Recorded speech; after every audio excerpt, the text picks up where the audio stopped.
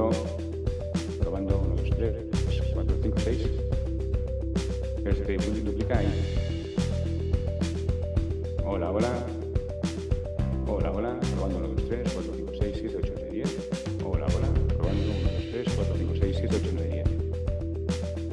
Hola, hola. Hola, hola. Vale. Javier, ¿puedes probar? ¿Puedes quedarte probando un poquito?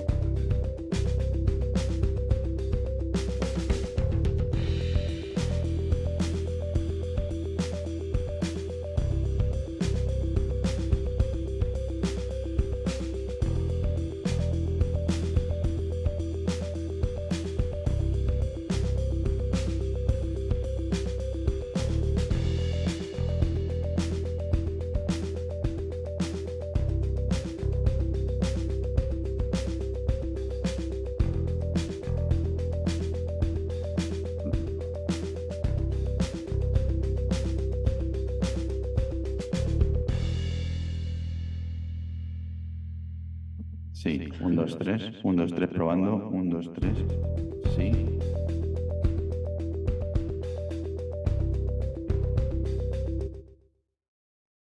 Vale, 1, 2, 3, 1, 2, 3, probando, 1, 2, 3. Venga, gracias.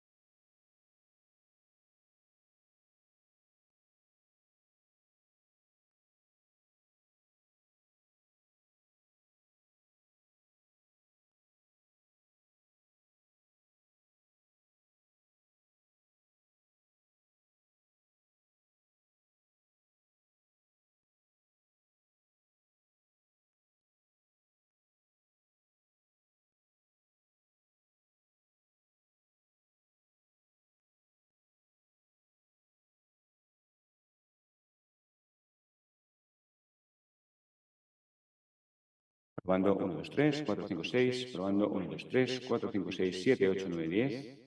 Probando 1, 2, 3, 4, 5, 6, 7, 8, 9, 10. Dime si me escuchas, Priscila. Arriba en la consola. Ok. ¿Y en la consola? 1, 2, 3.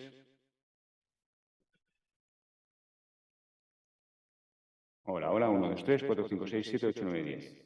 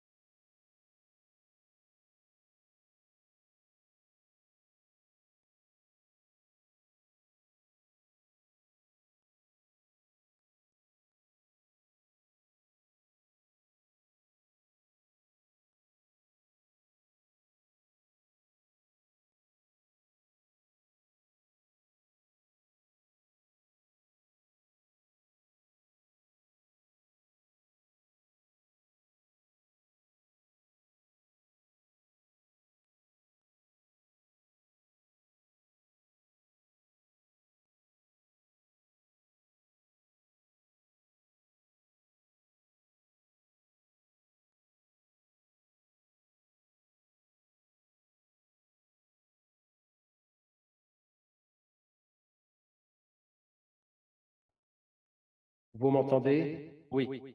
Monsieur Pierre Basco, si vous êtes connecté, levez la main, s'il vous plaît.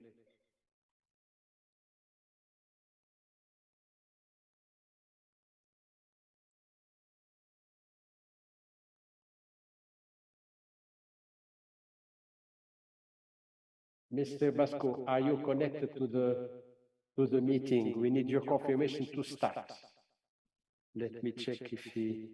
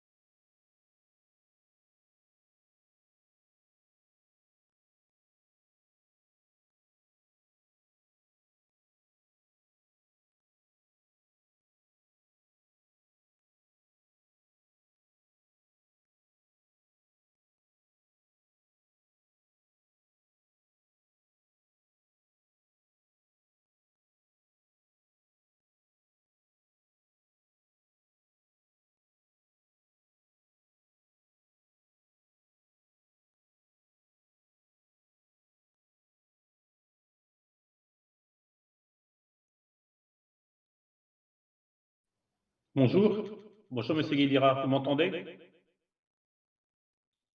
Ladies and gentlemen, good morning. It's a pleasure to welcome you to the launch of this timely workshop on the crucial topic of the carbon balance of the olive sector as part of the solution against the climate change. Not only we are meeting at our headquarters in Madrid, but we have also more than 300 participants following virtually from all over the world. This event will run from today until Thursday. The official language will be English. You will have the possibility to listen to the interpretation into French and Spanish.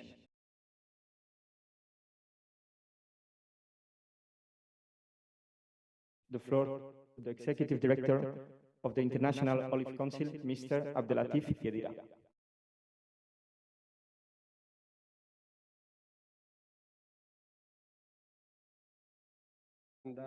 Secretary General of the Ministry of Agriculture, Fisheries and Food of Spain, Mr. Pierre Basco, Director of the EU DG Agri, you're also welcome online.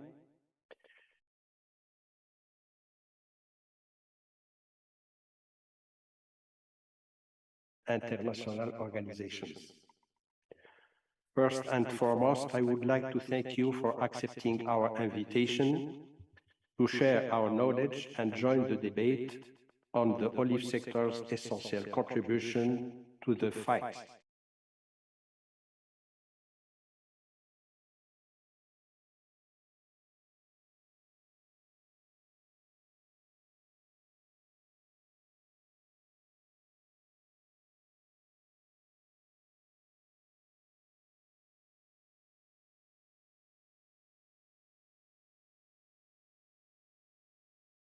Climate neutrality by 2050. Ladies and gentlemen, of course, we cannot deny that agriculture and livestock farming as a whole are considered to be part of the problem, accounting for 13% of greenhouse gas emissions. On the other hand, the sixth and latest assessment report by the Intergovernmental Panel on Climate Change identifies agriculture's capacities to capture CO2 as one of the most effective strategies to achieve the neutrality. The International Olive Council is certain that the olive grove is part of the solution. We maintain that current scientific knowledge is sufficient to demonstrate that it is an ecosystem capable of capturing CO2 from the atmosphere in the soil in an effective and stable way over the long term. Ladies and gentlemen, the 2015 International Agreement on Olive Oil and Table Olives gave the IOC the mission of becoming the forum of excellence for the international olive oil scientific community. Amongst its key objectives is to focus on aspects related to the interaction between olive growing and the environment. The IOC has since adopted a number of measures and carried out numerous activities to ensure the integrated and sustainable development of the olive sector, particularly in the areas of environmental conservation and sustainable production. The IOC, which represents almost 96% of the world's olive oil producing and exporting countries, have given priority in the organization's activities to the current and future role of olive growing in the face of climate change. Over the course of 3-day workshop, a number of key issues will be addressed, such as if there is sufficient scientific consensus for assessing the carbon balance of olive groves, can a calculation methodology and algorithm be adopted? Should we set up a specific system for calculating, verifying, and generating carbon credit in the olive sector? And what role will the IOC play Deberíamos establecer un sistema específico para calcular, verificar y generar créditos de carbono en el sector olivarero. Y ¿Qué papel va a desempeñar el COI We are en el also futuro counting en el on this mercado workshop del to crédito? encourage the international community to recognize that the olive grove is an ecosystem that is part of the solution to climate change. And we También want to raise contamos con awareness que este taller of the olive aliente a la tree's comunidad natural internacional ability para to que capture CO2 from the reconozca que el atmosphere olivar in es the un summer, in ecosistema que es parte de la addition solución of its del cambio recognized climático health y que benefits. queremos aumentar la Consuming conciencia olive sobre la oil capacidad for natural our del health and olivo de environment capturar will be our CO2 de la message for the atmósfera future, en el the suelo, message which aparte lies de sus at the heart of the innegables communication beneficios strategy de salud. for a product Consumir that el currently aceite de oliva account para for just nuestra salud 2% y medio of ambiente the será edible nuestro mensaje oils. para el futuro. Your Un mensaje recommendations, que se ladies sitúa and en el gentlemen, corazón will de be nuestra agreed and estrategia de asked for us comunicación and for para our un member producto que councils. actualmente ocupa solo un 2% de As los aceites we comestibles. prepare a new Sus strategy, recomendaciones, señoras y señores, serán de gran new interés para strategic direction nosotros of the IOC. cuando preparamos las nuevas I would orientaciones like to estratégicas thank del you COI. once again for your participation and congratulate the team at the Executive Secretariat for the excellent Quisiera también organization darle of las this gracias event. por I su also wish to participación y congratulate felicitar Mr. Jaime al Liu, who equipo, will be presenting the Secretaría details of Ejecutiva, this timely por la workshop excelente on his organización work and de wishing este every success acto. on his new También role quisiera as felicitar Executive a mi Director amigo el of the señor Jaime IOC from Lillo, the 1st of que January presentará los detalles 2024. Thank you so de much. este taller que se celebra en un momento tan adecuado sobre su trabajo y le deseo todo el éxito en su nuevo papel de Thank director you, Mr. ejecutivo Guedira. del COI a partir del 1 Now de I will enero give de the floor to the 2024. Director for Sustainability and Income Support of DG Agriculture and Rural Thank you, Development, Mr. Guedira. European Muchas Commission, gracias, señor Guedira. Mr. Pierre Bascu, who Ahora is le doy la following the palabra meeting al virtually. director de Mr. Bascu, you have the sostenibilidad floor. y de apoyo a Thank la you very much. renta de I la hope that you can see Dirección me, General de but Agricultura maybe more importantly that you can hear me. de la Comisión Can you Europea, el confirm? señor Bascu, Pierre Bascu. Está conectado online. Le Can damos you la palabra confirm al that you señor can Bascu. see me and hear me? Can you confirm? Can you confirm that you can see me and hear me? Can you confirm that you can see me and hear me? Michael. Yes. Can you hear me? Can you confirm that you can see me and hear me? Michael, you have to open the micro, Pierre. Because my micro is open. No, it's at his level. Or perhaps you have to authorize. You have to open the micro, Pierre. Because my micro is open. Well, it's at his level. I don't know. Or perhaps you have to authorize. Because my micro is open. We can. Well, I don't know. Because my micro is open. We can. Can you hear me? They will check. They are checking. Perhaps you have to give authorization to Pierre Basco. They are checking. Yes, we have to give him authorization. Perhaps we have to give authorization to Pierre Basco. Can you hear me? Yes, we have to give him authorization. You have. So. Can you hear me? No, can you speak, Pierre? Yes, I Yes, can. very Yes. much, but you don't hear. So my idea, Pierre, if you permit me, let's start with yes, very much. With Mr. Miranda waiting the technical team to resolve this problem. Bueno, Okay? Pierre, We switch. Thank you. propongo que empecemos Okay, so sorry for this issue. vayamos I will give the solucionando floor to el the tema Secretary General técnico. for Agriculture and Pasamos Food entonces al at the siguiente Ministry orador, of si le parece. Agriculture, Livestock and Muy bien. Fisheries of the Kingdom of Spain, Disculpen Mr. este Fernando problema Miranda. técnico. Le voy a dar la palabra Thank you. Good al morning, everyone.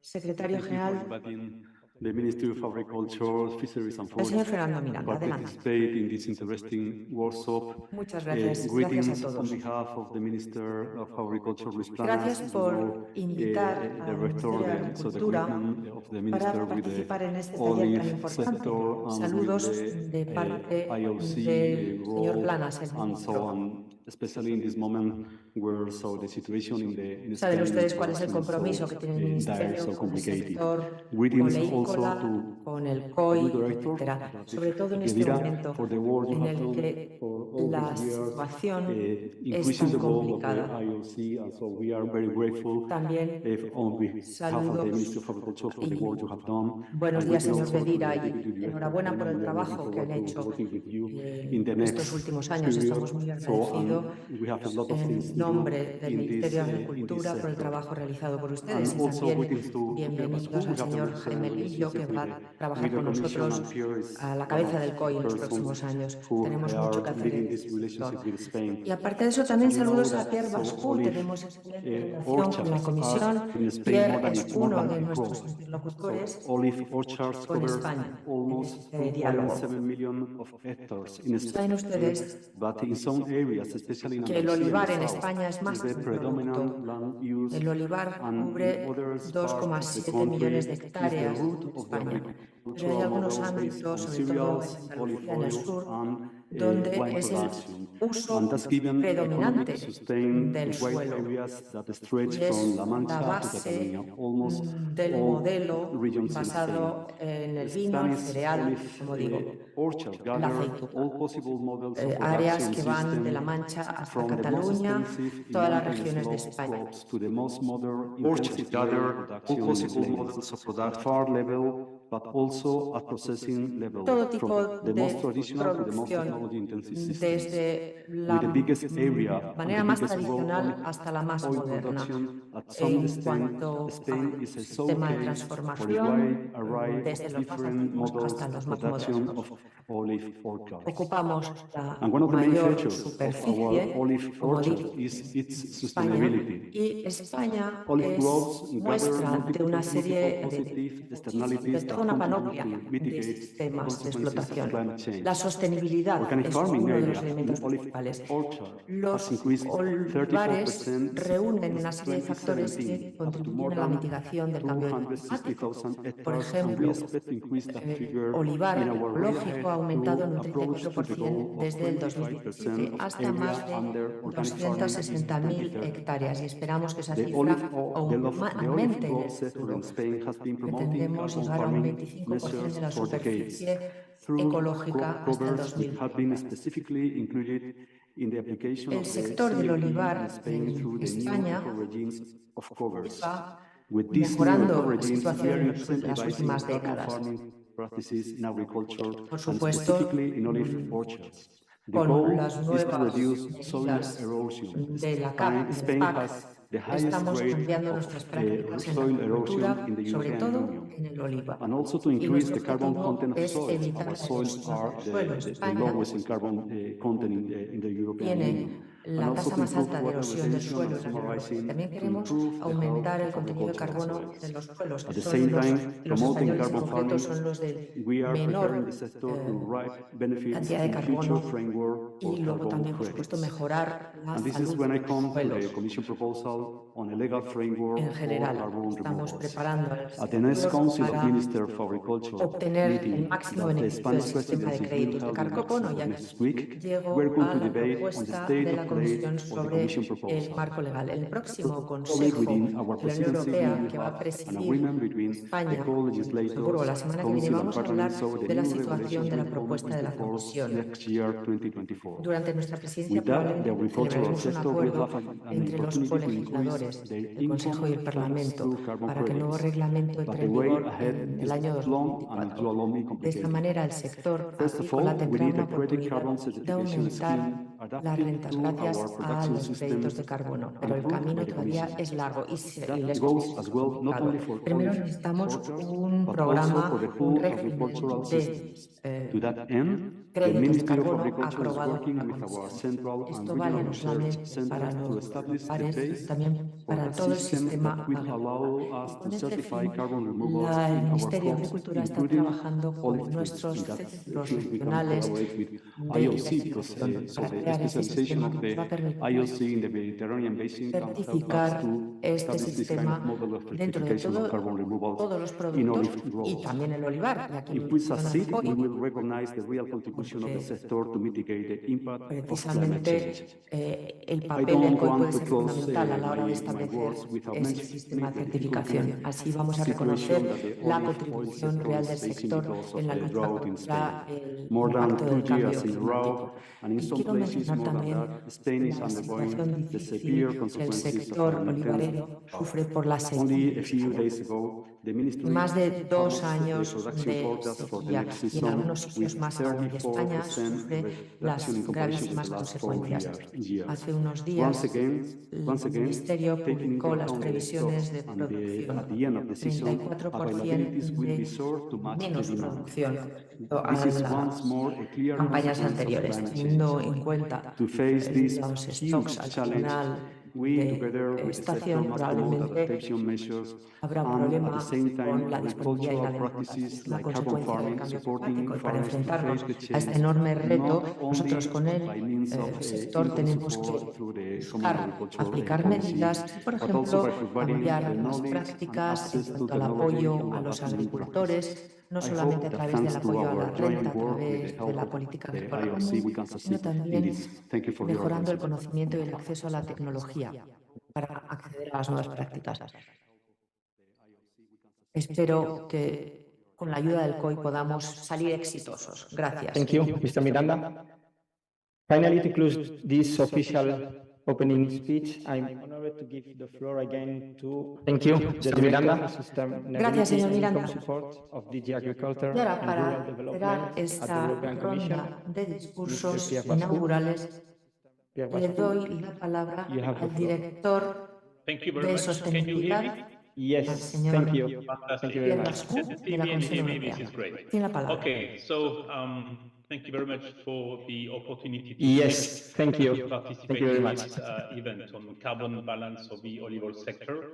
But first of all, I would like to say hello to all of you, Mr. Gedira, Mr. Miranda, Mr. Leo, and all distinguished guests. First of all, I would like to, ladies and gentlemen, to say hello once again. It's a real pleasure for me to participate in this event. Leo, as you know, the European Union's collaboration with the International Olive Council is a real pleasure for me to participate in this climate change mitigation. As you know, the European Union's collaboration with the International Olive Council collaboration with the IOC is important. And climate change and in this respect, I want to thank the many challenges ahead of us on which this collaboration with the IOC EU-funded projects. And in this respect, I want to thank and to operate Secretariat platform to present support and the forum to many EU-funded projects related to olive production. As Mr. Miranda mentioned, I think the EU is the leading producer of olive oil in the world. And for this, the EU is very much aware. As Mr. Miranda mentioned, I think the EU is the leading producer of olive oil in the world.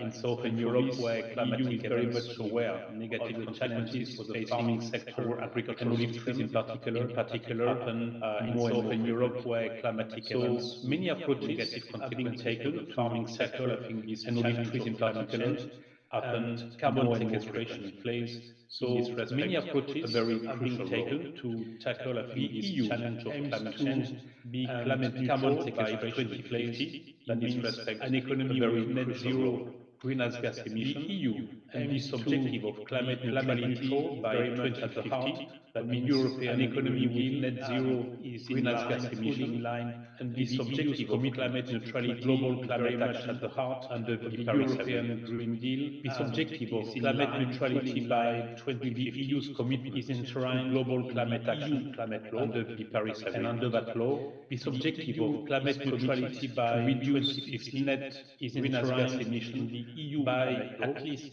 and under that law, 55% by 2030 is committed. Ahora and nos this, llega el what we sonido call a las the Fit for cabinas. 55 package of La legislation Comisión is meant to make está all comprometida sectors of EU a reducir las economy emisiones fit to meet this en un target. 25%. And Es this lo que Fit for nosotros llamamos 55 el package of paquete Fit for legislation 55, sets the EU lo cual on what we pretende call que a todos los path to sectores reach its de climate targets la economía de la Unión Europea estén preparados.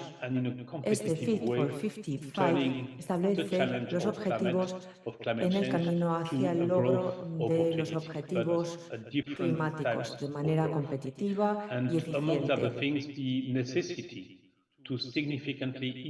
convirtiendo el reto del cambio climático en una oportunidad de crecimiento, pero un crecimiento distinto. Y por eso está ahí la necesidad de aumentar significativamente la capacidad de hacer de sumidero de carbono, sobre todo teniendo en cuenta la agricultura. Ya sabemos cuáles son las reglas de la biología y siempre tendremos una emisión residual de la agricultura, pero es muy importante aumentar significativamente nuestro papel de sumidero de carbono. Y este objetivo de eliminar o reducir las emisiones de carbono busca precisamente lograr la neutralidad del carbono. Por eso, ahí está nuestro reglamento del uso del suelo, que llamamos el LULUCF. El LULUCF, por primera vez, define un objetivo claro para la Unión Europea como sumidero, 310 millones de toneladas equivalentes. Y este reglamento revisado LULUCF exige de los países miembros tomar una serie de medidas. El sector de la agricultura puede hacer una aportación muy importante a la hora de eliminar y capturar el carbono en biomasa y en el suelo, a través de una mejor gestión de actividades de gestión de suelo. No se trata solamente de reducir y capturar carbono, sino también de buscar biodiversidad y otros objetivos. Y el carbono orgánico del suelo desempeña un papel muy importante aquí.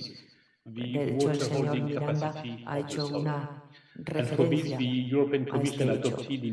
Esto mejora también la fertilidad del suelo y aumenta la capacidad de retención del agua del suelo. Con este fin, la Comisión Europea adoptó en 2021, a finales, una comunicación de lo que llamamos el ciclo del carbono sostenible. Una comunicación seguida por una propuesta de un marco regulador que será adoptado por la Comisión a finales de noviembre del 2022 y que ahora se está debatiendo a nivel del Consejo y a nivel del Parlamento Europeo. La intención es conseguir un marco voluntario a nivel de Unión Europea que certifique de manera fiable la eliminación de carbono. Y la certificación de eliminación de carbono es muy importante para el sector silvícola y agrícola. Es el primer paso para capacitar, para que esta nueva agricultura se convierta en una nueva fuente de ingreso para los agricultores. Así que el desarrollo de un mercado voluntario de eliminación de carbono que va a incentivar a los sectores de este sector a secuestrar carbono en la biomasa, apoyando acciones, etcétera, va a ser muy importante. De esto oirán hablar mucho más en el futuro en esta conferencia, además.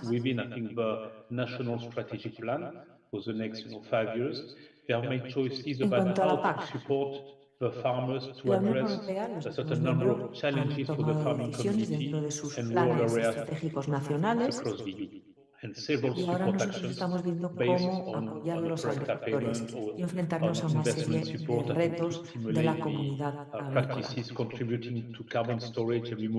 Hay una serie de acciones de apoyo, como pagos directos, apoyos a la inversión para el almacenamiento de carbono. Están disponibles en este marco. will be supported under the new common agricultural del área policy total with agrícola de la intervention Unión Europea, que son contributing to como carbon sequestration, so storing 55 millones de carbon in hectáreas, the se soil and the verán biomass, and this ranges from con very high apoyo de la percentage, PAC, covering almost, con I think, the whole intervenciones que area, for instance, of contribuyen a Luxembourg, secuestro to de carbono, 6% in Malta, but captura overall, it is a de very carbono del significant suelo effort, I y en think, la from the biomasa. CAP to incentivize farmers, I think, to move. So Estamos since hablando de un área 35% muy of total area importante, will be concerned.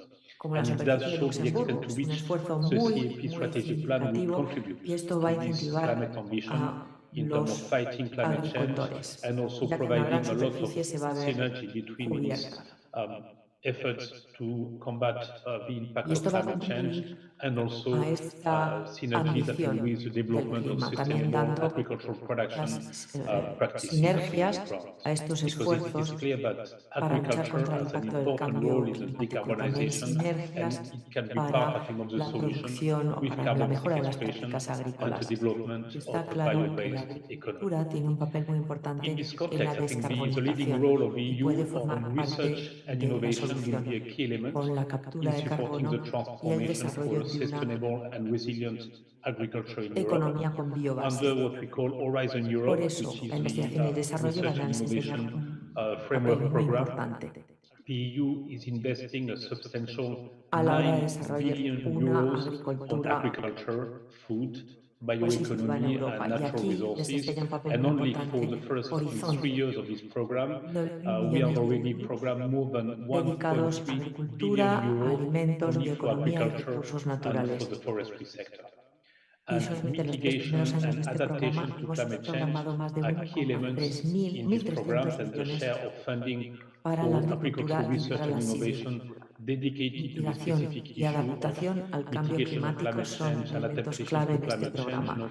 has increased very significantly over the past few years. E Because investigación y clearly desarrollo this will be the dedicado challenge a la number one for mitigación our del cambio farming climático sector y a la in adaptación al the cambio EU. climático. And research and innovation on climate change mitigation and adaptation also benefits Esto va a from ser el what we reto call número the 1 para nuestro mission sector agrícola Soil Deal for de Europe. la Unión Europea. This EU Soil Mission was launched in La I+D, 2021 alongside, I think, en 4 cuanto other al cambio missions, climático, and all también tackling se major beneficia societal de lo que llamamos challenges, nosotros and this in a la misión. coordinated La misión matter fue through a lanzada en el portfolio of action. 2021 And the Soil Mission mobilizes y se additional trata de resources from gestionar research todos and los cambios innovation for improving, I societales. think, the Se health trata of de soil all coordinar across a través de una Europe, but cartera de also acciones. integrated other tools, Esta misión del and in suelo particular moviliza integrating tools más that ensure a recursos greater involvement of para end users mejorar and la stakeholders salud in del all suelo, these different pero también activities.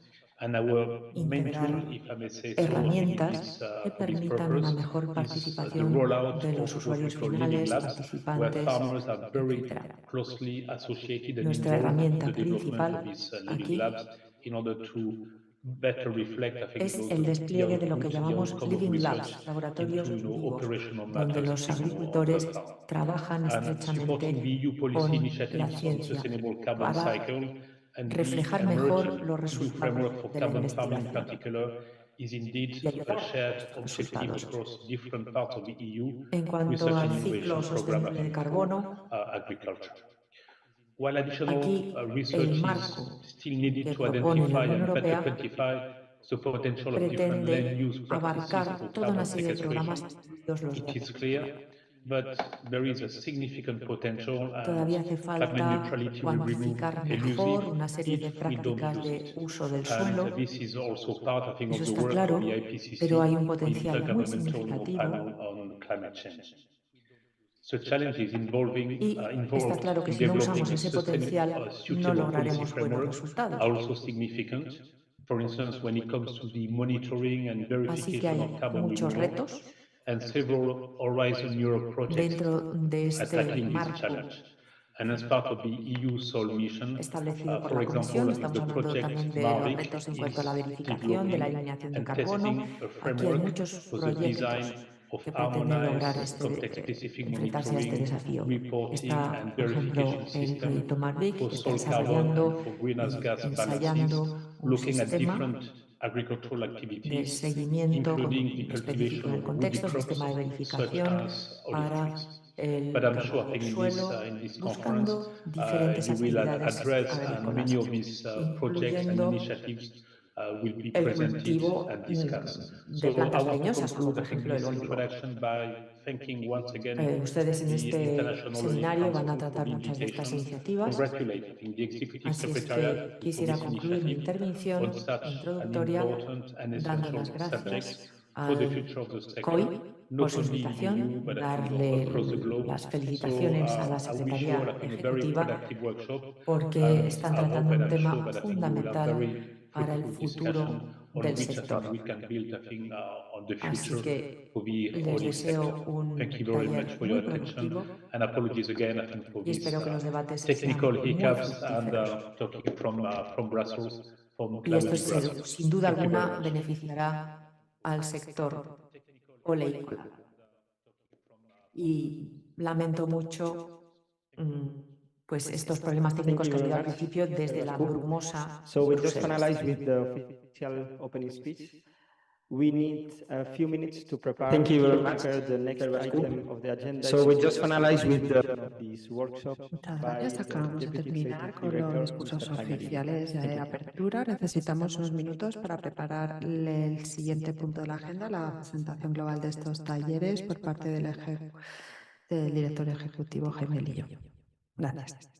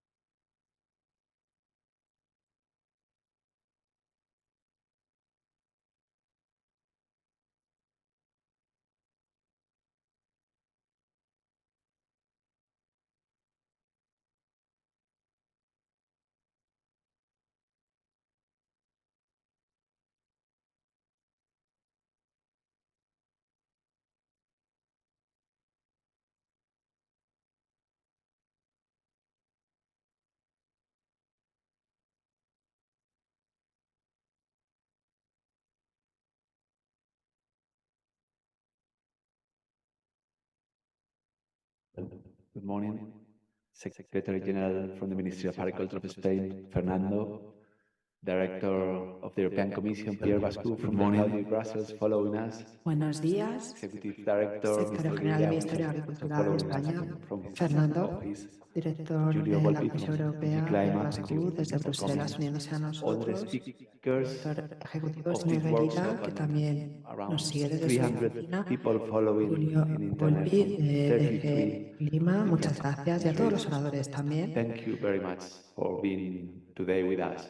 De las 300 It is personas an que nos important siguen day a través de for Internet us de and for all of 33 us. países distintos. Mr. Kedira Muchísimas already gracias mentioned that por estar aquí con todos members of the nosotros. International Olive Council give me Es muy the confiance and the importante para todos responsibility to nosotros. lead the El secretary señor Verida starting in January. ya ha And when I mencionado was que los preparing miembros my de candidacy, COI I put climate otorgan su change confianza at top of y la the priority for the responsabilidad future work a la nueva of the secretaria que IOC, comenzará en and enero. Y well, cuando they yo preparé mi all candidatura supported para esta this secretaría, candidacy. So we have the support of all of our members, cambio climático and era we una are de las here today prioridades para to el have futuro the trabajo first step del of a COI. new line of work Y in the desarrollado esta IOC. candidatura I sin think el apoyo de the todos words los miembros.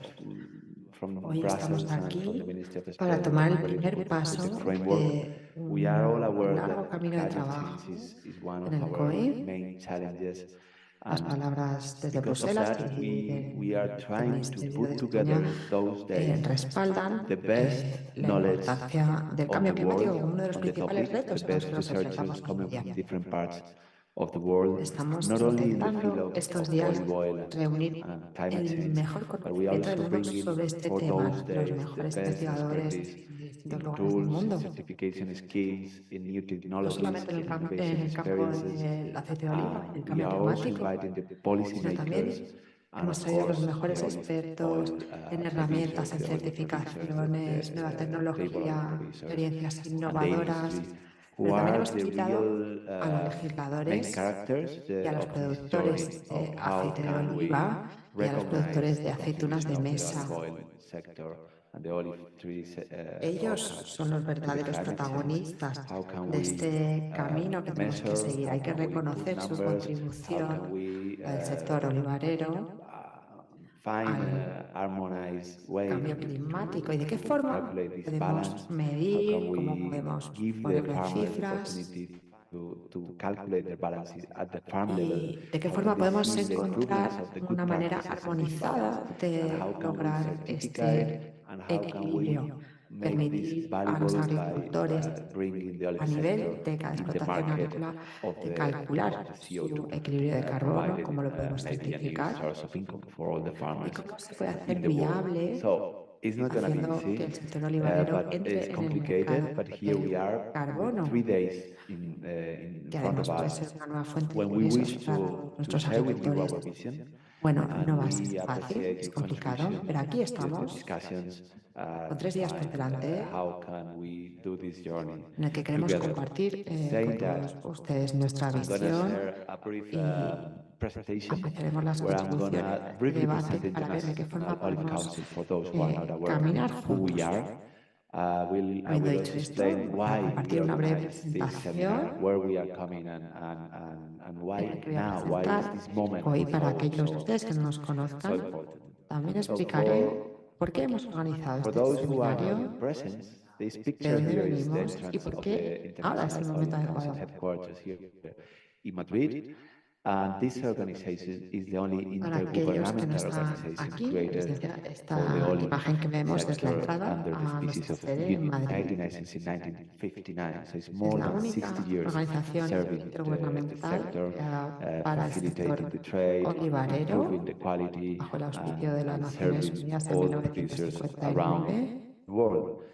We basically work around international facilitando agreements that el our members comercio, negotiate mejorando and la sign. You calidad can see it from y sirviendo a todos los 1956 productores until the last en el agreement from mundo de aceite de 2015, oliva. which incorporate the Tenemos nuestro possibility acuerdo to make fundacional que a se negoció y se firmó en relevant the important 1976. countries, the consumer countries, En we 2015 have more fue space el now último in acuerdo que the new incorporó la agreement, more posibilidad visibility, more de shares de hacer que los países importadores, los países consumidores, pudiéramos decir, tuvieran un mayor espacio dentro de nuestro acuerdo, más visibilidad y una mayor importancia.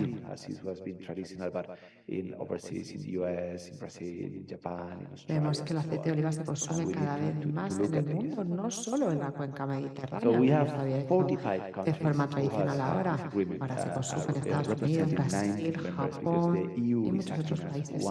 Así que tenemos 43 países que han firmado este acuerdo, representan 19 miembros, porque la Unión Europea actúa como único miembro.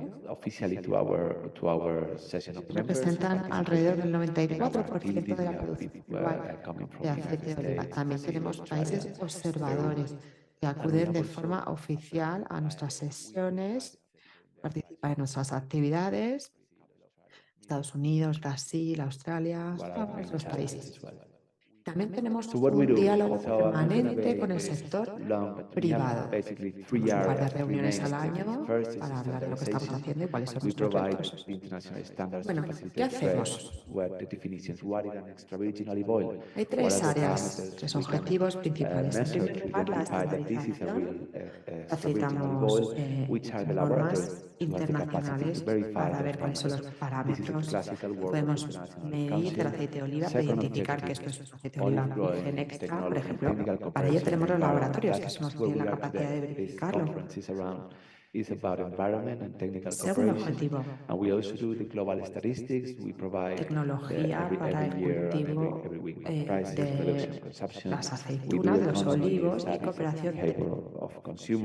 Tenemos estadísticas globales que publicamos regularmente sobre consumo, precios, etcétera, sobre el comportamiento de los consumidores también, y también campañas de promoción.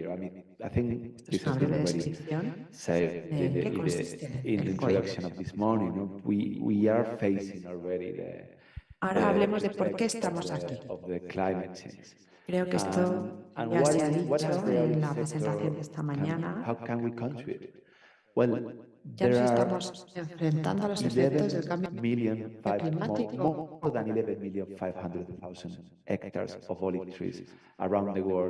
¿Y cómo podemos contribuir? El sector olivarero.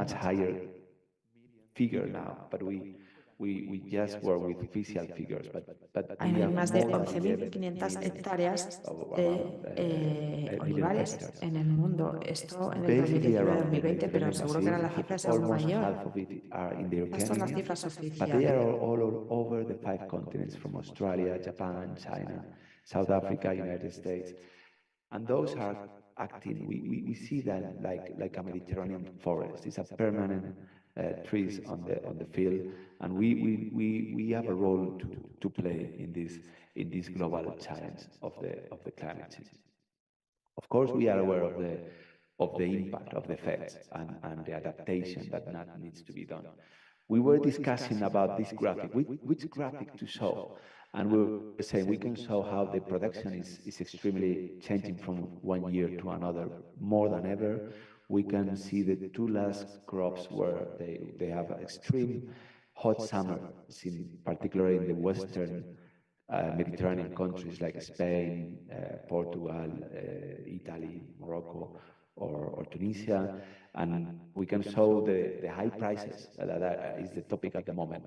But behind that is the climate events, is the climate change. So at the end, we chose this graphic, which is about how is going to grow the median temperature in the Mediterranean. We chose Spain and Italy during the flowering period in the next years.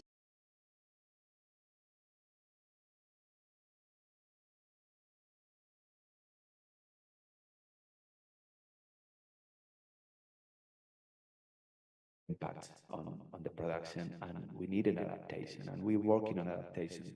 But today, we want to talk about the contribution, how to mitigate, how can we contribute to mitigation of climate change. And the core of the discussion is about how the olive orchard acts as a CO2 sink and permanent CO2 storage in soil. This is the core of the discussion. We know that the olive tree, they can capture CO2 from the atmosphere and keep it in the branches, in the trunk, in the roots. We know that this can be incorporated to the soil with certain practices, even more than others. And at the end, we know there is a positive balance between emissions and removals. We are aware of that. And this is when we want to put the light in those 2 days. We did a study in 2017, studying different. This study cover.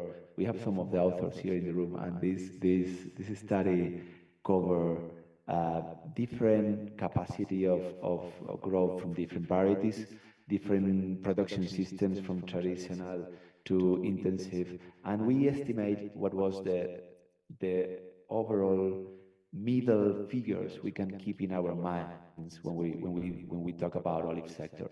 And we at that time, with the knowledge available, we found that 1 hectare of olive tree can have a positive balance of 4.3 tons CO2 per year. That is the first figure to put on the table. We know this can be higher or lower a lot, but this is to keep in mind. And also the figure we use a lot, that 1 liter of extra virgin olive oil, the balance of 1 liter in medium practices of 1 liter of olive oil removes more than 10 kilos of CO2 from the atmosphere. And I would say, well, what is this 10 kilos of CO2? This is when you're driving a normal car from like 400 kilometers, more or less. So it's significant drinking. Using olive oil, and this is unique for the olive sector. You don't find this capacity in other crops or in other edible oils. Absolutely. So this is where we want to dig. And the other question of this presentation was why to make this workshop now at this moment. No? I think a lot already has been said, but this is crucial. The IPCC, the International Panel for Climate Change, first time ever in 2023, recognized the capacity of agriculture for carbon sequestration. So until 2023, agriculture was only in the part of the responses for the emissions, and we need to reduce emissions, which we still need to reduce emissions. But first time is recognized the capacity of carbon sequestration. And Juan Antonio was explaining me that these bars are how they estimate the capacity. If it's big, there's a big capacity of sequestration. And agriculture, there is a significant capacity for agriculture. And there is where we say, well, olive sector must be leading that.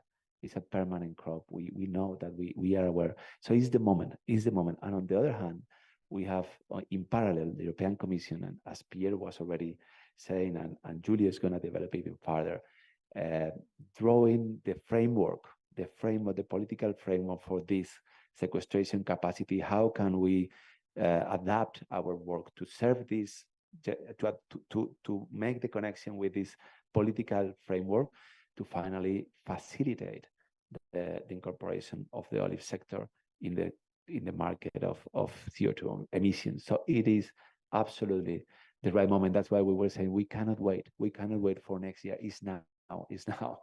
And that's what you are here to. But we didn't start today. This is in the IOC, the first working group on CO2 on climate change was in 2012.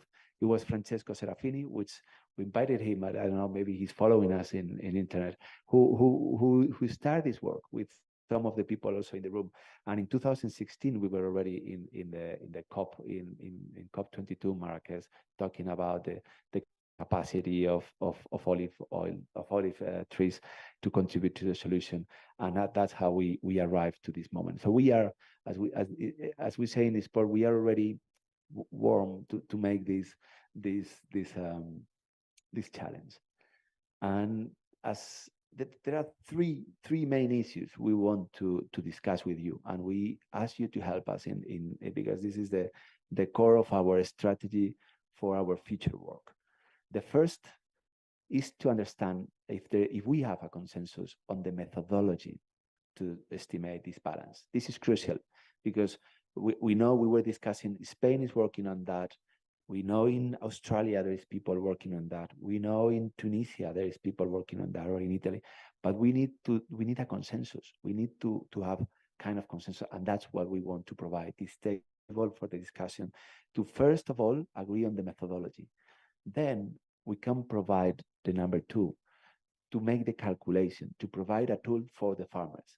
So the farmers, they can actually calculate their balance in their farm, and they can see how better practices improve this balance. And this is the second step. And the third one, if they can calculate that, then they should be able to put it a value, to communicate to consumers, and to integrate in the market of the emissions. So this is the three main challenges we want to discuss with you. We have a methodology. Phase one we are now in the phase one technical discussions.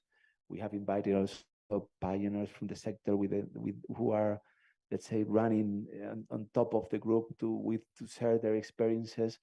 We need to set out this methodology and to develop this tool and see what is the role in place a market. That is what we want to do those days, and we very much appreciate your presence and your participation.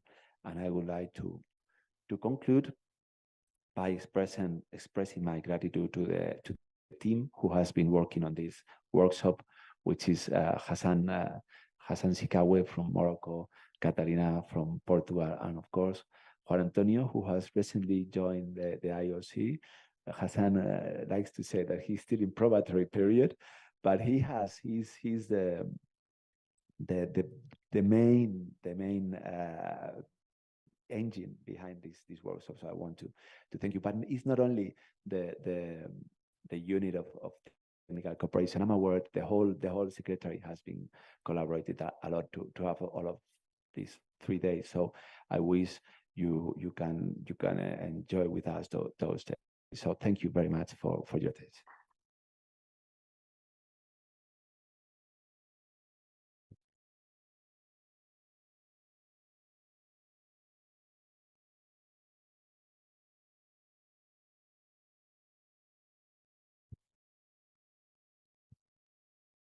Thank you, Jaime, for your words.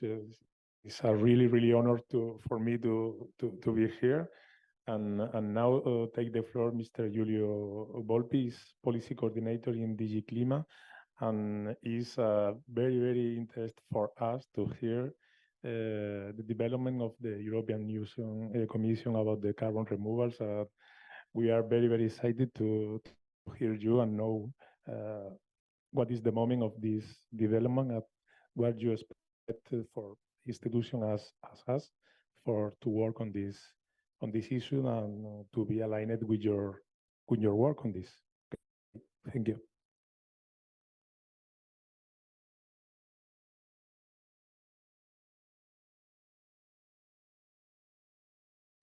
Good morning, everyone. I'm Giulio Volpi. I work in DG Clima, which is climate action, which is the European or the Director General of the European Commission, responsible for overseeing and developing the climate policy.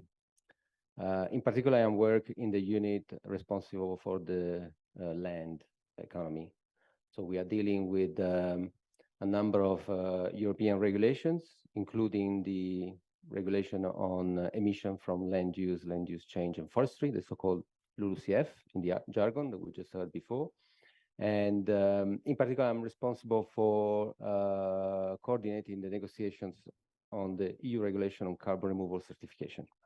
Yeah, thank you. Okay. So indeed, this is the subject for today and tomorrow workshop, and I thank very much the organization, the Ministry of Agriculture in Spain, all the distinguished speakers today to give me the opportunity to present the proposal and the objective of European policy in the area of carbon removals.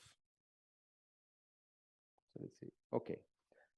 These slides is the first slide, and in fact, it presents the scenario or the vision for a carbon neutral continent by 2050. You all know that the European Union, in particular the current Commission, has made a very significant new proposal for economic growth, the so-called Green Deal, which is a very comprehensive program, and we have just adopted the 90%. So basically, most of the legislation is in place in order to make sure that Europe has the tools to reduce emissions, greenhouse gas emissions, by 55% by 2030. It's a very significant ambition target. As a stepping stone for even a more ambitious target, which is a real, I would say, generation objective, which is to make Europe the first worldwide continent climate neutral by 2050. What does it mean in concrete? You can see here, basically the slides show, the graph shows the emissions path up to 2050. And then you see the greenhouse gas emissions being reduced to zero. That's the blue line.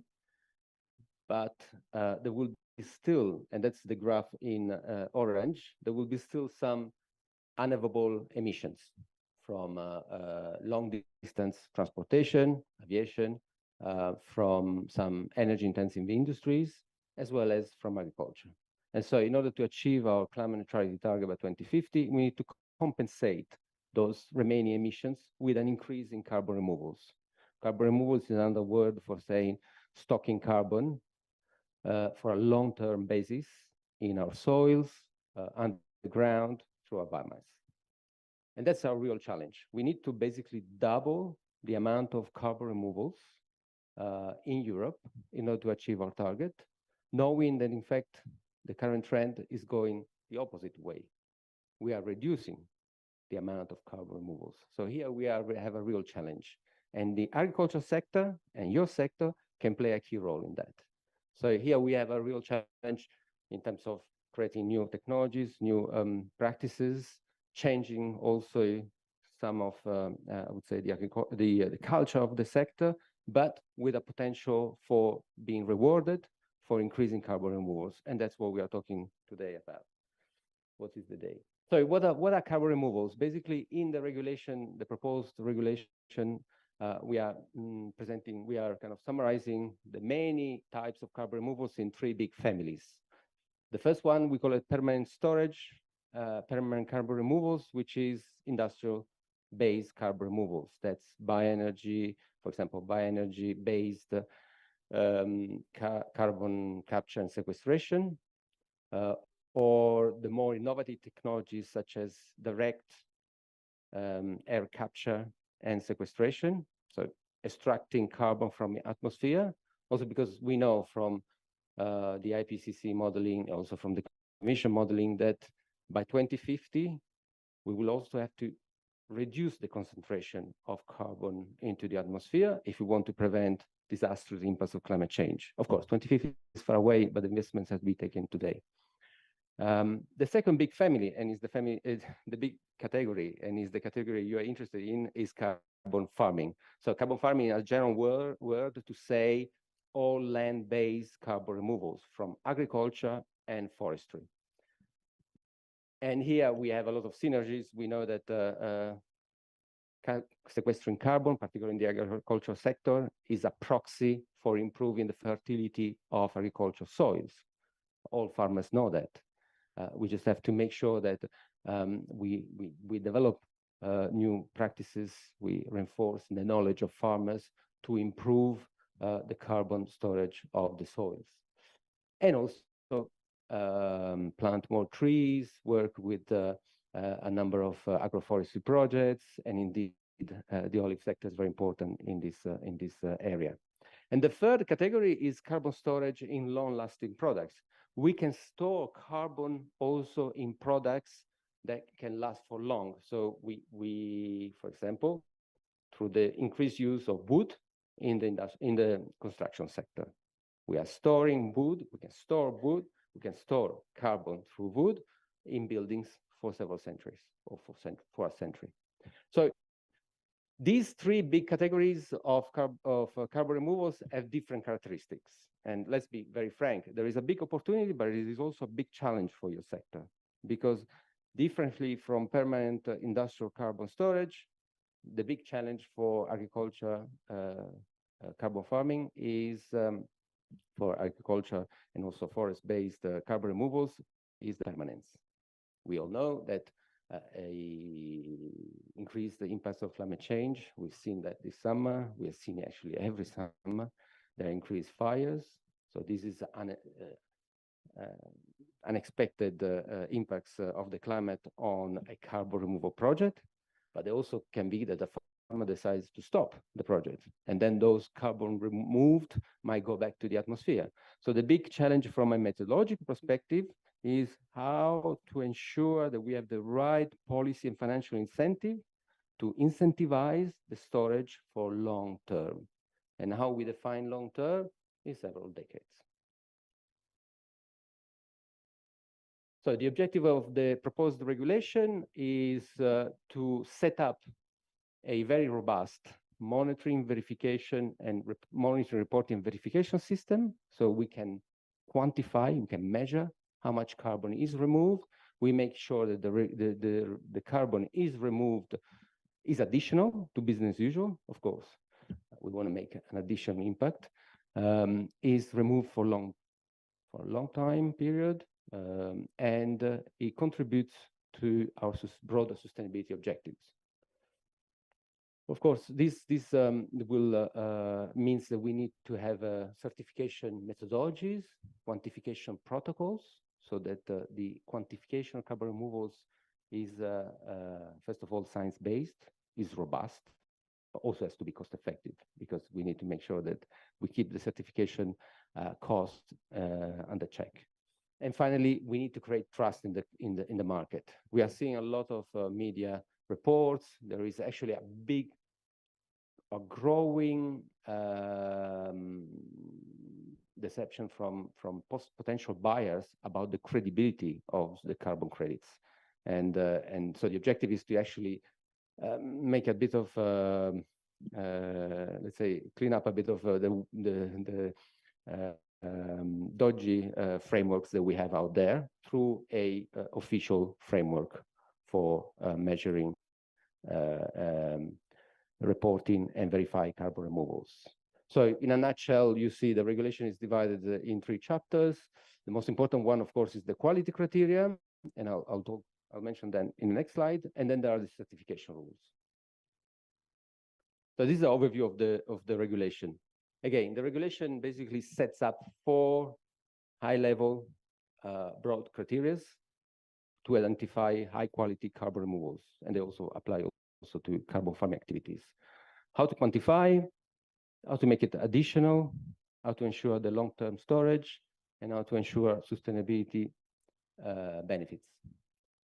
These quality criteria needs to be operationalized through tailored certification methodology. Why I'm saying tailored? Because they have to be tailored to the different specific carbon removal activities, because we know they are so different. And so this will be developed through, we call it a delegated regulation. So once the regulation, the main act, the European law is approved, and hopefully, thanks to with very good cooperation we're having right now with the presidency, in particular the president of the European Union, in particular the Spanish presidency, we hope that we will have the amendments ready by the Council before the end of November. In Parliament, they're also progressing, and so they will have a position from the European Parliament on the proposal by the Commission in November, so we can start what is called the trilogue. Basically, you know, at European level, the legislative power is in 2 chambers. We have the European Parliament, which is the representative of the citizens, and then you have the Council of European Ministers, which represents the states. And both chambers have to agree on the final text. So we call it, once we have a 2 position, then we all meet in a room, the Council of Ministers, the Parliament, the Commission, and we don't leave the room until we don't have an agreement. Make it very simple. And so hopefully we will get an agreement by the beginning of next year, We hope that within the current mandate, because next year is going to be very important, we're going to have the new European elections. And so basically the parliament stops its works in April. So by April, we have to agree on the final text. Then will be a few months to make sure that it's all published in the official journal and then enter into force.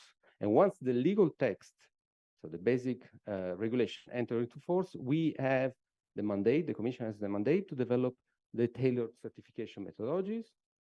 And that's basically also the deadline for you, to develop your methodology, say by next summer, next year, because then we will start the official adoption. And in order to advise the Commission, because we want to do this work, as I said, on the basis of the best practice around the world, and in particular in Europe, we have set up a expert group, a group of around 70 experts that is advising the Commission on the best practice on certification of carbon removals. And we will basically, we're already having a number of meetings, and I'll mention them later. And on that basis, the Commission will draft delegated regulations for each carbon removal activity, detailing the specific certification rules. And then, of course, we have in the regulation the certification process, which is very important in order to verify the credibility of carbon removals. So here are the 4 quality criteria.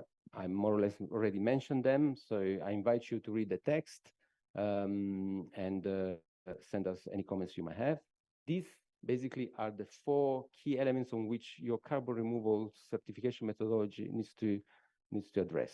So keep them very in mind. In fact, in the regulation, there is Annex 1, which lists all the key elements that have to be in the certification methodology. So that's kind of the outline of your possible certification methodology for olive growing. My presentation has a lot of background information, which I just leave you for background. Definitions are very important. There is perhaps something I would like to say here. There is a discussion right now on the scope of the certification.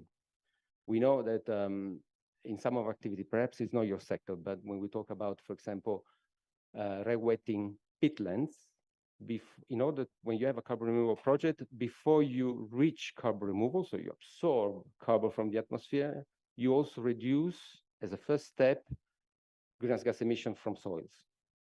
And so the question is whether we should enlarge the certification also to take into account the reduction of soil emissions. And it seems that there is a demand from both Council and Parliament to enlarge the scope of the certification, also to recognize and somehow give value to the reduction of soil emissions. That's important because we need to make a distinction between the certified carbon removal units and the certified emission reduction units. Both will have a value, but they have to be distinguished because a buyer, potential buyer, or even a policy level, there has to be complete transparency on the benefits of a carbon removal project. And this is the basic formula that is set out in Article 4 of the regulation, which is basically indicating how carbon removals will be measured. They will be measured against a baseline to make sure they are additional. And the baselines will be very highly representative of the local specific conditions of similar project in the same situation. And we are working closely now with the Joint Research Center, which is one of the departments of the European Commission, to develop agriculture and forestry baselines across Europe. The idea is to provide this baseline already to the operators so that the operator doesn't have to calculate this baseline. So we reduce the administrative cost and the administrative procedure of the certification. In case we don't find data, because the GRC is mapping now all the information, all the databases, in case they don't find the data, because in some areas we don't have that, the certification methodology will include a formula, standardized formula with some input values for the operator to calculate his own baseline. Of course, this will lead to a higher administrative burden, but in case we don't have the baseline, at least we harmonize the calculation across the board. So this is the rules of verification, and the key message to you is that the carbon removals claims made by farmers, foresters, any operator needs to be certified and verified by third parties. That's key for the credibility of the verification. And there are, of course, rules about how we structure the certification process differently from the standard European regulation when we rely on national authorities. Here, we want to create a system which might go faster.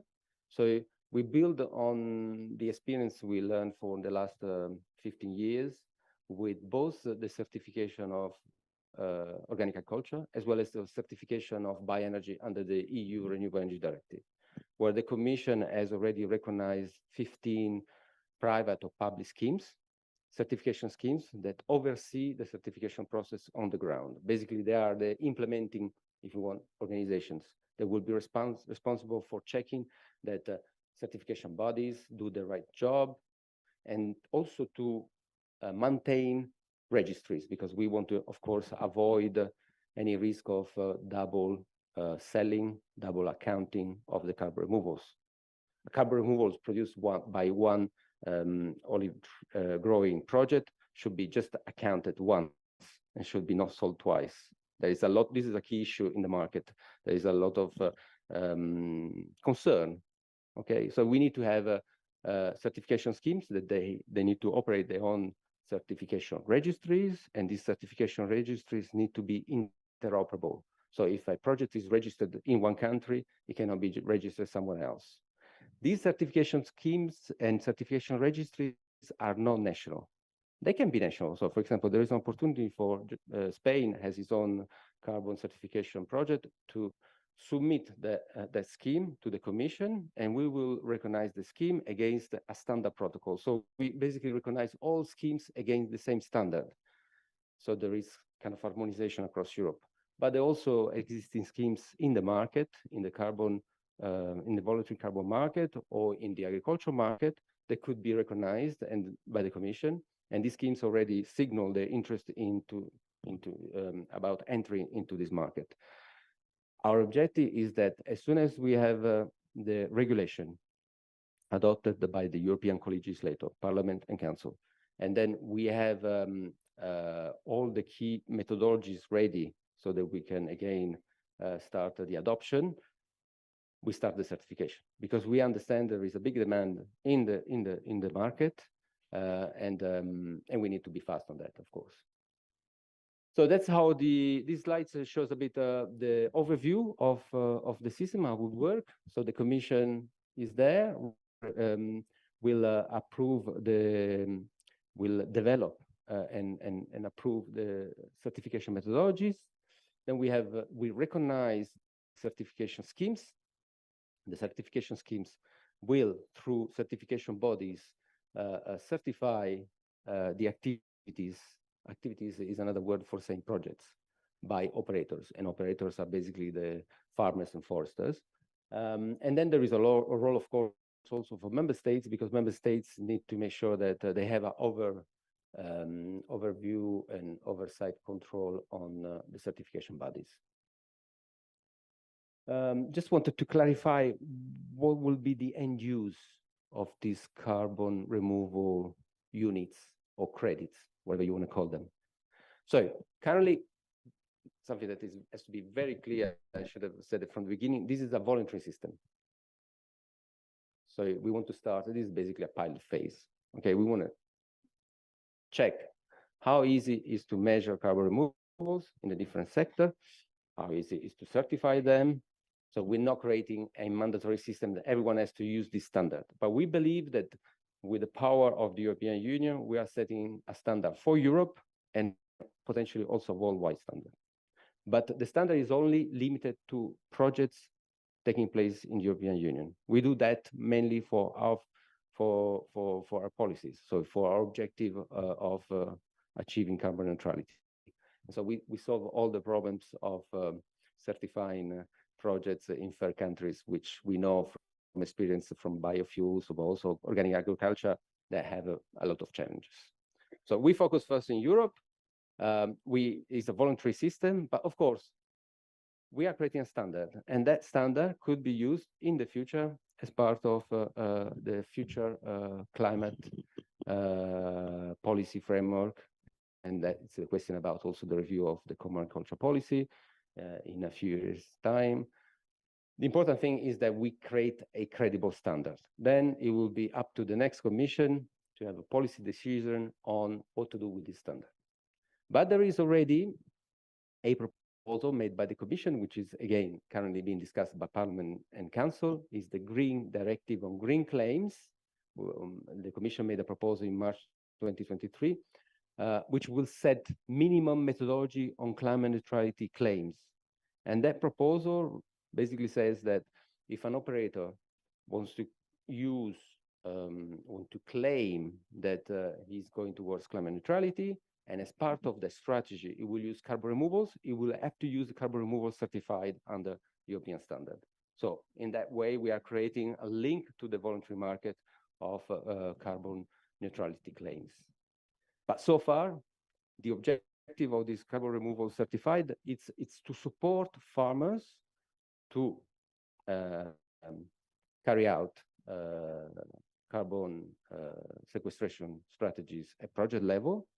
And we hope that all these projects, if we create more and more projects, of course, they will also support the achievement of the high-level target, which is the Commission, the European Union has a target by 2030 of increasing carbon removals or carbon sequestration by up to 310 million tons by 2030. And these targets are all divided by member states. So this is action on the ground that will support the high-level policy action set out under the LULUCF regulation. Okay, very, very operationally, we have this expert group with over 70 experts. We have a consultant who's helping us to have a number of specific technical meetings to discuss the certification methodologies and certification protocols. We just had a workshop, an important workshop on carbon farming before the summer. We're going to have another workshop in a few days on industrial carbon removal methodologies, which might not be your field. But my message to you is that all these workshops, all these works are publicly available on the Commission website, DG Clima website. Just Google on internet this information. There are also all the proceedings. We want to do this work as transparent as possible. Even if you are not an expert, you can still follow the workshops remotely, thanks to remote technology. Now we can all follow. Actually, some people said you are providing us too much information. We cannot follow it. The important thing is that if you have a methodology, I invite you to develop as much as possible a methodology as soon as possible. Do send such a methodology to us. We will discuss with the expert groups. We will check against best practice. We may come back to you with questions.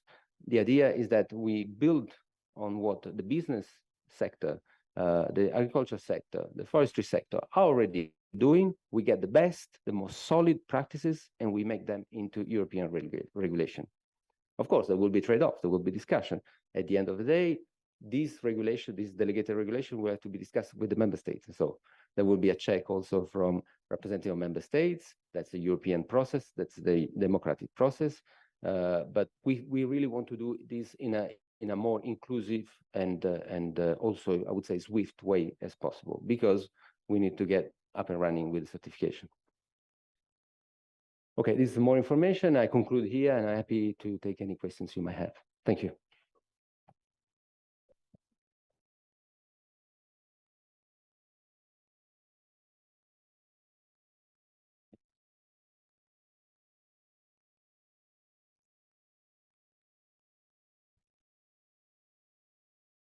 Okay, thank you, Jaime and Julio. It's incredible, but we are on time. And if any of you have any question, I think that we have a few minutes to do any questions for the speaker. If you are interested of any question, please go ahead. Any question?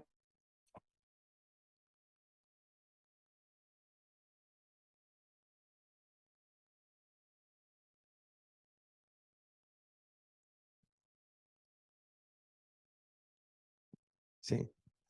Hello, good morning. My name is Roberto from the University of Jaén. Could you explain us a little bit about the additionality? I'm quite worried about this additionality and almost sure that you have had a lot of discussion in the European Union about the additionality. For the olive sector, it's quite important to consider what you take into account when you talk about additionality. I don't know if imagine that during the last 20 years, an olive farm has implemented cover crop, increasing the stock of soil organic carbon. And now, today, the baseline, this is additionality or not? Or what about the amount, the huge amount, as I will show later on, the huge amount of carbon which is accumulating in the permanent structure of the tree? This is additionality, or it is not additionality. This is quite important from the sector, because as you already mentioned, the industry, we are investing their money for industrial carbon removal. And farmers are investing money, obviously for produce olive fruit, but they are already doing a similar way that this industrial removal. Could you talk a little bit about that?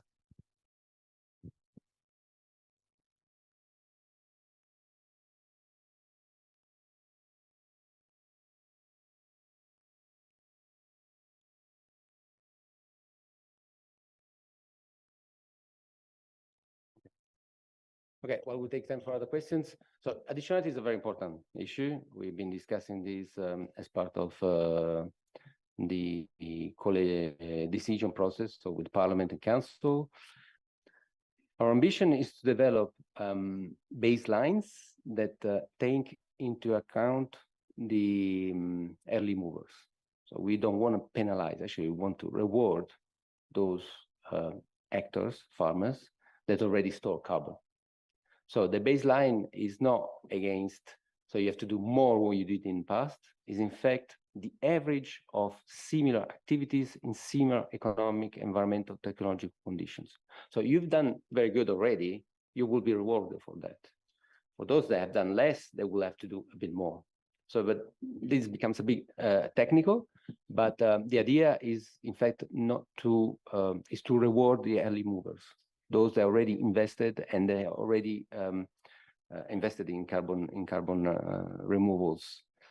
Second element of the reply is that we will try to address through standardized baselines developed by the Commission and included in the methodologies.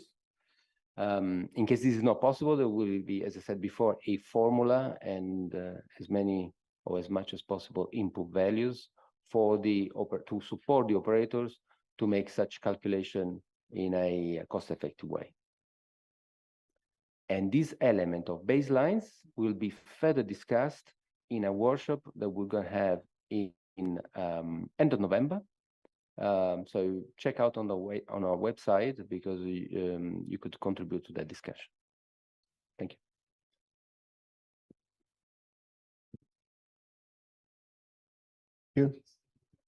Yeah, I am Gori from Olive Institute in Tunisia. As I understood, is we look for long-term carbon storage, permanent carbon storage. But in agriculture and olive orchards, we will have practices that can sustain carbon storage, not carbon sequestration. It's part that can be degraded. And if we just shift to another practices, we will have carbon degradation. And so how to certify that these practices will be sustained during the time to have carbon sequestration, because you can sell carbon credit and then stop or shift, and you will have carbon release in the atmosphere. Thank you very much. It's another very important question. It's about the long-term storage, the permanence of carbon removals from carbon farming. So one key principle set out by the proposed regulation is a differentiation between the carbon removals from carbon farming and from permanent industrial activities. So we are creating basically two sets of certified carbon removal, the temporary one and the permanent. And the political message is they should not mix up. There's no fungibility between the two. Differently from what we see in the voluntary carbon market, where often there is fungibility, and then you run into this problem because the two things are not, we are mixing up pears with apples. But of course, the objective at the end also for the farming sector is to ensure a long term of such a carbon removals. How do we ensure that? Through monitoring rules, through liability mechanisms, that has to be, the liability has to be shared between the buyer and the seller. At the end of the day, the farmer has to be encouraged to continue the monitoring, but first of all, to continue the activity. If he stops the activity, to continue the monitoring of the stored carbon. We have to also be frank. We don't expect those short-term carbon removal to last centuries. The IPC, the International Science and Studies shows that in order to achieve the carbon neutrality and fight climate change, the most serious impacts of climate change, we need both short-term temporary carbon removals, which buy us some time, in order to be replaced with long-term permanent carbon removals. We need both. So we want to promote both. And the agriculture sector has a key role for some activities to deliver temporary carbon removals, which need to then either replaced by another temporary carbon removal, so you have a perpetual replacing of your activity, or needs to be replaced by a permanent carbon removal. And then we also need long-term permanent carbon removals. So at the end of the day, as usual, the evil is in the detail. So it will be in the specific technical rules on how to apply liability. But we are seeing in the market some good practices. For example, you can discount some of the carbon removals or carbon removal credits. So you put on a side a certain percentage, which is given back to the farmer at the end of the monitoring period as a reward for keeping up the practice. So there are different ways. You can have also an insurance. I mean, we can learn from many other activities where you have the risk of non-permanence of your activity. But there are ways of that. Of course, we need to have a transparent and I would say operational discussion on what is the best approach to create a financial incentive for the farmers to continue the activity and continue monitoring the storage of carbon. Can I? The next question is. Okay, the last question. The last question, yes. The last question, please. Well, I'm Ramzi Belkhosh. I'm working in CM Zaragoza. My question is related to the governments. So, how do government policies in major olive producing regions support or hinder participation in carbon certification or carbon market? The question is how government do support this? Okay, so with this proposal, we are setting up the monitoring reporting verification standard. Currently, carbon removals, you're talking about the carbon markets in general. So under the European regulation, we have a carbon market. We have the largest European carbon market, which is the industrial emission, the ETS, European Emission Trading Scheme, but it's about industrial emissions. Carbon removals, and it's about emission reductions. Carbon removals, so stocking carbon underground or in land, does not have a role in the ETS. It's not recognized. It's not rewarded. Okay. There is a question, and that's as I said, is a policy discussion for the post-2030 framework.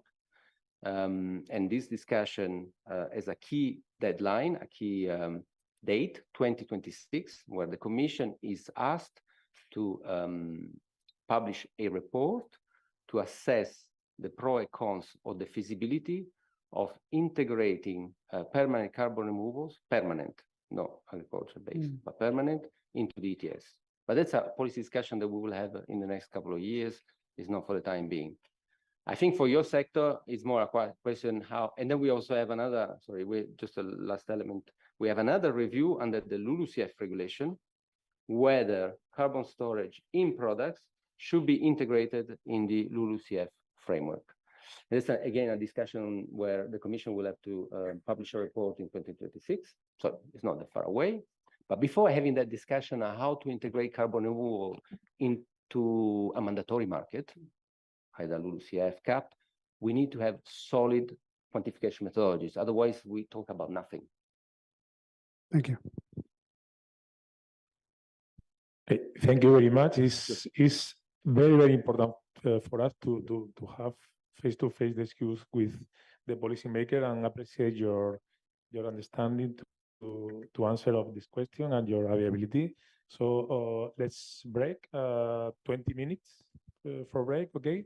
And 11:30, see you again in this room. The coffee is in the hall, okay? And see you in 20 minutes.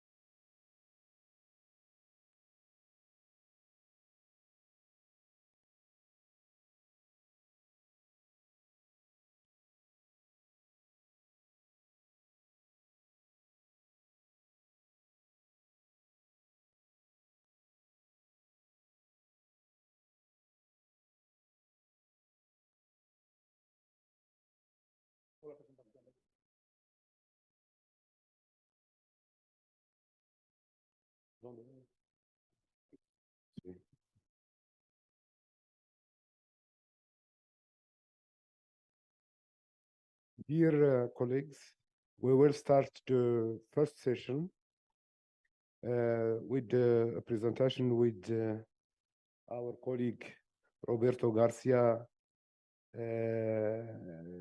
who will speak about the carbon balance in an olivar chart. Roberto Garcia, in the IOC, we are delighted with the exemplary collaboration between the IOC and the University of Cairo. In our website, we have a chapter dedicated to sustainability. I invite you to visit it because we will find many projects which are collaborated by Professor Roberto, who is professor in the university since 1998 in ecology department. He has a big experience in our topic. Roberto, you have the floor.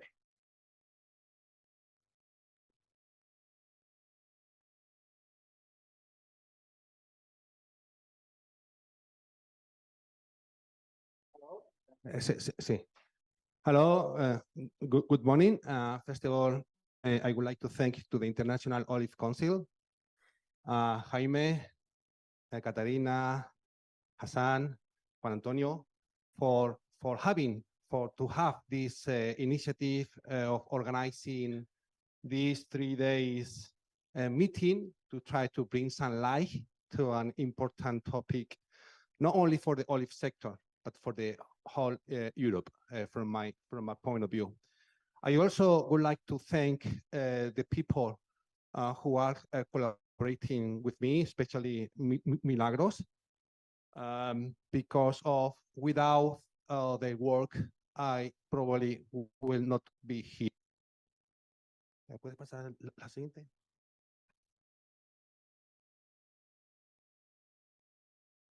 No? Yes, carbon balance. There are 2 approaches to try to assess a carbon balance in an olive grove. One of the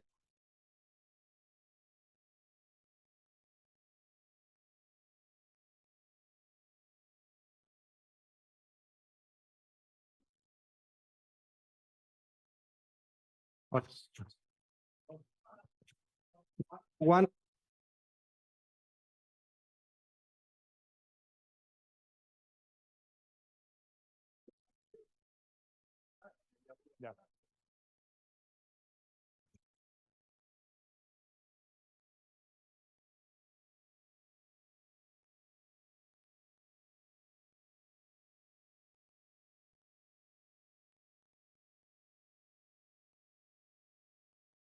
Yes.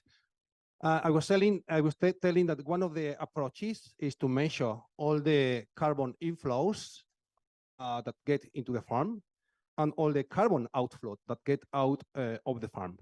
Obviously, this means to measure many things with their own uncertainty. With this approach, we will have a prediction. And in my prediction are quite important. When we buy a house or rent a house, we are based on prediction. The market work on prediction. The European Union work on prediction. Julius has already shown what are the prediction of the European Union regarding carbon removal. Another approach is just to measure the change in stock of organic carbon, total carbon in the farm. So it is expected that under good management practice, the stock will increase. Could you, next one? Sorry, Roberto. Traductors are saying that they don't hear very well your micro, so okay, it's better that you present using the micro of the table. Or here.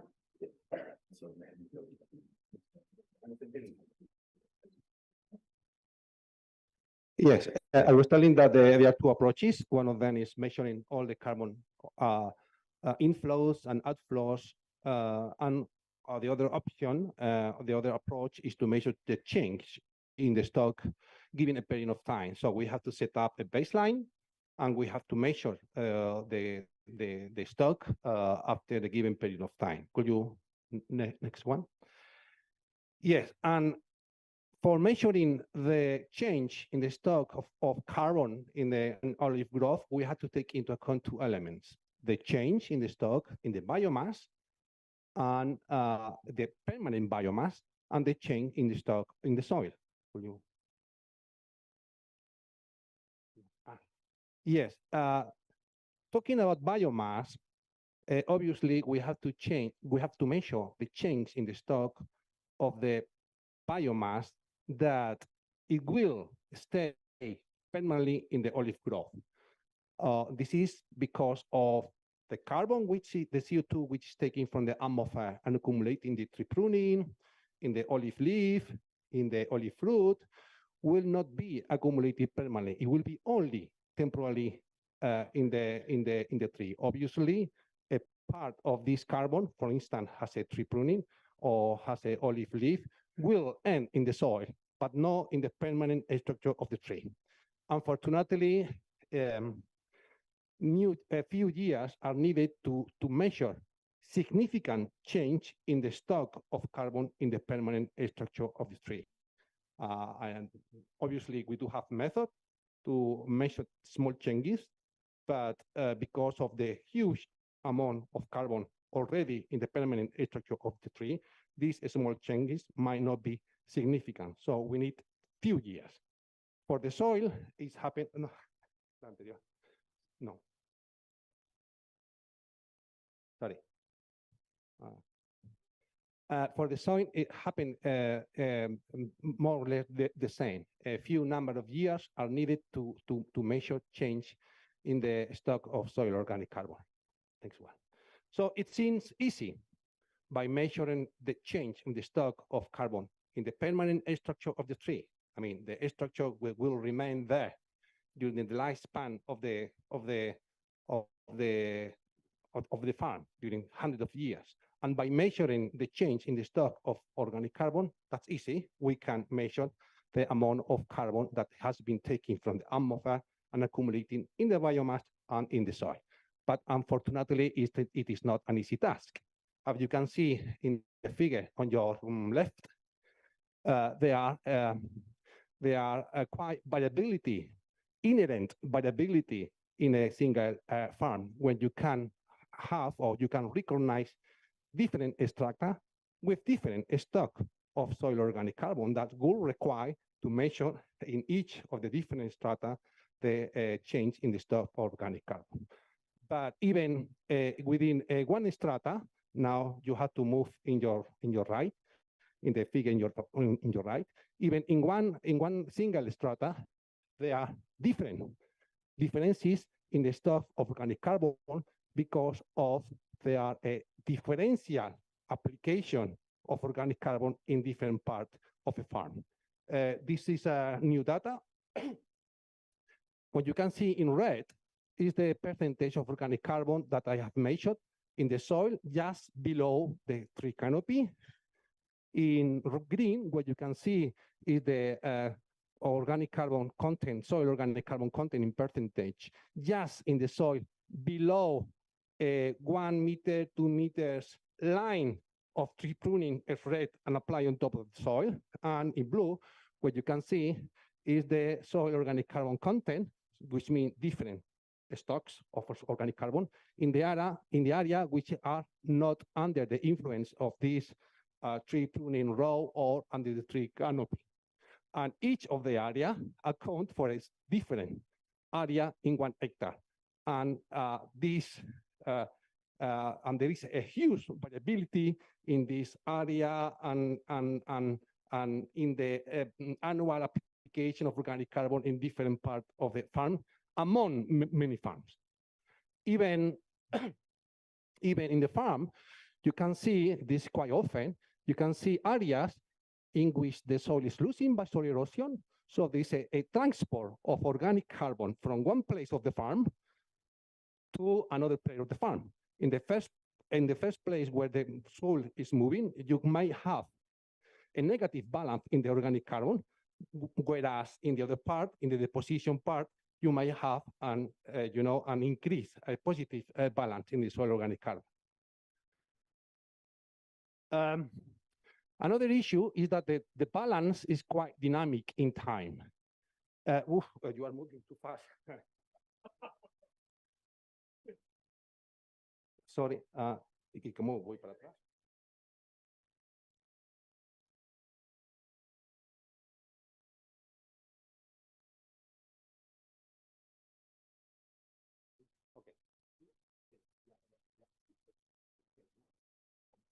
So even the carbon balance is not static. There are different annual rate of change in the stock of soil organic carbon. It's quite dynamic. Imagine a farm that 20 years ago decided not to implement any strategy dealing with accumulation of soil organic carbon. If you follow the change in the stock of organic carbon, what you see is a steadily decrease in the stock of organic carbon. Now, imagine that the baseline is today, and he has decided, because of the carbon farming, the European Union Carbon Farming Initiative, they have started to implement, a strategy to increase the organic carbon. So they are doing additionality. So what you will see is an increase in the stock of soil organic carbon, but the rate of increase in the stock of organic carbon will be quite fast at the beginning, and at the end, in 20 years' time, what you will see, if you don't change the management, there is no significant change in the stock of organic carbon, because an equilibrium has been reached, an equilibrium which is based on the quality and the amount of organic carbon that you have applied. Imagine now, this one. Imagine now that another farm 20 years ago decided to implement a good strategy for soil organic carbon accumulation. The stock has been increasing. You have to see the line, the lower line in the second graph. Stock has been increased to reach that equilibrium, and now is the baseline. So let's see how much carbon I am accumulating in order to go to the voluntary CO2 credit market. And what you see is basically no change in the stock of organic carbon. So this is a little bit unfair from my point of view, that somehow this model, protocol, or whatever we get from the European Union should that take into account definitely. I'm not going to talk anything about that. There's another issue regarding how we measure the soil carbon stock in the soil. It's for instance, soil depth. We all know that the higher, the deeper is the soil sampling, the higher are the stocks, although the relationship is not linear. So we have to decide which are, or which should be the soil depth for sampling. In my opinion, we should decide those, the depth in which we expect short-term or medium-term change in the soil organic carbon stock. I can tell you that in 1 meter deep, you will not see any change in the stock of organic carbon, and at least significantly during the next 10 or 20 or even 30 years. In my opinion, 30 centimeters of soil, about 30 centimeters of soil should be I don't know, recommendable soil depth, because many of the changes will take place in this soil profile. Also because it will be quite cheap, relatively cheaper and easier to collect soil sample of 30 centimeters soil, and because in many olive growth, in many soils, you will not get soil after 30 centimeters of soil. What about when we say total soil organic carbon? We all know that there are different fractions of organic carbon with different, let's say, protective level, or in another way, different resident time in the soil. I'm going to show you an example. In the figure, you see a PC, non-PC. PC are many farms in which they have implemented cover crop during many years, and NPC are nearby olive farm in which they have not implemented cover crop. As you can see in the top 5 centimeters of soil, which is the figure above, there is without any doubt, an increase in the soil organic carbon, or this is percentage of soil organic carbon. I don't have any doubt about that, especially in the top 5 centimeters of soil, which is quite easy to increase the level of the stocks of soil organic carbon. But when we look about the fraction, what we'll see is that, yes, the organic carbon, which is somehow protected chemically, physically, or biochemically, has increased. But one of the fractions has also increased a lot. 1/3 of the increase in the total soil organic carbon is due to a fraction, which is named something like unprotected fraction. This unprotected fraction will be in the soil only temporarily. Most of them will be emitted as CO2, and another fraction of this fraction will feed the other protective fraction. And another thing that many people do not take into account is what about soil inorganic carbon? We don't know yet quite well the interaction between soil organic carbon and soil inorganic carbon, because the higher is the stock of soil organic carbon, it is expected higher decomposition, and it is quite likely that a fraction of the inorganic carbon will be solubilized to bicarbonate. A fraction of it might be lost through the soil. Another fraction could be emitted as CO2. So maybe we are increasing the stock of soil organic carbon, but we are decreasing the stock of soil inorganic carbon, which means that the total soil organic carbon remains unchanged.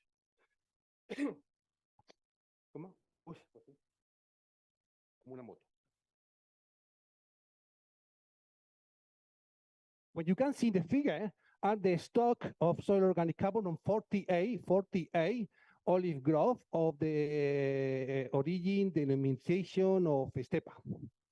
Half of them implemented cover crop, the other half did not. What I want you to pay attention is about the value. We are talking about between 20 to 40 tons of organic carbon is what it is in 1 hectare of soil, top centimeters of in the top 30 centimeters of soil. If we look at for the inorganic carbon, as you can see, the figure are between 60 to 160 tons of inorganic carbon in that hectare and top 30 centimeters of soil. So there is much more inorganic carbon than organic carbon in the soils, and this is typically in many Mediterranean regions, and obviously in most of the Europe, you don't have so much inorganic carbon. And what you can see in this figure is an experiment that you have just finalized. This is a short-term laboratory experiment to show you that, I mean, there are 3 soils are relatively rich in organic carbon, and I apply 0, 4, or 8 milligram of organic carbon has a cover crop residue per gram of soil. What you can see here is an increase in the soil CO2 emission, which is expected after the addition of this residue by by decomposition.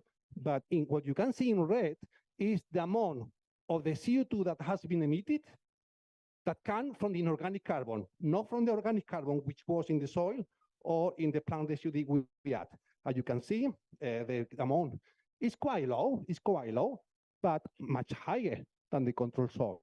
So I don't have any doubt that maybe in the short term, not in the long term, but maybe in the short term, there could be a release of CO2 that comes from the inorganic carbon, while soil organic carbon is accumulated in the soil. The annual rate of organic carbon accumulation in the permanent structure of the tree, now I'm talking about the tree, is not constant, not at all. If we can follow how the standing stock of organic carbon in the permanent structure of the tree change along the lifetime of a farm, what you can see is that figure. Well, I am not fully sure that this is the dynamic. It should be similar to that. And what they want to address here in the yellow line, what you can see is the annual rate of carbon accumulation in the permanent structure of the tree per hectare and per year. As you can see, olive farm from 30 to about 120 years old, they will reach a quite high rate of carbon accumulation in the permanent structure of the tree, but younger and older tree, it will be almost zero.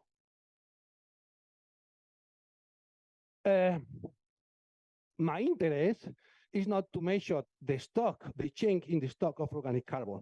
My interest was to analyze the magnitude of each of the carbon inflow and outflow in olive growth, and the potential to be algorithmic. I don't know if this word exists, but I'm almost sure that you will understand it. In my opinion, this is essential to design different strategies leading to carbon accumulation.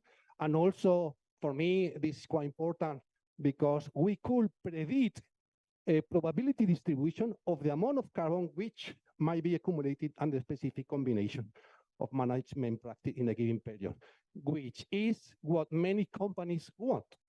They ask me, oh, Roberto, how much carbon can be storage, the soil in the tree in the next 10 years if we do that? Because the company who might buy or CO2 credits are interested in that.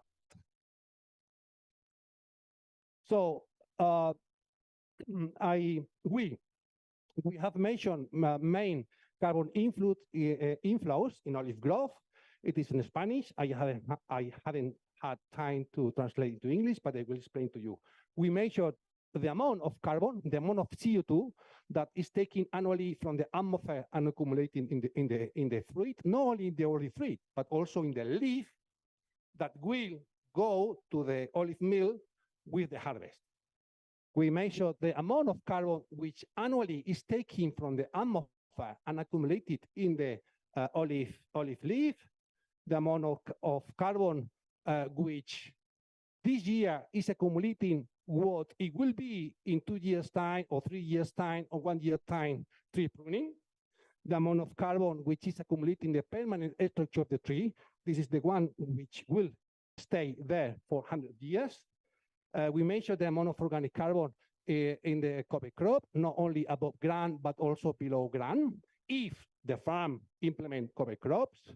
We measure the amount of the annual entry of organic carbon with the manure, with the composting olive meal pomace, and even the amount of organic carbon that reach, that has been taken in the cover crop, but has been fed by the livestock because a couple of the farm integrate livestock, one of them sheep and the other horses. These fluxes that it has a red circle is what they call manageable carbon. I mean, the entry of manageable carbon, because these are the fluxes in which the farm can control and can decide. They can decide if they apply or not manure, if they apply composting or bean pomace or no. They decide if they allow for cover crop. They decide if the tribunal are applied on top of the soil or burn it. The main carbon outflows in the olive grove are the ones you can see in this picture. We do have, the carbon that get out to the farm with the olive fruit, together with the leaf that are collecting during the harvest and accumulating in the olive mill. The carbon that leave the farm with the firewood, the carbon which annually leave the farm if the tree pruning are burned, and obviously the carbon that leave the farm with soil erosion, and the carbon that leave the farm due to soil CO2 emission. And here we include both the basal soil CO2 emission and the soil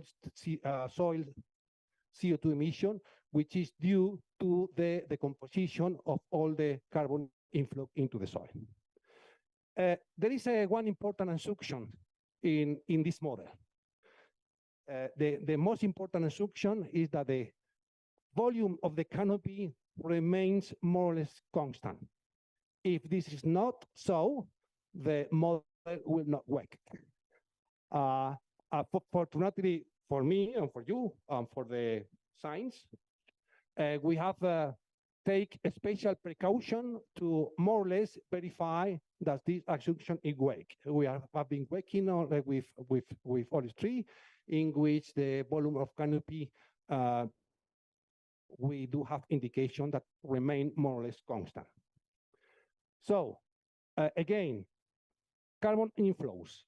We took into account the annual carbon that is taken from the atmosphere as a CO2 and accumulating in the olive leaf, the one in the olive fruits, the one that will become tree pruning, the one that will get out as a firewood, the one which is accumulating in the permanent structure of the tree, and the one with the that enter with the cover crop, and the one that is applying the farm as manure composted.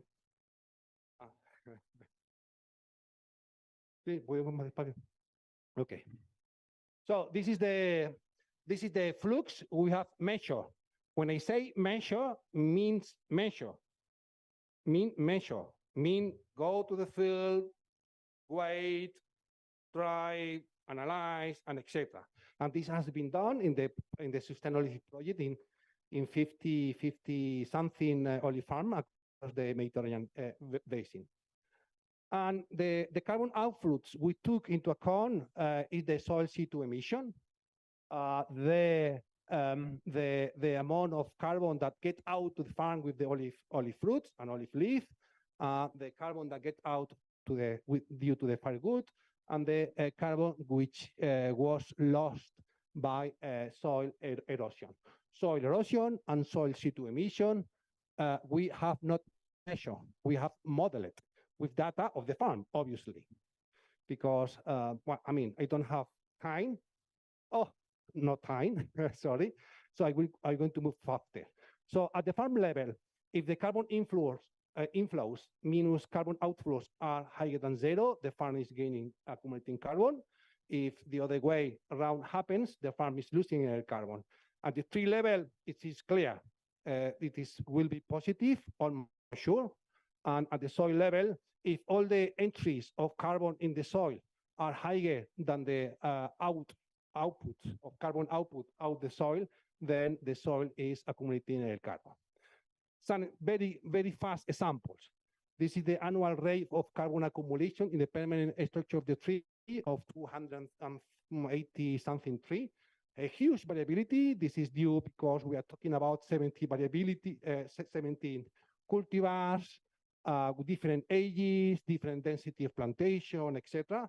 But I mean, we can find, it is relatively easy to find an algorithm that relate the amount of carbon which is accumulating in the permanent structure of the tree related to age, plant density, irrigation or irrigation, etc. I cannot.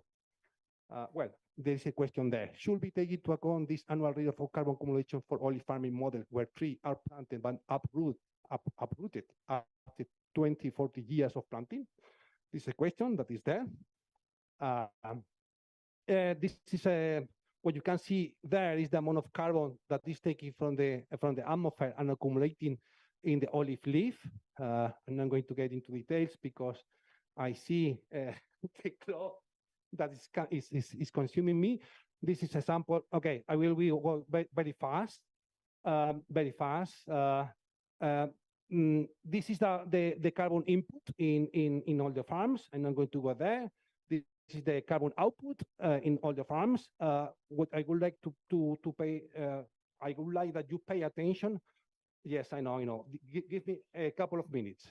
First of all, soil CO2 emission is the most important carbon outflow compared with the other. And in many carbon footprint assessment, carbon balance, I have seen in many studies, they do not consider soil CO2 emission, which is a key flow.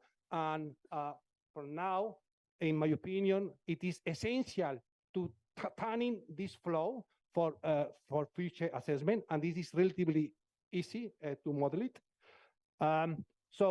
What I don't know. Basically, sorry. ¿Cómo es? A la derecha. Bien, sorry. ¿Cómo se... No, ir para adelante. Es que no veo. Siguiente. Vale. What you can see here are the balance, the result of the balance. In orange, what you see is the balance in the soil. In green, the balance in the tree, and in gray, the balance in the whole farm. What you can see is the majority of the farm show a positive carbon balance in the soil. There are few exceptions. I cannot get into detail. And these are the first figure, 11 farms from Greece. I don't know how many farms from Italy, from Portugal, from Morocco, for Tunisia, and this is for the case of the Spain. Basically, this figure tries to summarize all, and I would like you pay attention that the balance, the mean balance for all the 54 olive farms we have been analyzing for the soil is positive. It is about 1 ton of CO2 that it is accumulating each single year in the soil. For the tree, is almost 0.5 ton of carbon, which is about 2 tons of CO2. And obviously, for the whole farm, the mean balance after analyzing 54 olive farms is about 0.75 ton of carbon, which means about 3 tons of CO2 per hectare and per year. I'm not going to get into the question. So the balance is positive in the farm, in the soil, with exception, and in the tree. But do this positive balance compensate the CO2 emission that is being emitted during the farm operation?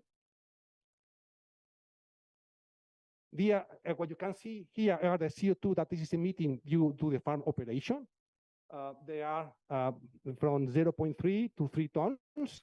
The highest the CO2 emission, farm operation, I mean the tractor, fertilizer, harvesting, pruning, etc. It corresponds to intensive, irrigated intensive olive farm, and obviously lower value you will find in traditional rainfall. So this is the last figure, Juan Antonio. I'm very sorry. I know that I should finish. This is the last one. It will take 1 minute. This figure shows positive and negative value. Positive value means that CO2 is emitting netly to the atmosphere. Negative value means that CO2 is trapping. So what you can see in this figure, and the upper figure is per hectare, and the figure which you can see below is per kilogram of olive fruits, not olive oil, olive fruits. So what you can see here is if we only consider the farm operation, no doubt olive farms are emitting CO2. This is the original conception of the carbon footprint, olive farm operation. But what happens if we take into account the biogenic carbon into account? If we consider olive tree, if you can see now the values are negative, most of the values are negative, so olive farming are taking netly CO2 from the atmosphere. If we consider only the soil, there are huge variability, but if we consider both, the amount of CO2 that is trapped in the permanent structure of the tree and the amount of CO2 that is trapped as a soil organic carbon into the soil, the mean value are negative, and we are talking about a figure that are moving from 1 ton of CO2 per hectare and per year up to almost 6 ton, 5 ton of CO2 per hectare or per year, which is a similar value that Jaime Lillo showed us 1 hour ago. Thank you, and sorry for the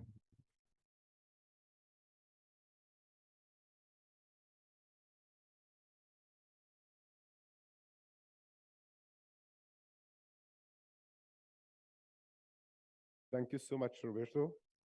As you can see, and I told before, we have many data. You can visit the website of IOC and go to sustainability. There is many projects. There is many details about this project. You have for weeks and weeks to see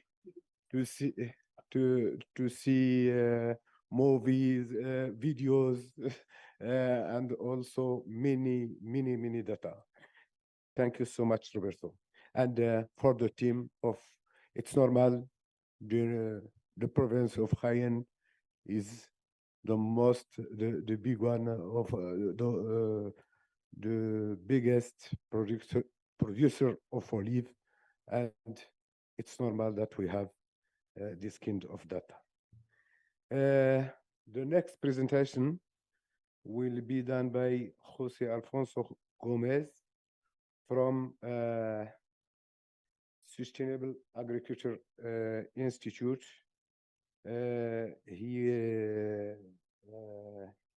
You have the floor. You present yourself. Okay. Thank you so much. Thanks so much for allowing me on behalf of my institute to be here. Talking behind Roberto is very good for two reasons. One is you don't need to rush because it's impossible to talk more faster than Roberto. The second one is that I will cover topics that he's not covering because he provides a fantastic overview. So I will focus in one of the persons that reach an interest in soil organic carbon because of soil quality and the effect of soil erosion and what that means for how healthy a soil is. And my purpose this morning is there on the slide is to provide an overview of the agronomic practices that we use to raise the issue of variability in the olive world and try to provide some relevant on key processes and hint on spatial scales, and always focusing on soil organic carbon. Because guys, I'm just working on that. It's a layout, don't worry, there are only a few slides you will see on the lower left corner to see where we are. Basically, to me, traveling through olive landscapes in any country in the Mediterranean is a traveling time. This is a olive orchard close to Cordoba in the mountains. This is a system of the 19th century. We colonized very steep areas.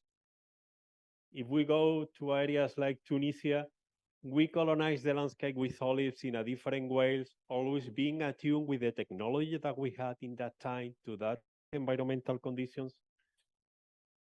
When we go in Cordoba in Spain to the valleys, before we discovered irrigation, this was a fantastic olive orchard.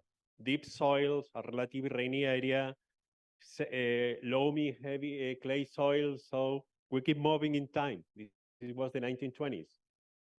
Now we discover irrigation, and we have this a nice picture of a collie of me, and you see on the left hand, you have the traditional irrigated orchard, and you see the area where we can irrigate. We increase productivity, we increase biomass, we increase the volume.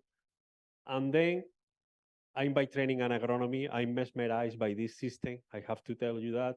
And we discovered that we go to a very super intensive system in hedgerow where you can better mechanize operations and we provide better inputs. We have this. This is the 21st century. And for me, in fact, what I'm working in soil conservation. For me, when we have this leaf and imprint in the landscape, this is a very old statistics in Andalusia, but basically it doesn't matter how we change our system and we introduce super intensive or intensive. I think it's relevant for the topic in the workshop that we have a mosaic pattern of different olive orchards that they need to be tackled differently. It's the same problem, but again, guys, we are talking of 21st. It's not a demeaning thing. So what we did, and many of our best organic olive orchards in Spain are in those areas that we repeat what we were doing 1.5 centuries ago with a better technology. But basically, we need to be aware of that. The olive is a Mediterranean type of climate, originally all crop. You see more or less what is expected in the world. What is more or less joining all of us, we will do it in arid or semi-arid conditions, but that's a huge map. But just scratch a little bit more And what that means? This is a map on Spain that basically we go from subhumid to arid areas. If we put that into rainfall, we are doing olive cultivation in area with 300, 650 millimeters of rainfall to area where we are close to 800 millimeters. I'm talking about areas they are doing rainfall. Of course, forget for now about that. So we need to pay attention to the small details when we try to do the balance, and also to the soil. This is a mosaic of olive cultivation in Spain that we did years ago, and basically is there because all the big soil orders represented in Spain in Spanish soil map are used for olive cultivation. The guys in the valleys use vertic soil, so deeper soil. The guys in the mountains, they use regosols. What I want to show you in that slides. What you see on the left is an olive orchard on a regosol with 30 centimeter rooting depth, and it's doing pretty well. And this is an olive. I will be back to the slide on the right. This is a vertic soil where we have 1.3 meter soil depth and 90 centimeter of rooting depth. Basically, I'm paid by the Spanish government to play on this, and I'm very happy of that. I try to give something back. The second issue is that all these different conditions share one thing. We develop the systems to survive and to produce, taking advantage of limited rainy seasonal rainfall and survives a very long drought summer and spring. What that means is that these landscapes are not like that by chance. Low tree density, canopy regularized by pruning, and we controlling the lanes. We will talk about cover crop later. But just before, when you read any book on olive cultivation before the 1960s, you go to the Romans, you go to the Muslims, all make an effort in having a clean lanes because there is a potential for competition. So these three systems, these three features that I told you is what explain the olive landscape in the world. And now we are trying to improve it for environmental reasons. And I'm going to go very quick slide on management techniques. I'm going now in the third section. Historically, we basically have two. We have grazing. We are still having grazing in low density systems, and tillage. Tillage was done with animals. Before the agricultural tractor appeared, when we did tillage, basically we kept vegetation in line. Is what you see. That's a few years ago nearby Cordoba. So we didn't plow until we have the agricultural tractor to have the soil bare because it was very costly. In the 1920s or 1930s, almost 1/3 of the cost was plowing if you wanted to do 2 or 3 plowings a year. So keep this in mind. Then we discovered something fantastic, that is mechanized tillage, but we died in some situation of success because we have extremely bare soil all year round. And I like this. This is a caterpillar somewhere in the middle, and that's a slope about 60%.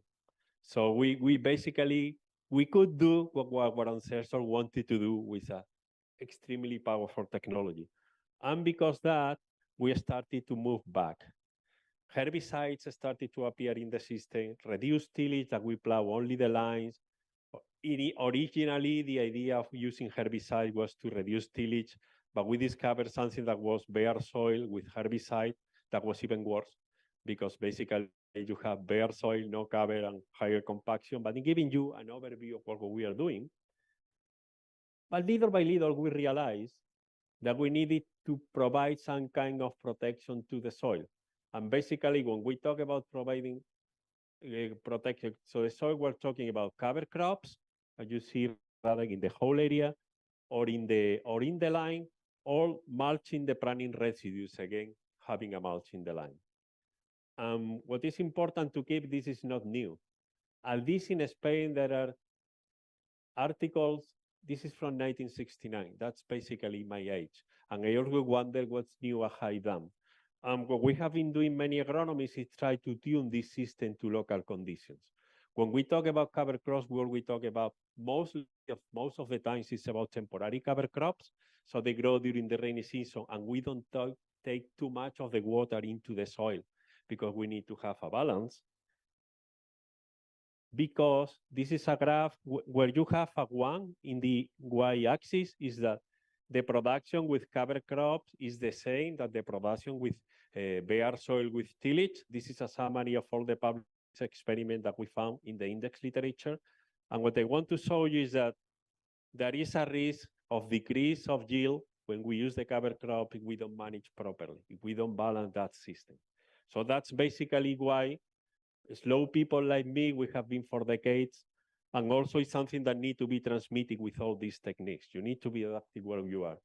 Why we talk too much about cover crops and mulching in terms of protecting the soil in olive? Because in many areas of the olive world, particularly in the Guadalquivir River Valley where I work, Jaén, Córdoba, there is not much use of terraces. This is not true in other areas. Looking to my colleagues from Crete, for instance, or in other parts in Spain, but there are areas where you don't have that tool available. And there are very interesting tools like turning back, composting residues that are used only partially for different reasons. Probably Roberto has more to talk about this. I'm going to move a little bit faster. You're going to see this back from a different perspective from Roberto. Basically, when we have a carbon balance in soil, we have a net input between what we put through biomass, above ground and roots, and what we take out. We have output, like the oxidation or the burning of the things, of the products. We have a little bit of percolation to the dissolved organic carbon, and we have runoff and sediment losses. But occasionally we have external inputs. When we do composting or when we do grazing, part of the manure that the sheep are putting in our orchard cannot come from the orchard. So that complicates a little thing. But basically, what I want to transmit is that when I come from hydrologic and crop modeling, for me, a farm is that. But actually, that is something very unhappy for scientists. Farms tend to be in rolling landscapes, so nothing is flat. So you have different, probably in the sloping areas, you may have different biomass production and different routine depth. And also you have lateral fluxes. You have runoffs and soil going from the top to the down, and part of that. So simply to transmit, when we have been working on soil organic carbon and erosion and that, this has always worried us, because what's the representative farm? It was the average, and we will be back to this. So basically, the overall effect of cover crops and organic amendments is summarized there. It's a study we did many years ago. We went to find that we were having these different landscape treatments, intensive conventional tillage, degraded cover crop, light conventional tillage, cover crop, mound, grazing with light tillage, or cover crop and grazing. And this is the difference in soil organic content in the orchard that we were looking for in a survey in Córdoba in the top 10 centimeters. We use the representative slope, whatever that means. But basically, I use this slide to provide an overview in the range of values in the top 10 centimeters that we are moving. But why I mentioned there degraded or well-established cover crops? These 4 orchards are olive orchard that had a cover crop and passed, I don't know if the guy from the ministry is here, and passed the CAP regulation for that year. The situation with cover crops, it's a label. It's like calling someone a soccer player. You may be Messi or maybe me. So when we talk about cover crops, it's important to talk about the biomass that you produce. And that's basically the overview that we see. There are many reasons: degraded soil, rabbits, overcompactions, and so on. This links what Roberto said. When you need to link your soil content to the biomass input. So it's not enough to say that we have cover crops. I took this from a guy, from a PhD directed by Roberto, and basically you have the variability in the sequestration range in organic carbon in soil, depending if you use organic amendments, OA, cover crops, or a combination of 2. Basically, it's to reinforce the idea that it's important when we talk this morning about accountability and quality, somehow we need to reflect this. Of course, it will not be done in the way that scientists do, because we are academic and we like to make things extremely complicated, but this needs to be reflected. I don't know how, but very smart guys here will do. I'm trying to move this and it's blocking. I don't know why. Okay. And that's basically the range of biomass of the cover crop that we have. We have basically no air biomass and close to 2 tons of biomass per hectare. There is not much information on roots. We are producing that much biomass on the top of the soil than in the bottom.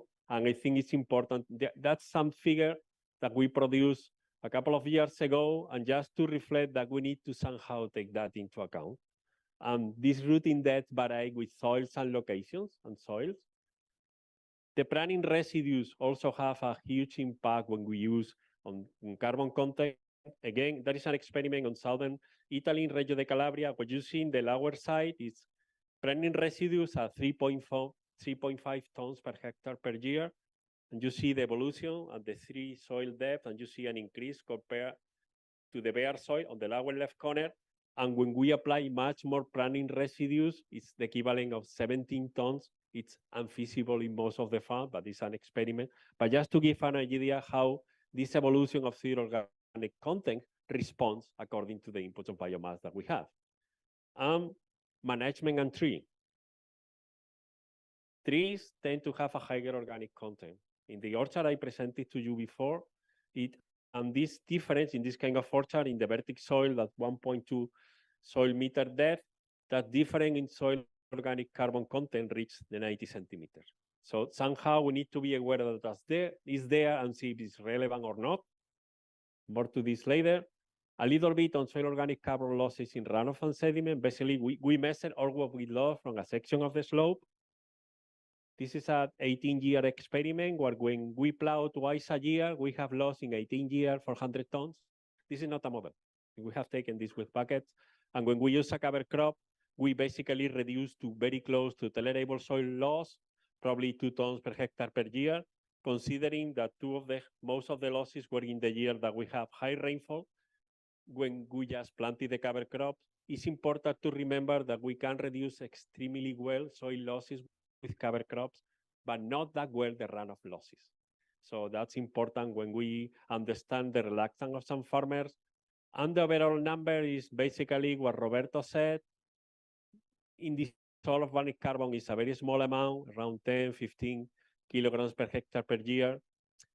Even in year with extreme erosion, in this case, the cover crop was away when we have the storm.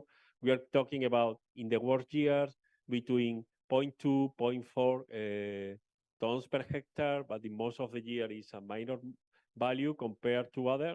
And we need to take into account that the soil loss that we are losing from the cover crop has a higher organic carbon content. Today, that's not had much relevance because it's not a big issue, but when we discuss what will happen if we change management, this is going to be relevant because it's not the same to lose a high. Nobody talks about this, but in areas where you have a big gully erosion problem, that's a major loss of soil and carbon. And basically, it's not that difficult to monitor, but basically we are too focused in the tree and the slope that sometimes we need to think a little bit in the landscape, because that's basically, and that's going to be the ending part of my talk. Basically what we did here, we went to this orchard. This is nearby Cordoba. I have to acknowledge the farmer, he's a friend. I put an experiment there in 1998 and we remained there. So Paco Natera. So he's really the sole people behind this. We sample is an 8-hectare orchard. We sample in 100 points, 15 the lanes, 15 the olive canopy. We dig 6, well, the backhoe dig 6 soil pits. So we basically try to have an evolution, try to map the difference in soil organic carbon right to the 90 centimeters between the line and the tree influence area. Because to make the calculation, you need to take into account organic carbon concentration. I'm leaving in 2-3 minutes. You need to take into account the concentration plus the bulb density. In most of the olive orchards, the lane has a higher bulb density than the tree area because the tree restrict traffics and compaction. Also, the roots have a loosening effect.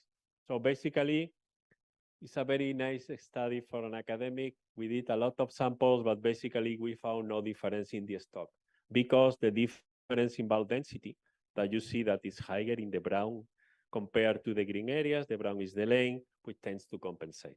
So for people trying to make things feasible working, this probably is to understand the processes are going on, but try to understand them properly, try to simplify things. And this is the map. What you see in red, we are moving between, in red is the lowest values to the top 90 centimeter, and that is in kilograms per square meter, around 1.92. The highest are in blue, is around 8, and that's basically variability we have there. What you have there is the blue area is in a small valley area, and all the others are slopes. So there is some correlation with the topsoil organic concentration. So eventually, when you use remote sensing, you may play with that a little bit. It's not 100%, but we found a correlation. We can explain around 60% of that. We try to explain that because of erosion processes, and we run erosion models. A water erosion model will tell you that we have more erosion in the valley. That's the area where we have more carbon content, because basically, while I will go back to this, while we run tillage erosion is basically when you plow in the slope, the soil falls down, and then when you change the concavity, the rolling stops and soil remains there. Basically, when we run tillage erosion model, it indicates a higher concentration of soil in the valley, and basically this system stopped tilling 20 years ago, and they have a cover crop. So basically, you have a system where occasionally a gully develops in this area, but during the rest of the year, most of the fluxes and the soil, and when you develop a gully, you move some soil to cover the gully. It's a small gully, probably this depth. You tend to concentrate the topsoil in the lower areas. So what we didn't put this here, but using topographic indices like concavity, convexity, and upstream area, plus the map of the soil organic carbon content, somehow we explain 80% of that variability. Change in a plantation. I have 2 more minutes, so I have to cut off. Okay. Basically, on the left, you see here a rain-fed intensive plantation in 1996. Same soil, we cross this stream. We have a super intensive in 2000, both deficit irrigated. And basically, what we did is the soil organic carbon. Let me see, because it's too far from me. What you see in the top is the intensive, and you see we did 2 samplings, 2012, 2018, or 2014, 2018. And basically what we saw in the soil in the top 60 centimeters, because this was the rooting depth that we found, in the super intensive, it seems to have reached a plateau. Sorry, in the intensive is the blue one in the top, but in the super intensive in this period, it kept accumulating soil organic carbon, mostly below 20 centimeters up to 40 centimeters. So it just to see that same soil, same climate, more or less same amount of water, but different tree density can play a role. And that's the summary at the end. Well, soil management and agronomic techniques that are oriented for have a successful farm and soil and water conservation have a major effect on soil organic carbon and may play a relevant role here. These techniques and the intensity in how they are implemented presents a high variability, as the cultivation system across the olive world.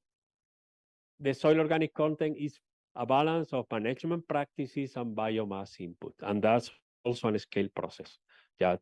It's not rocket science, but okay, guys, you only have to say monitoring evolution of soil organic carbon in some match market farms that we know in our countries is maybe good to keep those farms in a registry or somehow, or keep those in mind, because all our monitoring system will need to rely to something where we have measured some years ago and will need to be back there. And I'm not talking about giving more money to scientists to do that. I'm talking about keeping the registry of these funds and the farmers to make sure that anyone can be back there. we shouldn't forget that there is a lot of monitoring and management efforts, particularly in Europe, I'm pretty sure in other parts of the world, related to CAP implementation, to other environmental monitoring for like GCR on soils or soil erosion. So a lot of this information is in the public domain. We use this information for our monitoring analysis, and I think it should be remembered, it can be used here. And just basically, it has to be a trade-off between the accuracy and the process that we have and the feasibility of doing the monitoring. And again, there are many information out there that could be used. If this slide is going to be available, some selected references, all freely available thanks to CECIT, that in this work extremely well. And I like to put nice picture. It's a very nice picture only of this spring. This is a farmer that took ground cover seriously. Thanks.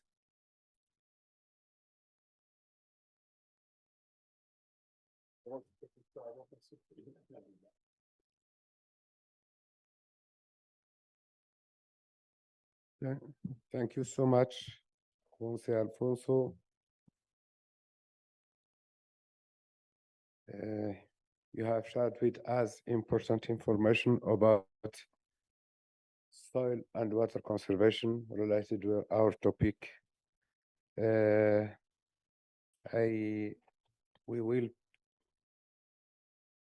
next presentation will be done by Paulo, who currently does research on climate change mitigation in agriculture at Instituto Superior Técnico of the University of Lisboa. Thank you so much. The topic is carbon market characteristics, opportunities, and challenges for the olive sector.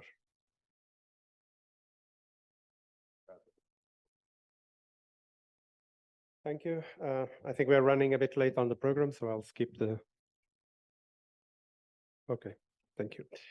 So I think I can jump directly. So the idea of this presentation, and I was discussing this earlier with the organizers, was to try and give a step back and look at some of the characteristics that voluntary carbon markets have been putting forward as characteristics. So I think the first question we need to do, and we heard the advantage of coming this late is that a lot of the topics have already been discussed. But most of the times what buyers in these markets are looking for is, simplifying a little bit, is a permit to emit. They want to have the comfort that their emission is going to be compensated by a sequestration of equal size happening somewhere else. Of course, that picture is not exactly accurate. That's not what's going to happen. But the idea is that the carbon never reaches the atmosphere. So we have carbon going into the atmosphere and somebody else is taking it out. And so the balance is zero. And this need of no accumulation or no net accumulation of CO2 in the atmosphere is really dictating a lot of the aspects and characteristics of what we see in voluntary carbon markets around the world. As any new topic, it has its own jargon and its own language, and we've heard a lot of this language, so I'll dive into some of these words. But first, and we heard this already here today, there is a big difference between carbon stocks, carbon sequestration, and carbon emissions. And we may have, and I like that picture very much because it shows two olmoks. One is very healthy. They're about the same size, so the carbon stock is very similar. But one is a very healthy olmoke, and it's growing and it's sequestering carbon. The other one is a sick oak that is probably a source of emissions because it's losing a part of its carbon to the atmosphere again.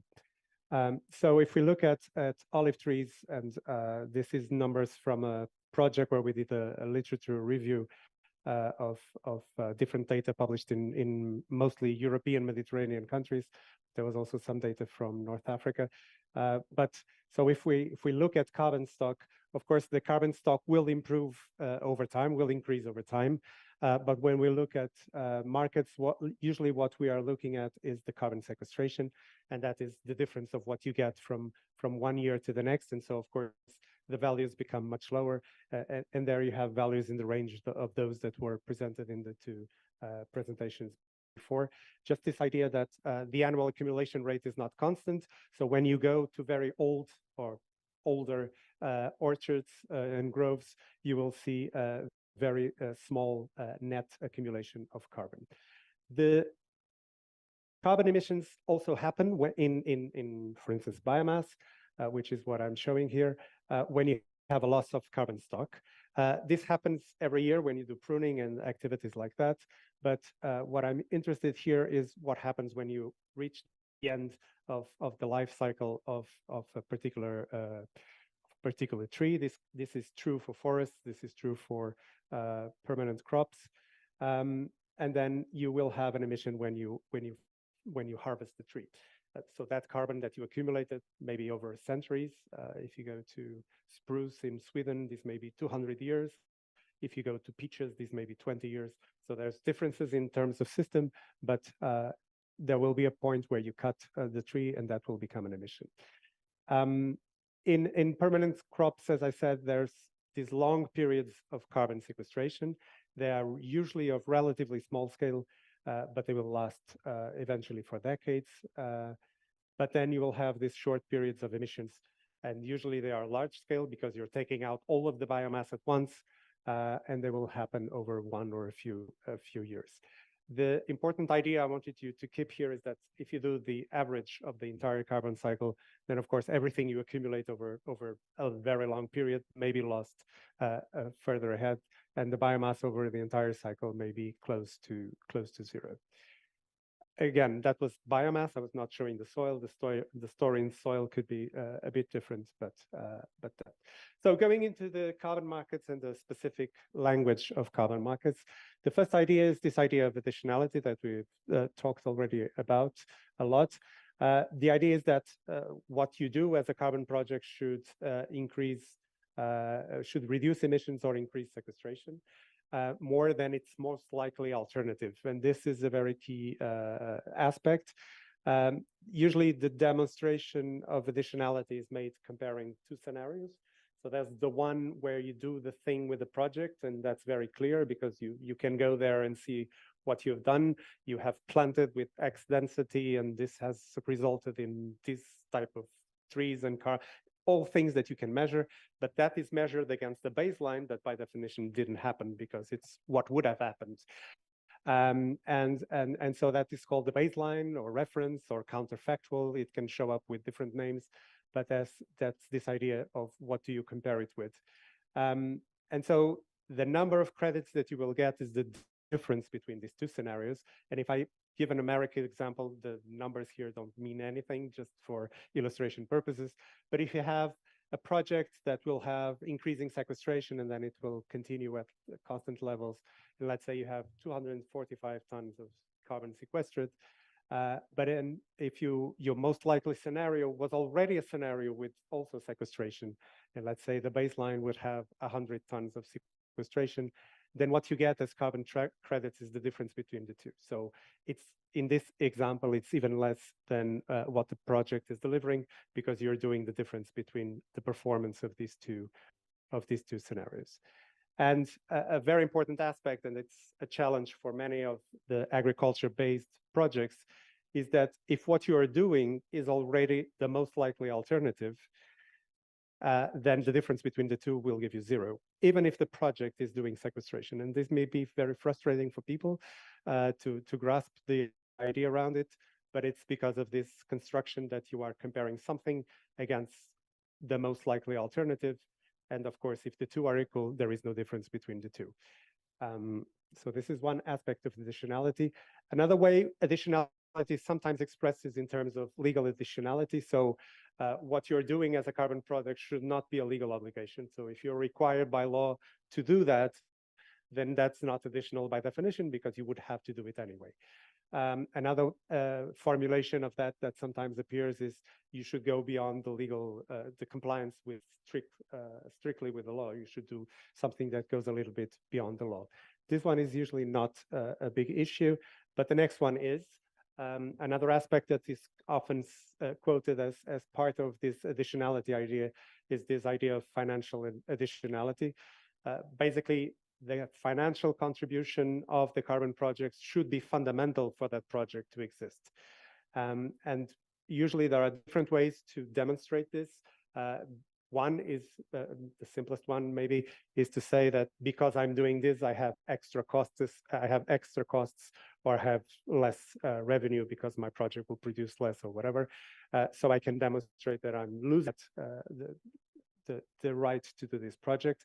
Another one, I'm doing this project, I'm avoiding more profit. So even if it's profitable, I can try to justify that on the basis of this idea that the alternative would be better. Therefore, investing in this project is not in my best interest without the project. And another one is, okay, my project may be profitable, but there are other types of barriers. This may be more technological. So say that because of the project, that there will be a new machine that does something different, which would not be there unless I have the project. So I can argue that the project is helping me to overcome a number of barriers. It may be barriers associated with access to information or to the capacity of farmers.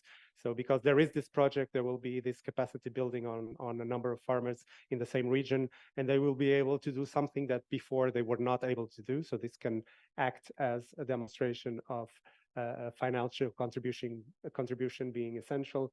And then there are other types of barriers like social and cultural barriers that may prevent people from doing special practices.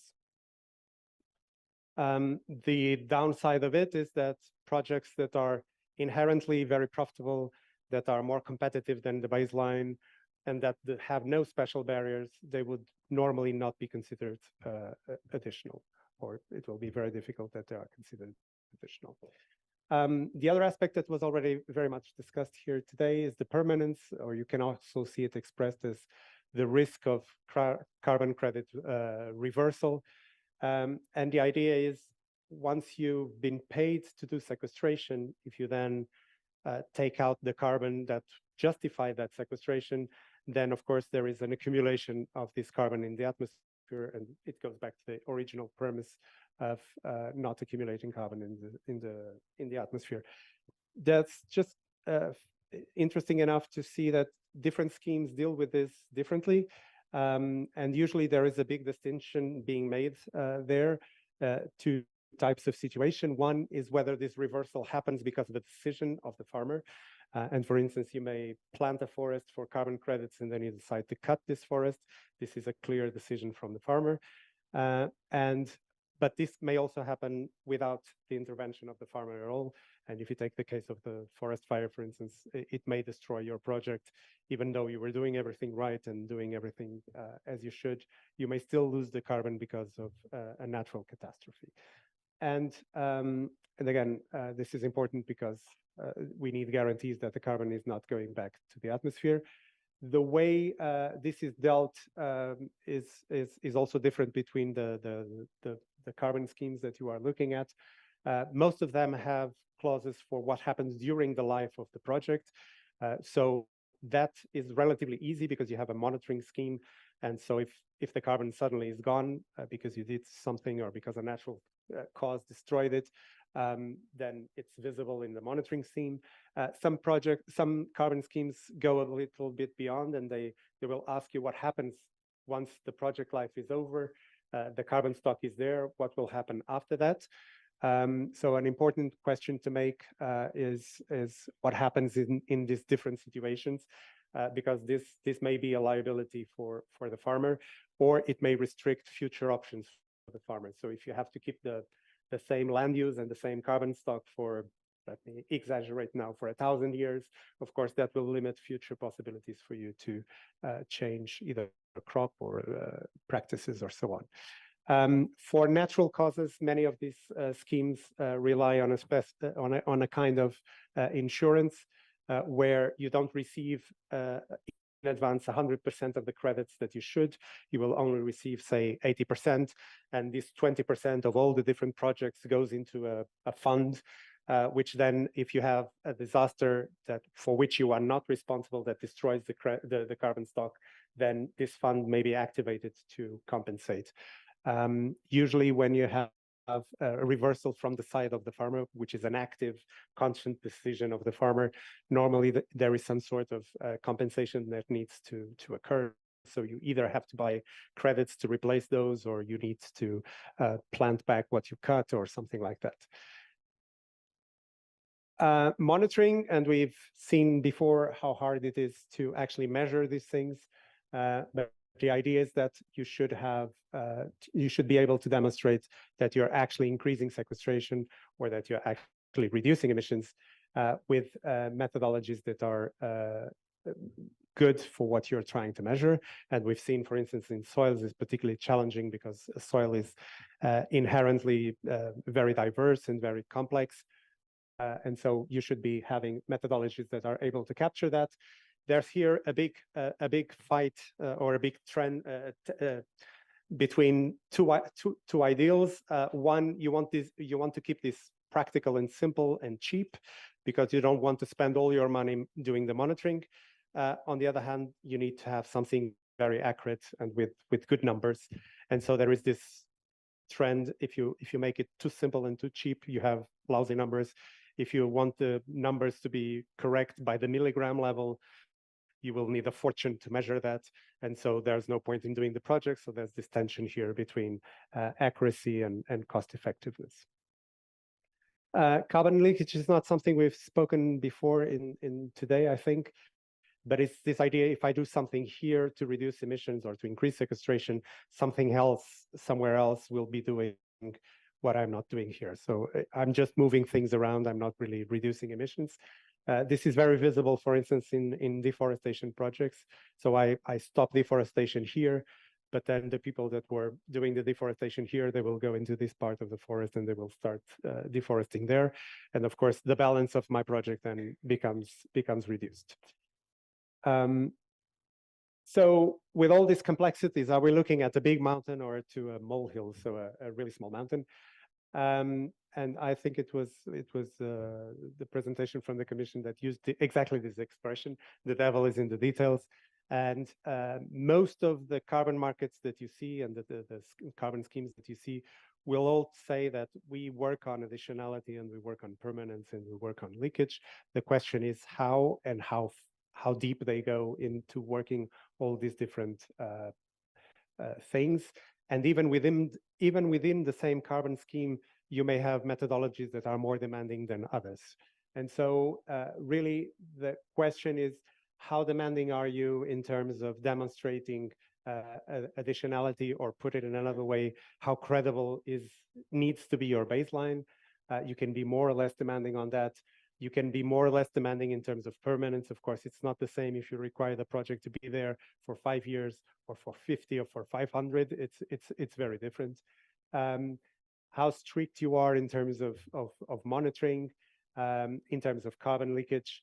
Something I haven't spoken before, but in terms of registry and certification. So all these projects have to be certified by third parties. There are registries, there are platforms where you can do the trading. All this also costs money and may be more or less complex. And so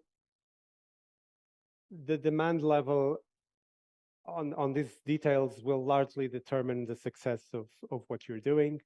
Of course, in terms of credibility, the more demanding you are, the more credible it is what you are doing.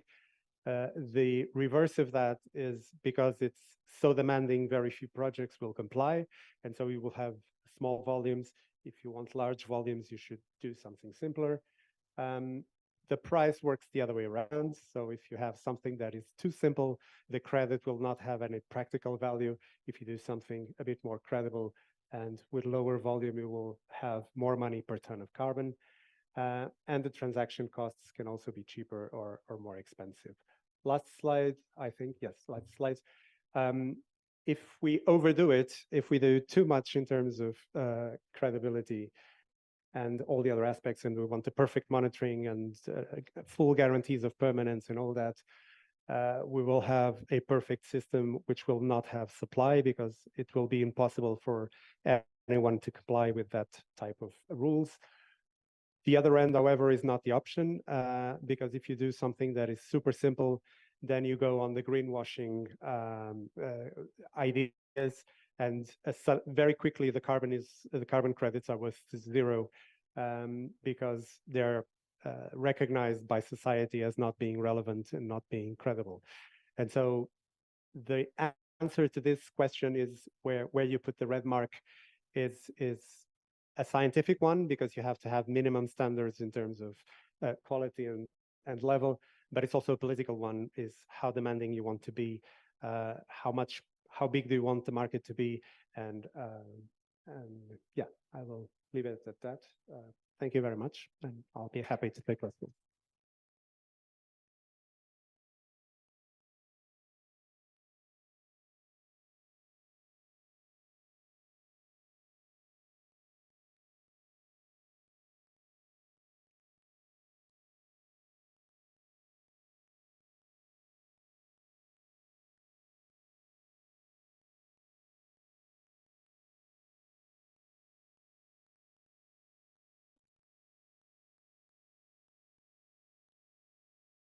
Thank you so much.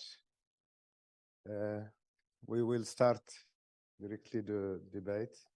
If you have questions, I invite you to present yourself. Yeah. Hello, my name is Fotis Usalis. I represent Terra Creta. It's an olive oil company from Crete, as you understand from the name, of course.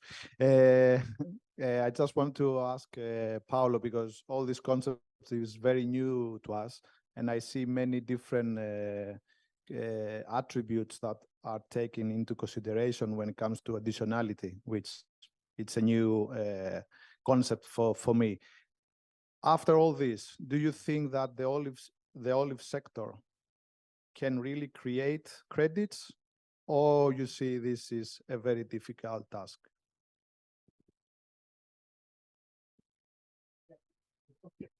I can understand that you cannot say no, because then we can leave the room. And I think it's a very difficult task. I don't think it's an impossible task. So let's put it that way. No, I think it's really about the baseline is a difficult concept by definition, and I'll leave the financial one aside for a moment. But it's really how you tell the story. What is the story that you can tell about an olive orchard compared to the alternative? So if you're doing practices that go beyond standard practice, if you're doing something different than standard practice, you could probably claim the difference between that. It will differ very much, for instance, if you say that, let's say you're in an area where olives are expanding. Okay, it's just it will be the most extreme example, I think. If you go from, let's say, a pasture to an olive orchard, if you can demonstrate that this is not something that is what everybody else is doing, that you're taking this option, and that you can then try to claim that the sequestration but if you're in a region where everyone else is converting to an olive tree, it's more difficult to justify that your specific olive tree is additional to what everybody else is doing. So this is very context specific, and I think it was also this idea was also in the presentation from the Commission, the context specific baselines.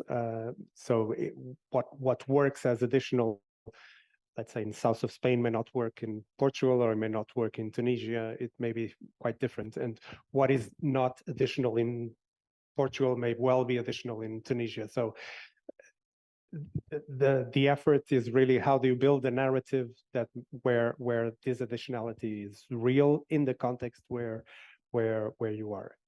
I don't know if I answered the question, but indeed I don't think it's very easy. And again, because the Commission proposal is very much focused on sequestration.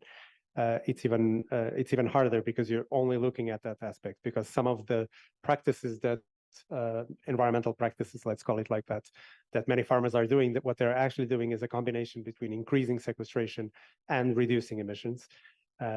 so if the final, because you're working on fertility and using organic amendments and so on, so there might be a component of emission reductions there, which would, of course, increase the number of credits that you would be entitled to. If the final proposal, the original proposal from the Commission didn't have that, apparently the discussion is going in that direction. If that is also recognized, it may make the package a bit more interesting for individual owners.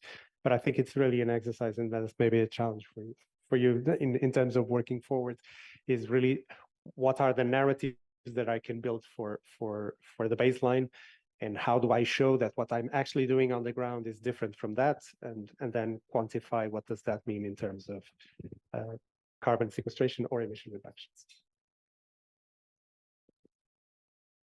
Yes, go ahead. It's needed that to ask the question through this micro. So no, this one. No. Maybe it's better that you can hear and. Gotcha. Yes. Yes. Okay. Thank you.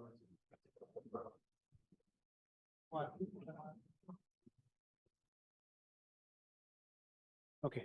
So just I have a couple of questions, one for Roberto and Jose Alfonso, and the other one for Paulo. The first one is in the calculation of the CO2 balance, do you take into account the integrated pest management? Yes, for the calculation of CO2 balance in the olive groves, do you take into account the integrated pest management? Because this is one of the management that the agriculture is doing in his farm. So do you take into account in this calculation or not? The integrated pest management. Yes. And for Paulo, the last question, yes. And then for Paulo, this is the new scenario. This is, I said that is a new for farmers. So they, in case they will adopt this kind of credit carbonos and everything, and they go in this new scenario. Do you think that the farmers will lose profitability in yield year after year, or for example, he will lose something in his production? Thank you.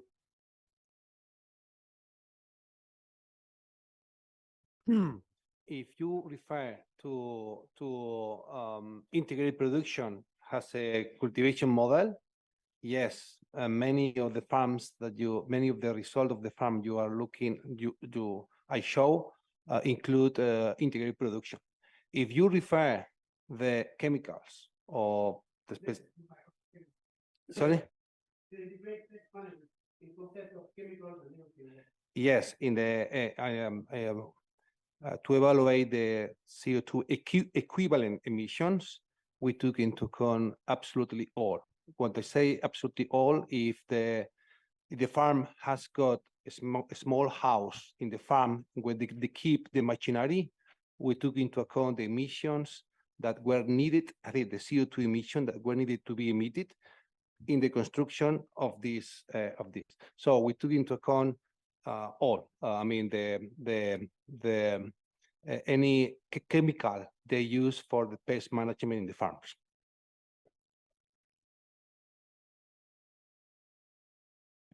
Yes, it's not necessary that every environmental practice leads to a production loss. It is the case sometimes, but it's not always. If that is the case, what you need to do is see how much do I lose in terms of production, how much is the carbon worth, and see if one compensates the other, and then it's an economic decision like any other. But I wouldn't assume for a start that every time I go into this, I will lose production. So it doesn't have to be the case. But if you just compare the values, and then this is all voluntary, it's very important. So no one will be forced to do this. And therefore, it's a decision where you weigh the pros and cons of doing things in different ways. And if this is attractive, by all means, go for it. If it's not, then nothing happens.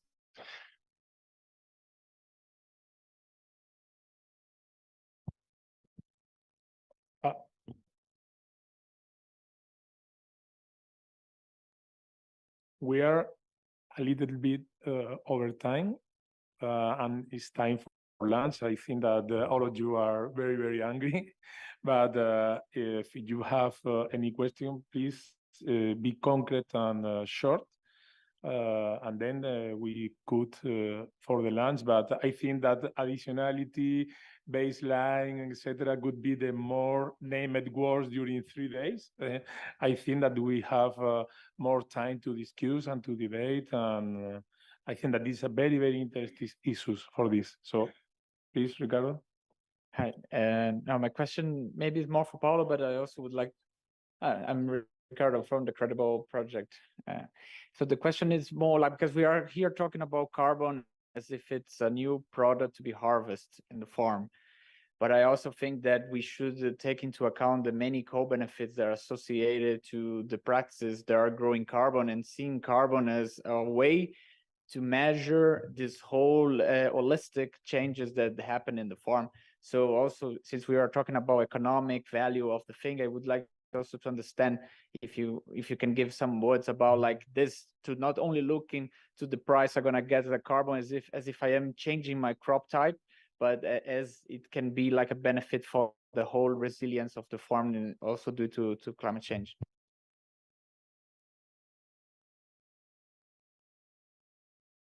Well, basically, to me, we are talking about something that doing good practice, we can take advantage of that for the sector. If you remember what I talked to you before, we have a big issue on soils in many of the oil production countries, and if we have a soil in which a system in which we increase organic carbon, and we have a system in which we increase biomass, we are going to have another additional environmental factor. So probably I really like your talk and your comments. Probably the narrative is to see if we have a way to push that using carbon farming also as an incentive to barriers. So I think that probably the more I think about the situation we have in Europe, that we are already being paid by the common agricultural policy for some of those things, I think it's probably a topic to be raised here, that we have countries from different sides of the subsidies, how we can construct a reliable narrative to do that, because we are ready to pay for most of the things that are going to contribute to carbon farming. But in short, to your question, yes, I think the whole message is that if we go to a more sustainable system, and carbon is a key indicator, then we have a broader view of what we are doing in the orchards. And that probably also gives us a little bit more credibility. Let me only one idea that in addition that when we speak about the additionality, we compare between the situation with the project and how would be the situation without the project, but in the present or in the future, and not compare with the situation without the project in the past. So when I don't know if anyone in the world will plant one olive tree for carbon farming in the future. I don't know. The olive orchard is an economic activity that retain people on the terrain, that maintain rural areas with an economic activity, and in addition, olive trees and olive orchard have fighting against climate change for several years ago. So I would like to include in the discussion the temporal axis. So compare the situation between the project now with the situation before the plantation. So what happened in this area without a plantation of olive orchard? Not what happened in this project if we improve our manage. No, what happened without the olive orchard? Because in the majority of the areas that the olive orchard is planted now, in the better situation would be a crop like a cereal or field crops, not a forest. So why not to approach the additionality in this way? What do we happen without the olive orchard? So it's only for reflection during this day, and to have a more comprehensive approach of the additionality and the baseline for the calculation of the baseline. So I think that we need to open our mind, that the policy maker open their minds to understand the real role of the olive orchard against the climate change. It's only an opinion for the debate during this day. So I think that there will be another question. The last question, please.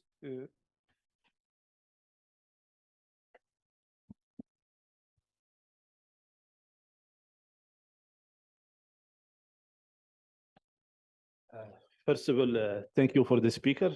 I am Hakim Boulal. I'm from African Plant Nutrition Institute based in Morocco. And because we are near to the lunch, I just will be very brief. You know that in North Africa, what is the most area in olive tree is in the landscape area with centenary trees. And there we have also the smallholder farmer. The majority of smallholder farmers, they are located there. We have the extension of olive area, but under irrigation system with no plantation, when we can talk about the additionality of carbon. Now, if we would like to move to this traditional system with landscape, etc., how does this smallholder farmer, for example, can benefit from new incomes? Because, you know, we are centenary tree, we cannot add the tree, but they practice some intercropping system there inside the traditional system. My question now, if there is also the chance also for this smallholder farmer in this area of landscape and the traditional olive system, by approving the technology, like for example the intercropping they are practicing. When I am talking about intercropping, can be annual crop or tree crop also as intercropping. If you look in the north of Morocco, they are introducing fig between the olive. It is just my question about this opportunity that we can look also for the future and for smallholder farmer in North Africa or also in the Mediterranean area in general. Thank you.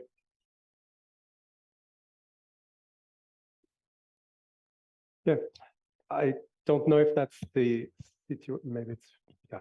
I don't know if that's the situation there, but probably there's opportunities in terms of soil carbon, not so much in the trees, because you're saying that they are very old trees, so probably they're not sequestering that much carbon anymore. But that's actually, and some carbon markets allow for this type of reasoning. In very old trees, what sometimes is happening is that you have a decay of the trees. So the trees are dying for some reason, like the drought or because they're too old or whatever. And in that case, your baseline scenario is a scenario where you have emissions because you're losing this stock over time. And if you are able to demonstrate that you have an intervention whereby you either stop that or you are replanting to replace those olive trees that are dying. Again, I don't know if it applies to what you're saying. But so this type of thinking about the problem may also help, where you have actually a system that is not stable, but it's actually decaying, and that you intervene on this system to maintain it viable and sustainable. On the small owners issue, there's again in some markets there is this figure of a pool of projects. So because for a small farmer to enter this is impossible because of all the complexities of it, it would be too expensive and too complicated. So what sometimes it's called programs of projects, and the idea is that you aggregate 100 small farmers, and then you have the scale to have a conversation about carbon markets. Because if 100 farmers go into this, it will be too expensive and probably will not be worth it. If they get together somehow, there is a, I don't know, a cooperative or a company or an association of some sorts, or even the state helping them to get together and applying to this, it may help where small farmers, where small properties are at stake. Yeah. Something very quick, that in this very traditional system where you have trees that have been growing for decades or centuries, there is an issue that we don't pay much attention, is that usually you store a lot of soil organic carbon in the deeper layer of the soil. There are some pretty decent reference on that in the ESA, and you see that there are the ESA where the trees were over 100 years, and then you planted nearby the ESA. After 40 years, the new plantation wasn't able to reach those. So that may be aligned. There are some additional benefits of the traditional system, particularly you have intercropping between trees, that probably will be worth scratching to the literature. And regarding the small farmers and these, or not that small, but distributed in many farms, that is a common feature of olive landscapes. I think one of the important points of the workshop is try to address something that can be workable for people that are not big players in the business. So, but the roots are, nobody talks about the roots because it's too complicated, but there is a point there for very old orchards, because they have been pumping carbon for many decades or centuries, and new plantations are not being able to do that even if they are intensive. Thank you very much. I'm sorry, I was confused with the timetable. We have 10 minutes. 10 minutes. Sorry, sorry. If anyone have another question, I think that Katarina have another. Okay, perfect. Okay, I was thinking I'm Katerina. Hello, I work in the IOC. I'm with Technical Cooperation and Training, so I want one more of this stuff. I was thinking, I know that has been talked about, Paulo, in additionality and what both Roberto and Jose have introduced. And I was thinking if there is a way in when we improve the management practices in projects like Olivares Vivos, where you introduce more fauna, more flora, and with these management practices that also recover the environment, if these can in some way be taken into account to increase the additionality of the project. That was my question.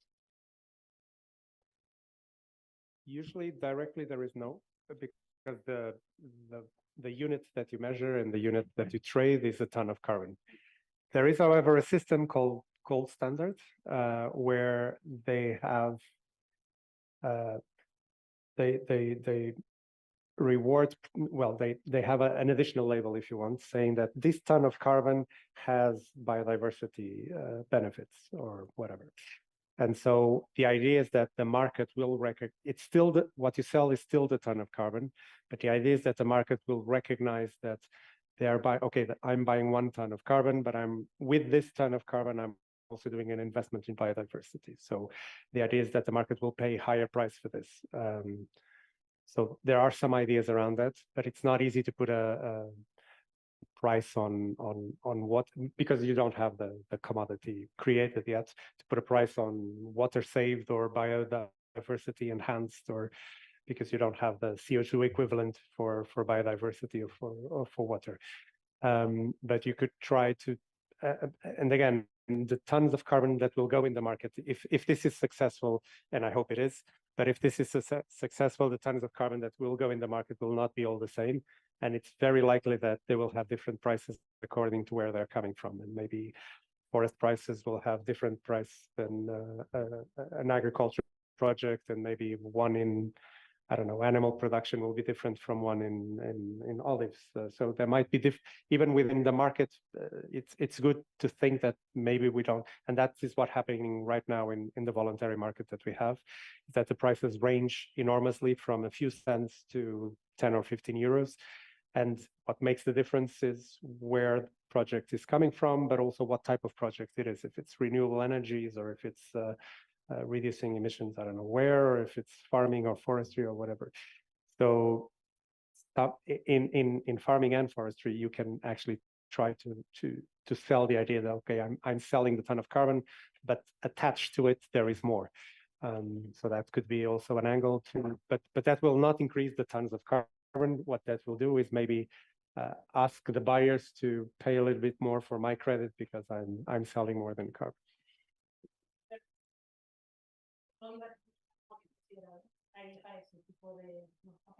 Just to know if you had more data on that.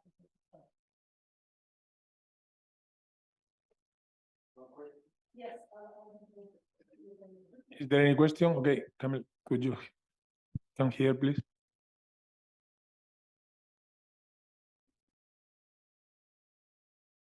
Thank you. Kamel Gergoy from Olive Institute, Tunisia. It's wondering and question, how we can define the limits of the producing, the orchard or olive growing producing system to define what the inputs and the outputs, the flows. For example, if we bring compost, during composting, we have a release of CO2, we have also a release of CO2 in producing the compost components and so on. So I think we need a certification about the net input of everything. Of the compost, we subtract all this emission in composting process. And then we have the net CO2 carbon input of the compost, not the real what is in the compost, but by subtracting all the CO2 emitted during the composting process and the fabrication of the compost components and so on. It's wondering to have a limit, a physical limit. If not, we cannot close the circle. Thank you.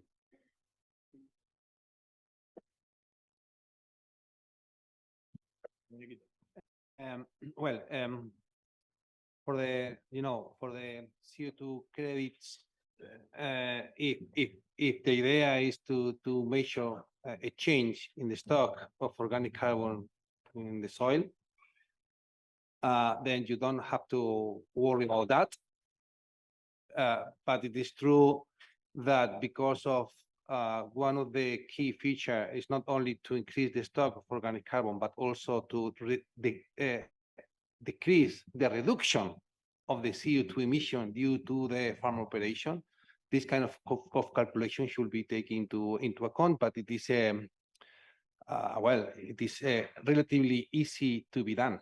I mean, there's no any major technological problem to do all the CO2 that has been emitted, not only during the composting time of 4, 5, or 6 months. The CO2 that is emitting in the pile, but also the CO2 equivalent that is emitted with the machinery you're going to use for the movement, the transport, the compost to the farm.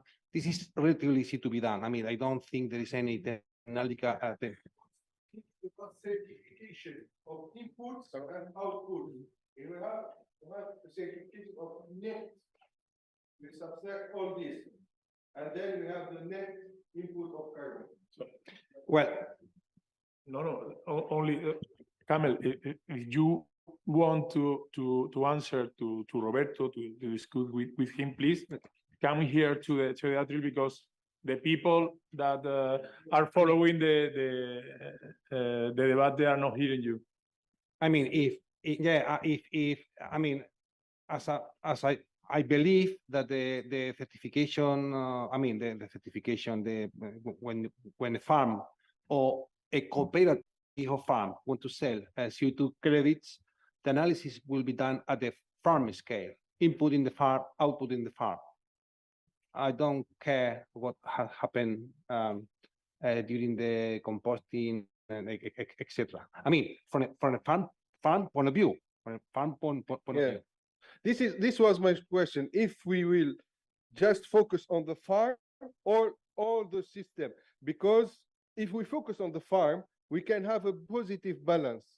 But if we take into account all we spent as CO2 emission, we can be in negative balance. So this was wondering, just an issue about what can happen. So in the certification, we have to have a certification about net certification about what the input and the output. And thus we close the system at the farm level. If not, we cannot close the circle. This is, it's wondering, but it's just, I think it's an issue, an important issue to take into account.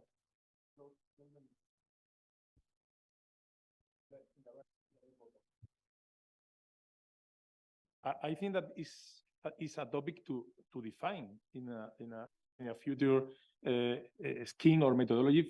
For example, when you calculate greenhouse gases inventory and you use 1464 ISO standard, you can select your scope for your inventory. You can select scope 1, scope 2, or scope 3, and depend of the scope, you include or not include several issues similar like this. For example, the use of the energy.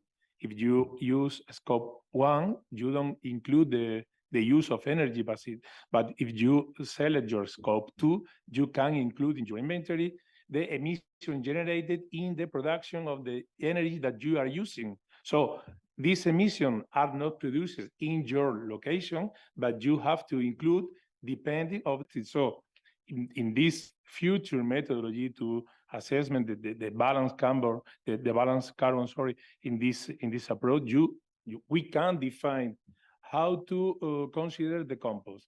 Only manage that improve our carbon sequestration because we increase the organic matter into the soil, or is mandatory to include the emission generated during the process that production the compost in the facility to produce the compost, or is in the compost producing in the farm is included, or is producing in the mill at 2 kilometers from the farm not included or not. There are several circumstances that I think that it's needed to define in the scope, in the criteria of the methodology with transparency, because it's important when we communicate the carbon balance to the market or for the certified third party. Is needed to that this criteria would be defined with transparency and applied with transparency, is my opinion.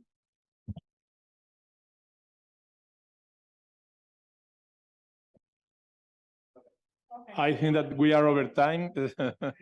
I think that there is a guy on the soil with very hungry, so we can break at this moment and we have the lunch break, and we return on 15, if you know, 3 p.m. in the hall, okay, and we return with the next table run. So many thanks. Yes, there is lunch for all in the hall, in the same place at the breakfast, okay.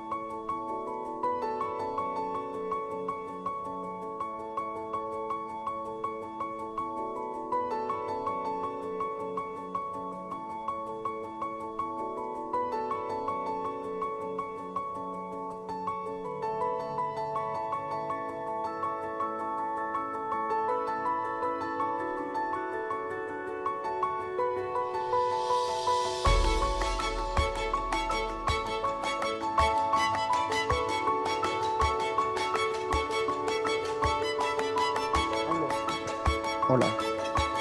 Hola. Hola. Sí,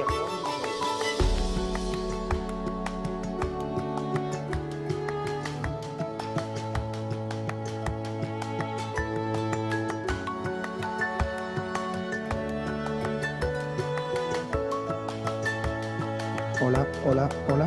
Ese es el otro. Hola.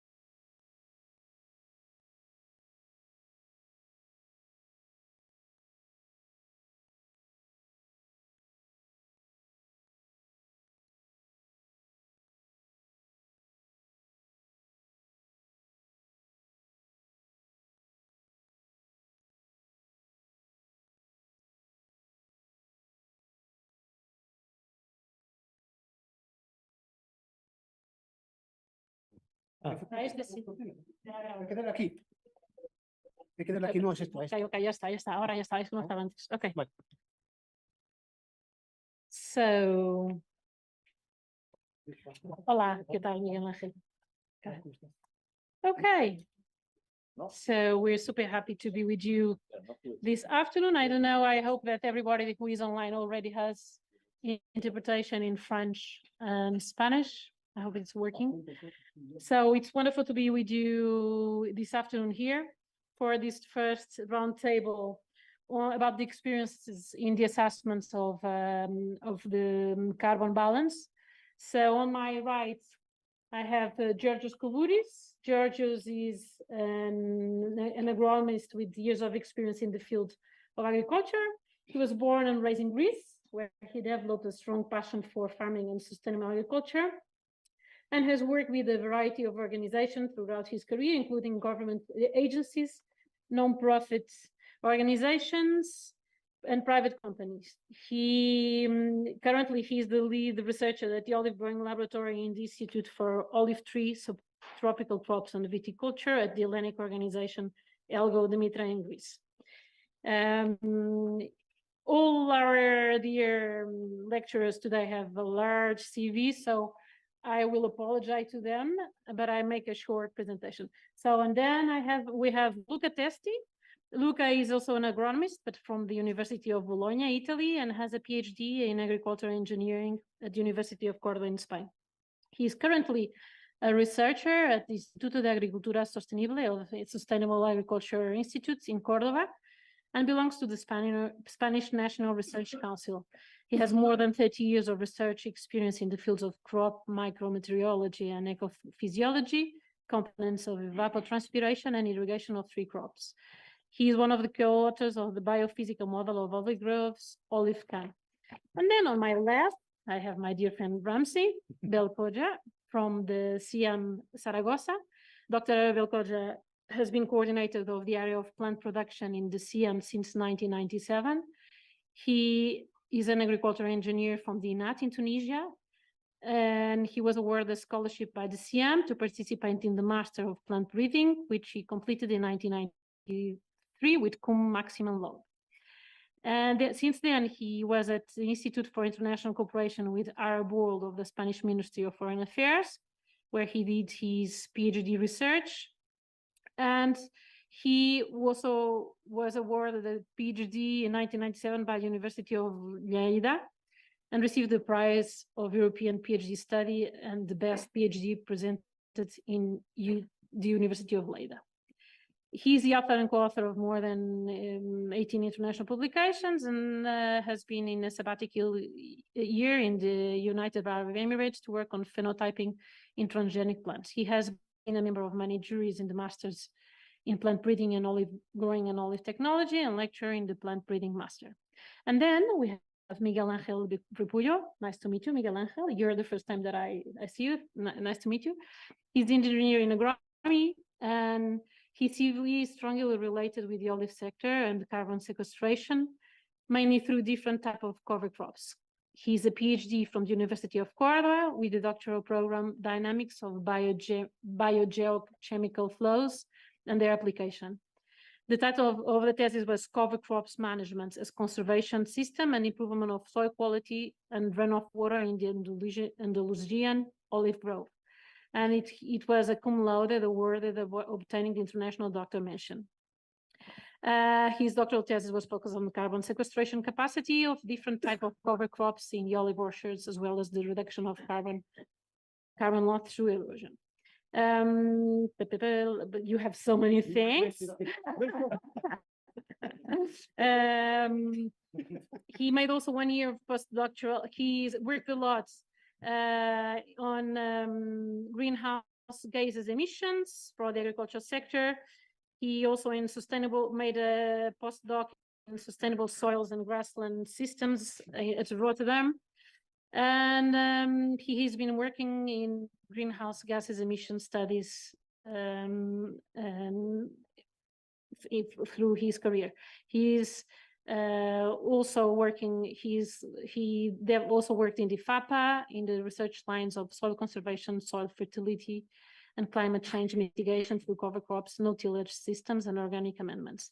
So, gentlemen, and also on my right, I have my dear colleague that you already know, Juan Antonio Polo Palomino. He's also an agronomist from the University of Córdoba, and It's his first activity at the IOC. I hope that he doesn't consider it to be the last, because he really had a hard work to gather all of you here. And I would like really to congratulate him, because he did a huge effort, and I think we'll have the opportunity during these days to have a wonderful debate on this matter. So let's go to the point. Luca, you're the first one. Oh, thanks. Okay, so I'll pass you the floor. Well, I'll try to ask you all not to talk too much, so that we have time for a discussion that I think is super important. So lucky to be the first talk after lunch. I will. Don't worry, I will wake up at the end. Today I speak about our. Thank you. Or because I can't see you anymore. Yeah, maybe. Today I will speak about another approach, or for this is to make models, okay? Not a model of carbon balance, but a model of olive.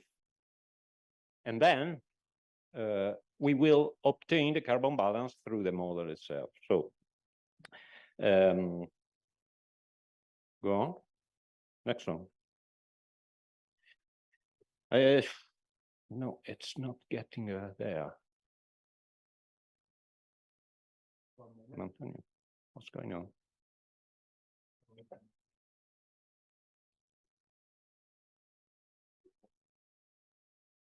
That's my own scene.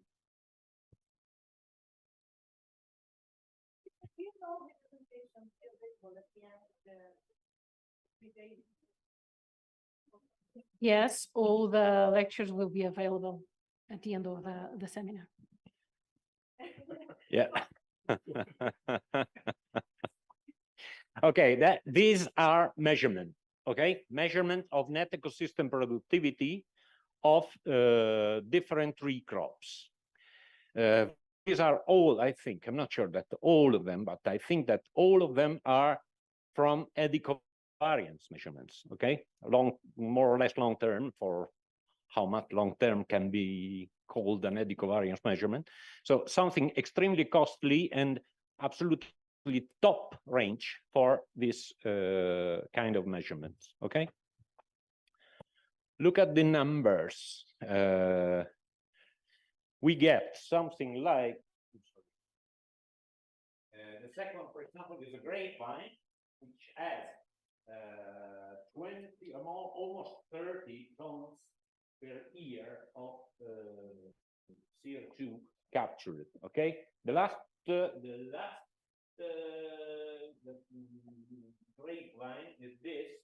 is around 5.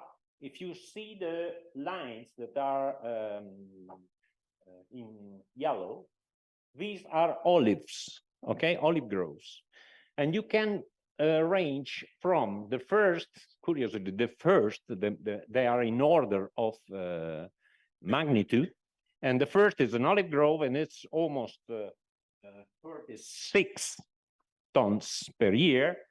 And the last one is almost always, again, olive, and it's around 2.5.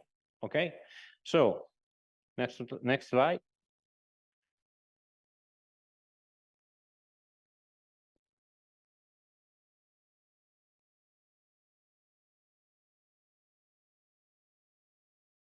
Why don't we begin again with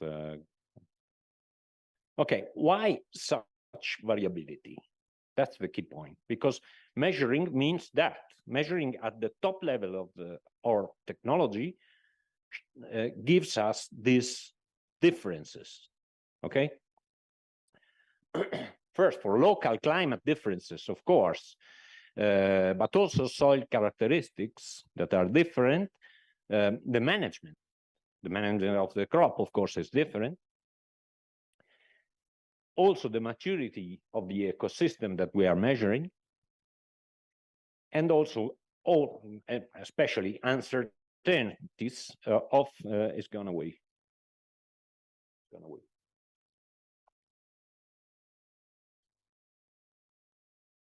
why don't we begin from scratch?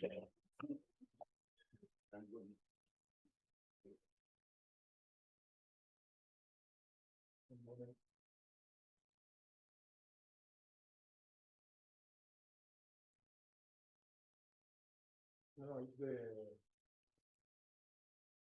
salido del Zoom.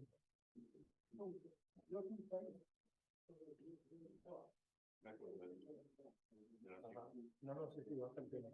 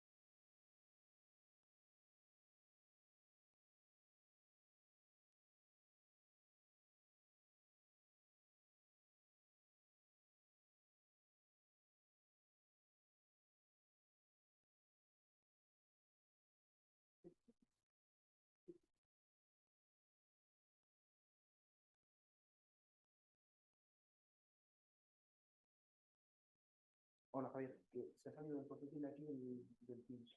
Está en la reunión del Zoom.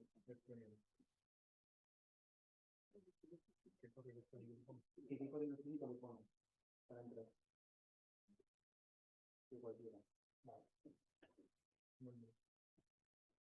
A ver si estamos a buscar.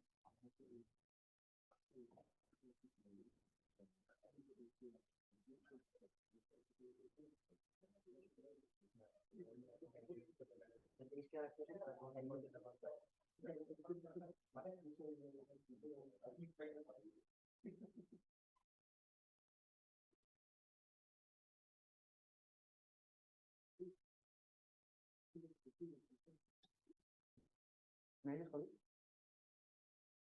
Que hay que darle acceso a Juan Antonio para al ordenador, claro, el ordenador para compartir pantalla. Eso es. Vale, me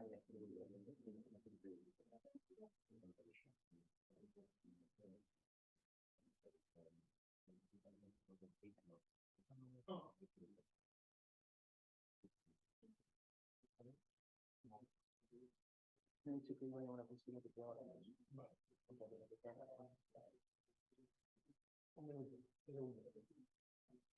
Ay, no, es porque no.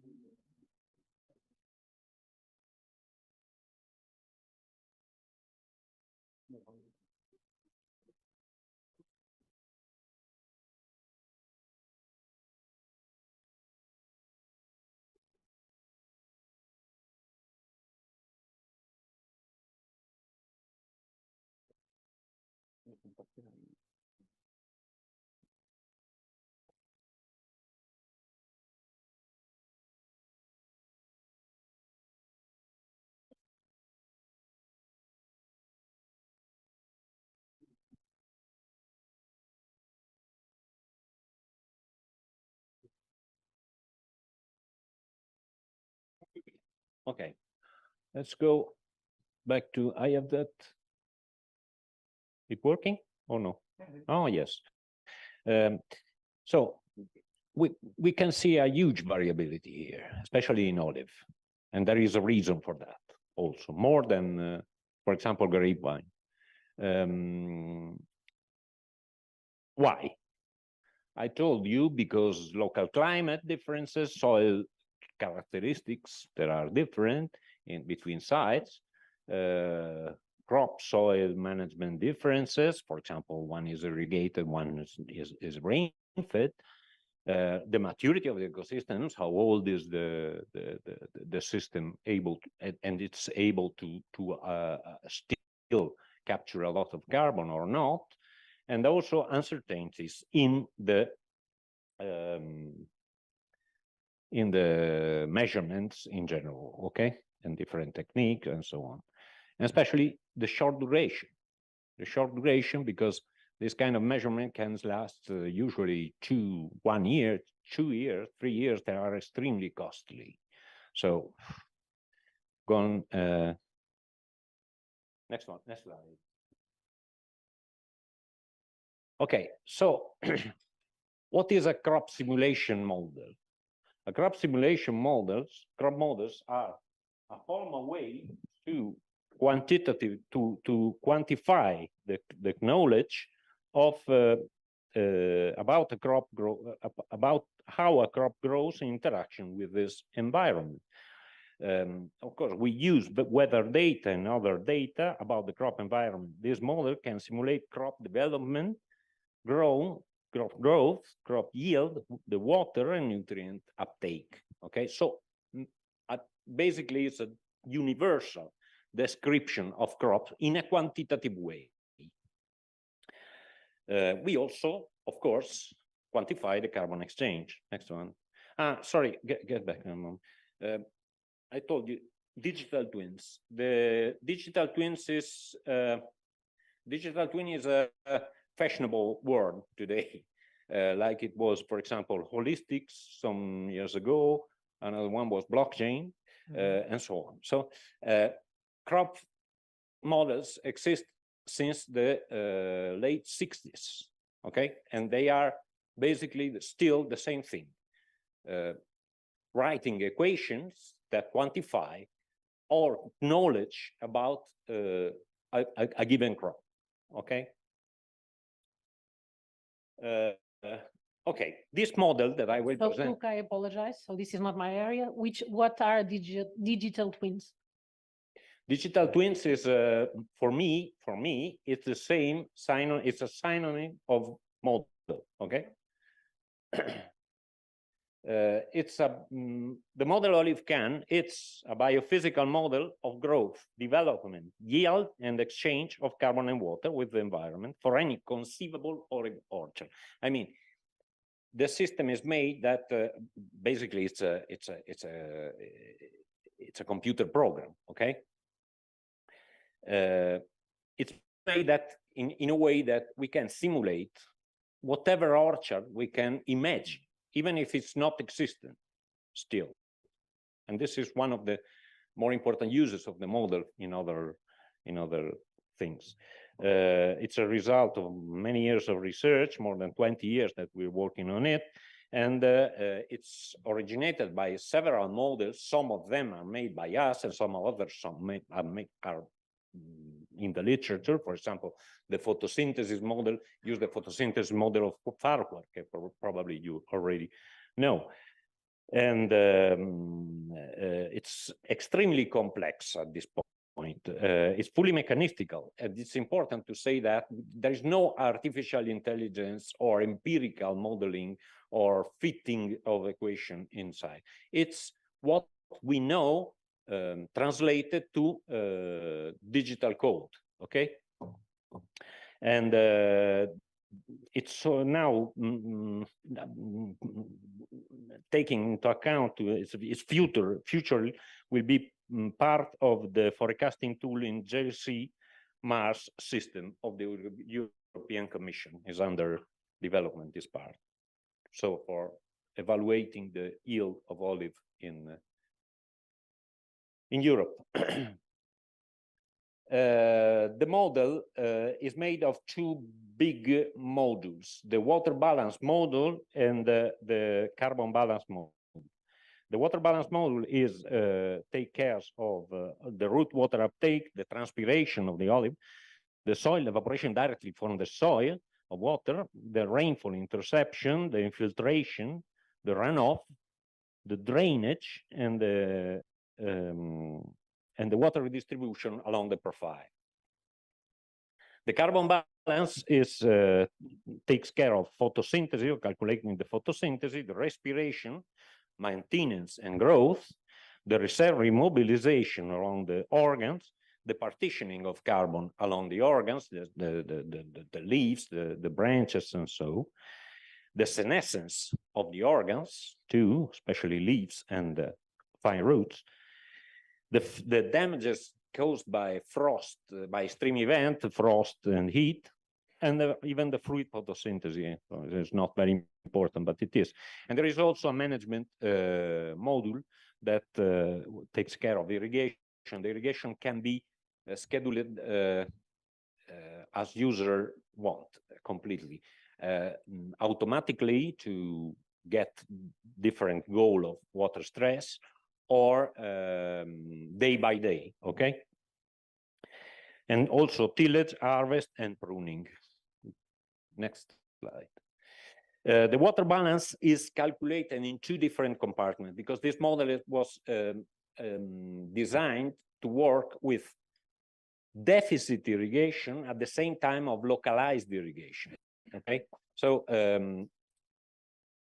the water balance is calculated separately and independently in the compartment that it's watered by irrigation, that is frequent irrigation, and the other that stays, for example, dry all the summer, and it's also it's only wetted by the only entrance of water is by rainfall. Okay, there is a third compartment that is the one that is occupied by the grass. Next slide. Okay, the carbon balance module calculates the photosynthesis depending on the leaf area and the interception of radiation. Calculates also the maintenance respiration and is subtracted to the photosynthesis directly as a function of temperature and biomass. And then distribute the new carbon of each day, assimilated each day through the organ, throughout all the organs. For example, the leaves, namely the leaves, the shoots, the branches, the cores, and the fine roots. Okay, they are all different categories of organ to distribute the carbon of every day. Then the fruits also are, when are present, are of course another sink of carbon inside the plant. Also, it's the growth respiration, depending on the growth actually of the organs, and the leaves and the fine roots are subjected to senescence and eventually dies, and they go into the carbon pool of the soil. Okay, the carbon pool of the soil, where it is calculated the heterotrophic respiration of the microorganism. Okay, next one. So I show you a pair of examples and how olive can be used for evaluating the water balance of olive trees. For example, we will simulate this orchard of the photograph, which is a real orchard, an hedgerow orchard of 1,600 trees per hectare, which is located in Úbeda, Spain, which is one of the biggest and more important area of olive growing. It's a clay soil. We will simulate it with a clay soil and the ground cover of 45%. And we're making a simulation during 15 years. In this case, we simulate 3 scenarios. One ray-fed scenarios, a deficit irrigation with 150 millimeters per year, and a full irrigation with 300 millimeters per year. Is not exactly a full irrigation for this orchard. This is a little less than full irrigation, but it's close to full irrigation. Next slide. This is the seasonal variation of the carbon fluxes. As you can see, we can see in blue, it's the gross primary productivity. The gross primary productivity is the total photosynthesis of the system, okay? In orange is the ecosystem respiration. The ecosystem respiration is the sum of the respiration of the plants, of the olives, the grass, if present, and it's not present in this case, and the net ecosystem productivity, which is the difference between the two, okay? and it's shown in green. As you can see, the green, which is the total carbon assimilated net month by month, goes negative in some months. This is not the full irrigation, it's the 150, I remember, is the deficit irrigation. So during winter, you have still, you have photosynthesis, of course, because olive is an evergreen, and you have a little, quite little respiration from both the roots and the plants and the biomass of the plant and the microorganism of the soil. Okay, so you have something which is positive in green. Okay, the net ecosystem productivity is positive during winter. Then it's after in spring the photosynthesis goes up, but also increases the respirations because the plant is actually growing, the roots are actually growing, and the respiration it's increasing. Then during summer, due to water stress in general, the photosynthesis goes down faster than the respiration. Okay, a stressed plant makes less photosynthesis, but still the respiration is equal or even worse than if well irrigated. Okay, and so in 2 months, in this case, in this simulation for this orchard in particular, for 2 months, which are August and September, we will have the orchard is not a sink of carbon, it's a source. Okay, next slide. And this is the 3 different treatments that we are simulating. The first is the rain-fed, as you can see. The second is the deficit irrigation. The third is the full irrigation. Note that we have discriminated here the heterotrophic respiration from the autotrophic. As you can see, the autotrophic respiration is the most part of the respiration of the system. So are the plants the ones that are losing carbon, are respirating more intensively, okay? And what you see on your right is the net ecosystem productivity, which is increasing with the amount of water, of course, because what we've seen before. Next slide, please. This is the accumulative per year? Per year, yes. This is the accumulative per year. It's carbon, it's tons of CO2 in this case. In other slides later will be... 3 cases are positive. In the 3 cases are positive. In this case, and this climate, and this management, okay?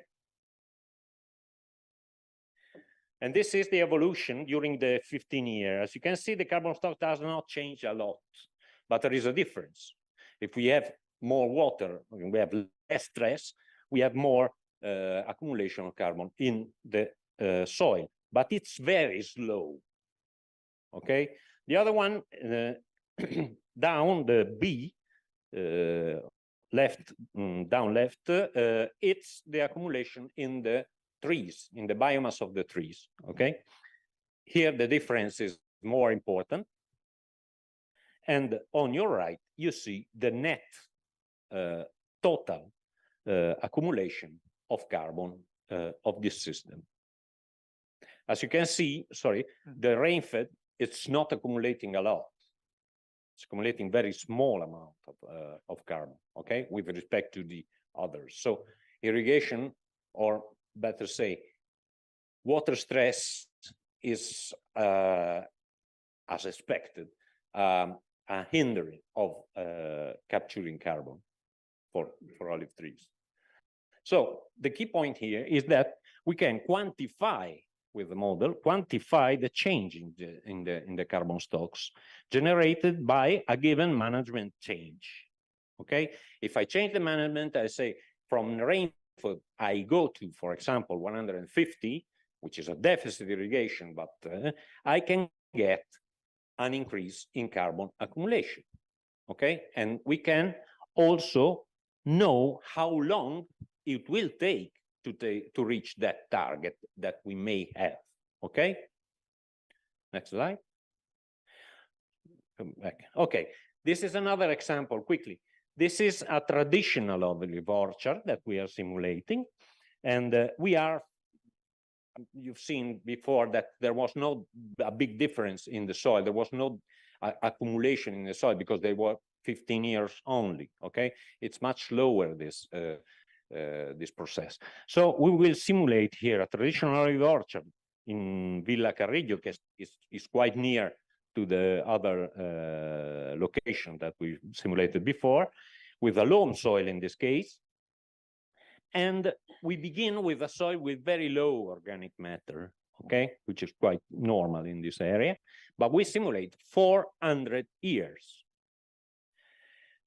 And we get two scenarios. We simulate two scenarios. The first scenario is the pruning is reincorporated, is exported, it's burned or exported outside. And the other, the pruning residues are incorporated to the soil again, okay? Next.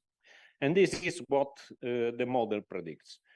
With the residue incorporated, you have the red lines, and with the residues exported, the the blue line.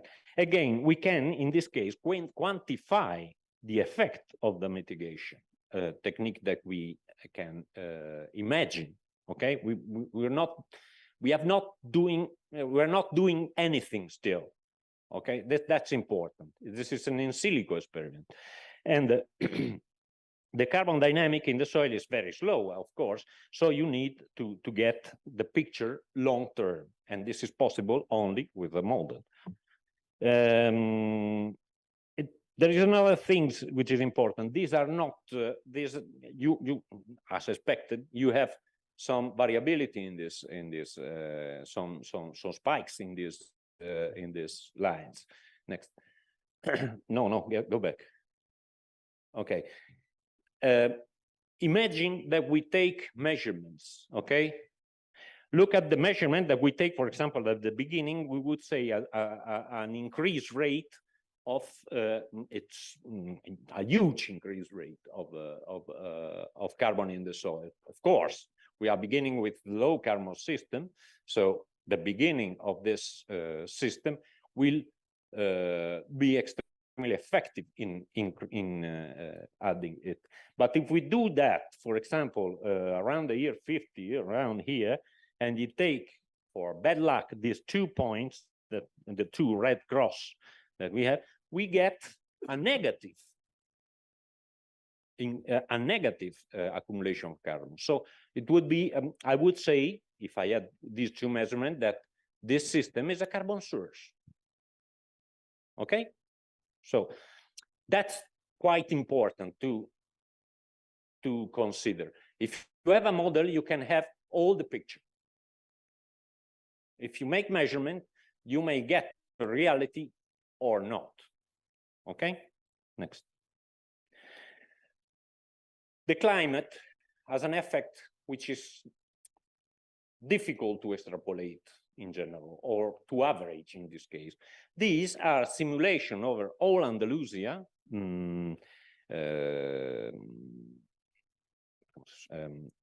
for what is this? A super intensive olive grove with grass. Okay, this is very, very recent simulation that we made.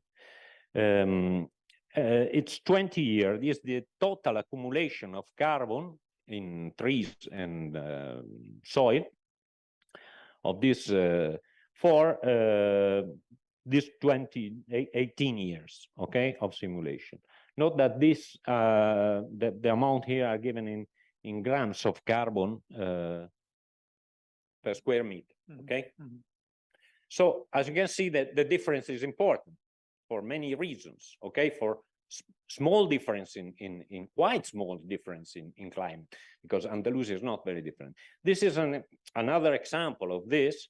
This is not made with actual climate, is a projected future climate with climate change, with RCP 8.5 that were produced by the University of Kassel.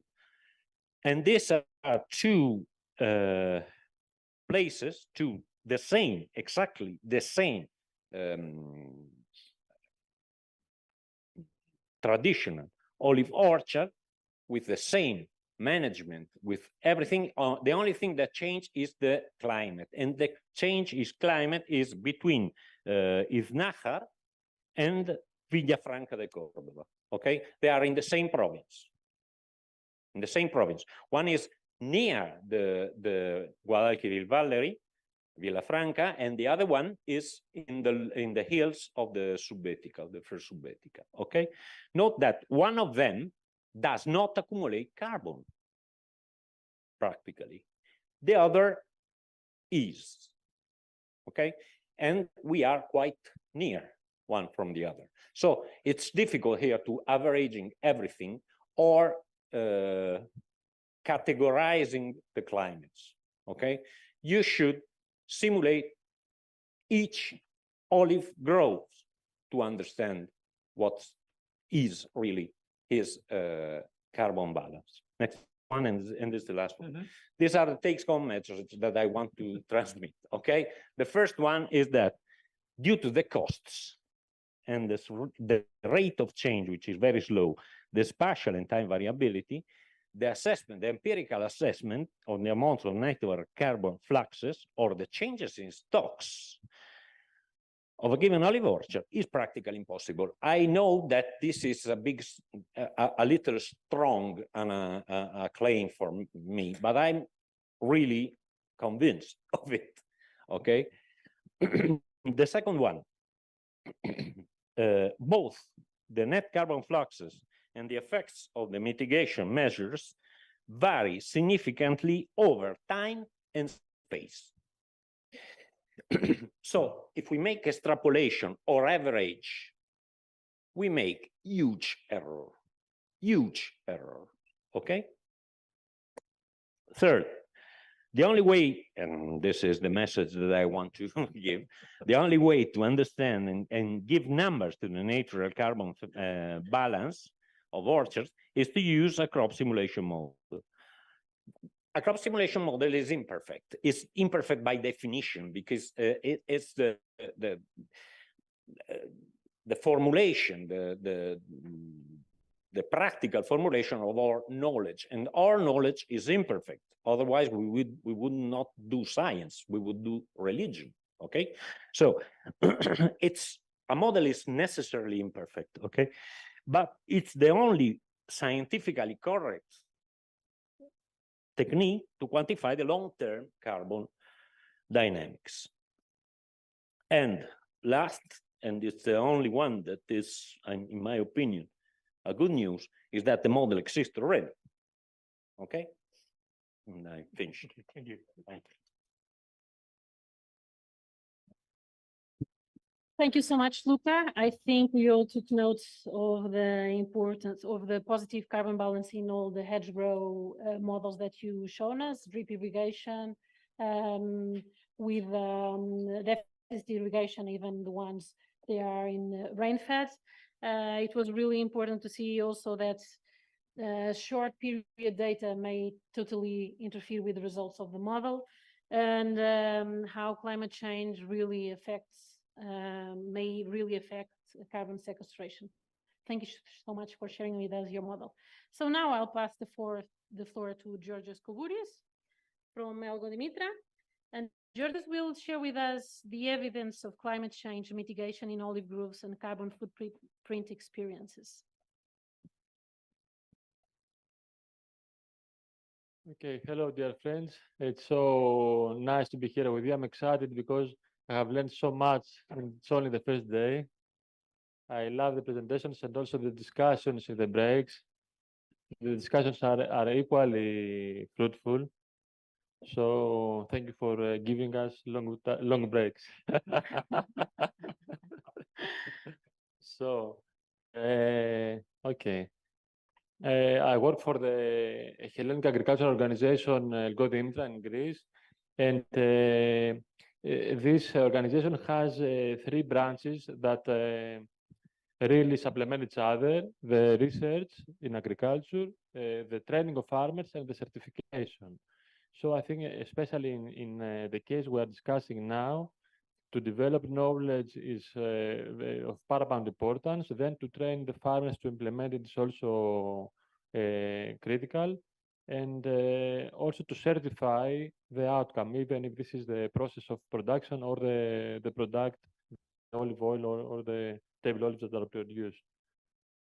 In specific, I work for the Institute of Forestry, Subtropical Crops and Viticulture, which is located in the island of Crete, but also has departments in, as you see in the map, in many very important olive growing areas of Greece. So we have a lot of climate change monitoring field experiments in all of these areas, and we collect data and we perform sustainability field trials. And our main activity is to work with farmers and farmers organizations so that whatever we do is practical and can be applied by the users and solve some problems. So we're talking about climate change. Today we focus on carbon footprint. And at all times, I would like us to remember that it's not just to certify a footprint, but to keep it in the context of climate change mitigation in our olive groves, and also adaptation of our olive groves to these climatic changes. Farmer, of course, is interested in getting a supplemental certification or income by this certification, but they are mainly interested in receiving tools and advice by us so that the trees can produce yields, so that the trees can produce income every year and good olive oil and the table olives. So as you see, especially in Spain, the last 2 years we have mainly water shortage as one of the main manifestations of climate change. We see flood incidents in Greece this year and several other Mediterranean countries. We had one of the most severe flood disasters of the last decades. We have extreme temperature events, of course, soil degradation. We see biodiversity decline, especially plant species that are very sensitive to water deficit and temperature that are becoming endangered. And we should also keep in mind that olive groves are a very precious context to preserve biodiversity. And also we see that pests and diseases that were of minor importance in the past recently become epidemics and cause serious problems in our cultivation. So let's keep the overall context in mind that we should try to improve olive growing, and in this general aim to focus in this topic of the seminar, that is carbon footprint. One image that shows how complex is the climate change in reality is that in these 3 maps you see risk maps in Greece for drought, for soil erosion and flood. And so you can see that a large part of the country is under risk, and this applies also for most of the countries in the Mediterranean. And also you can see that the same area is prone to water deficit and flood at the same time. So you see very complex processes. So consumers care about the environment. We see a lot of pollution by the industry, by transportation, by our way of life. And consumers care about the environment and try to buy products that respect the environment. And on the other hand, olive groves can have a positive role in this process and clean, let's say, in simple words, the environment, but with sustainable management. We should not take for granted that any olive grove under any management is good for the environment. We should focus on sustainability and try to improve the way we manage it. It does not work by itself. So we say polluter pays. This is something like a slogan that we say, okay, polluter pays, but to whom? Who gets the money that the polluter pays? The industry pollutes.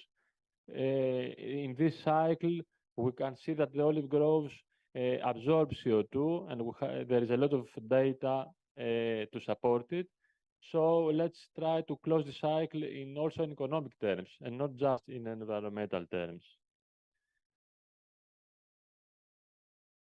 So carbon footprint calculation. We have seen a lot of companies that sell carbon footprint services to farmers, and all these calculations are in a computer with assumptions, with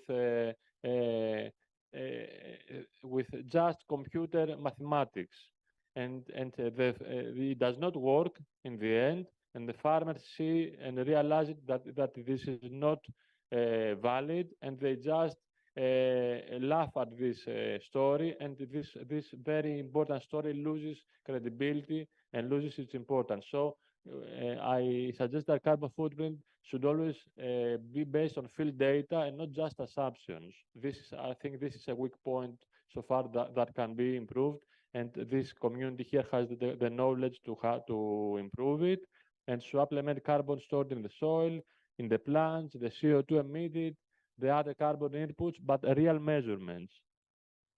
And after we have all the measurements, then to go and model and have solid calculation. So in our work, we have been working on sustainable olive growing and quantification of the result compared to intensive olive farms for over 12 years now. Two are our flag projects, the Life Olive Clima and the Prima Sustain Olive.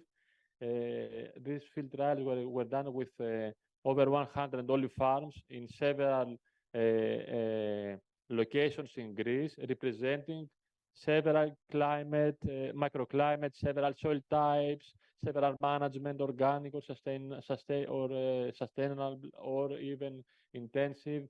So we compared practices, and this project was awarded as the best project in Europe for climate action. So a lot of data that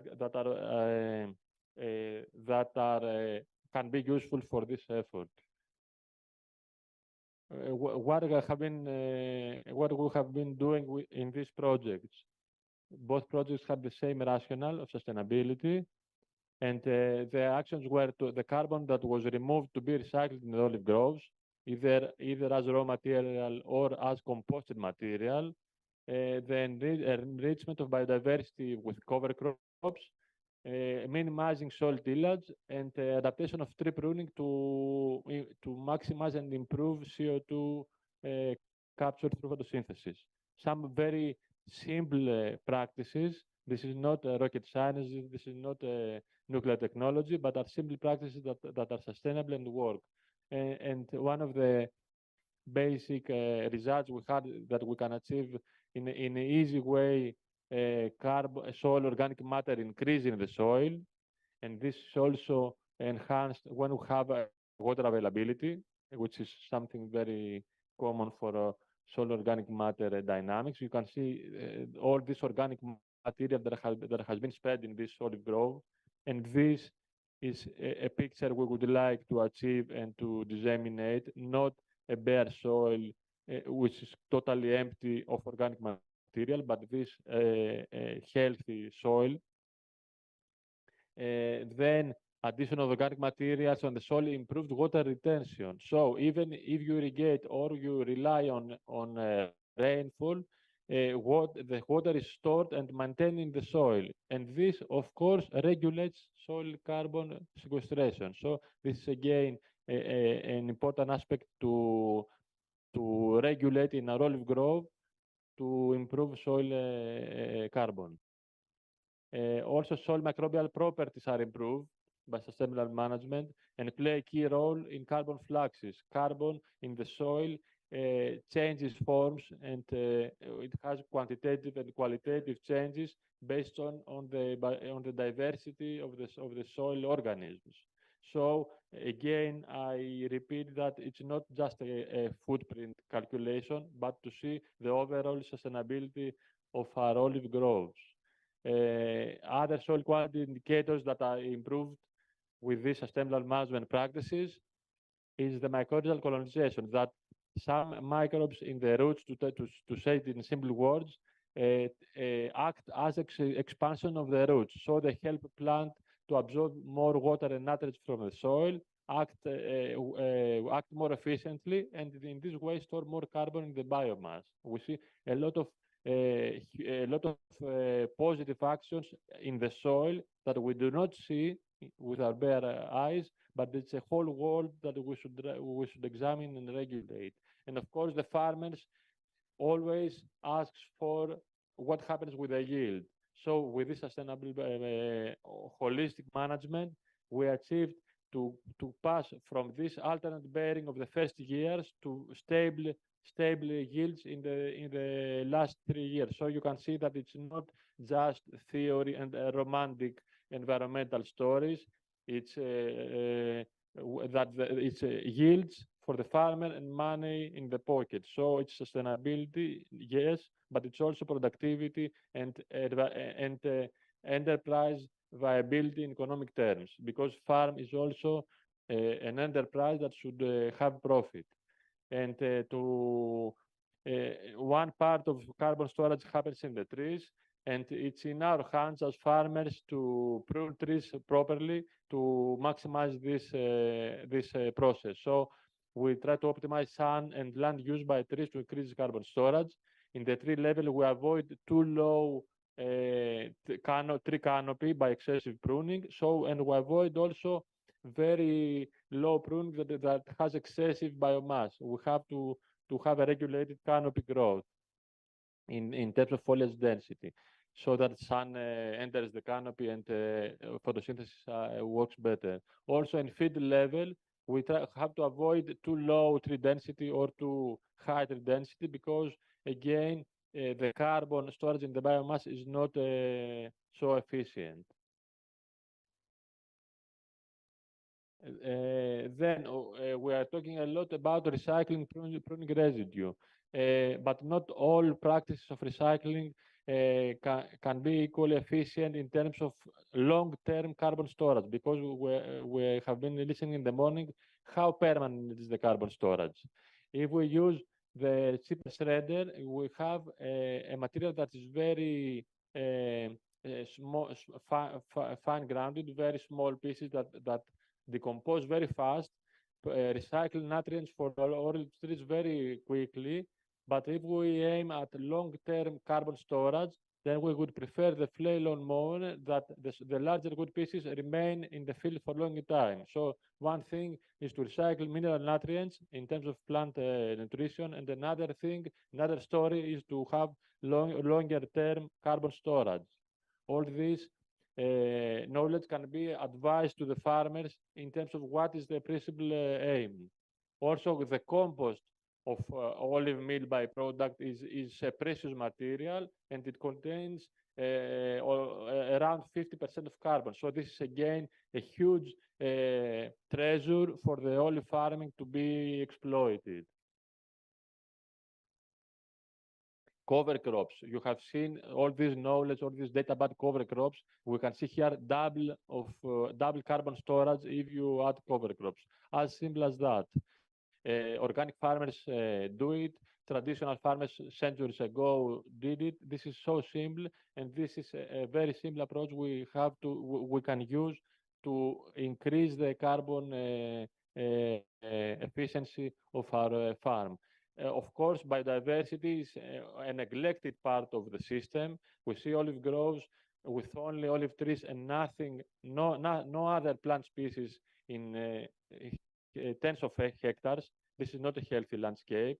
A healthy landscape contains multi-species soil cover, contains natural vegetation, contains birds, mammals, lizards, insects, a richness of biodiversity. Let's keep this in mind also.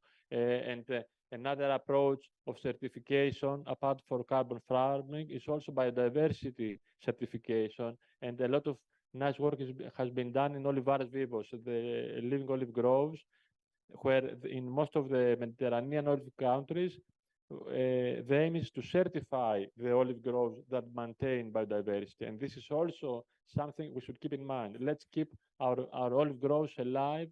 Let's keep them positive for the environment. we are talking about carbon storage in the soil, but if we look at how much soil is lost by erosion because of tillage and how much carbon is lost, all this, almost half a meter of topsoil is lost, and this contains huge amounts of carbon. On the other hand, if we have the cover crops on the right, and this is a very common landscape in Greece and probably in other countries with sustainable olive farming, the soil is totally protected and minimal soil and carbon is lost. So it's again as simple as that.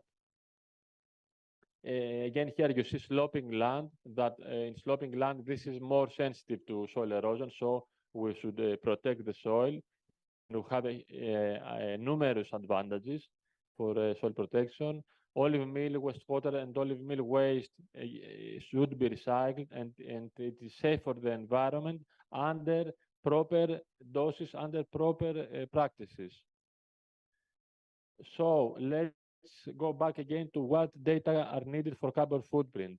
In the project I mentioned earlier in Olive Clima, we measured soil CO2 emissions for several years in olive groves in Greece and Italy. So we have measured measurements of the soil CO2 emissions in irrigated and in rainfed olive farms. So this data, again, is, in my opinion, an interesting data set to calibrate, to use it, and then to use it as a basis to model our results. Here you can see measured soil CO2 emissions in olive groves through the year, from January to December, the whole year selected among the long-term field trial.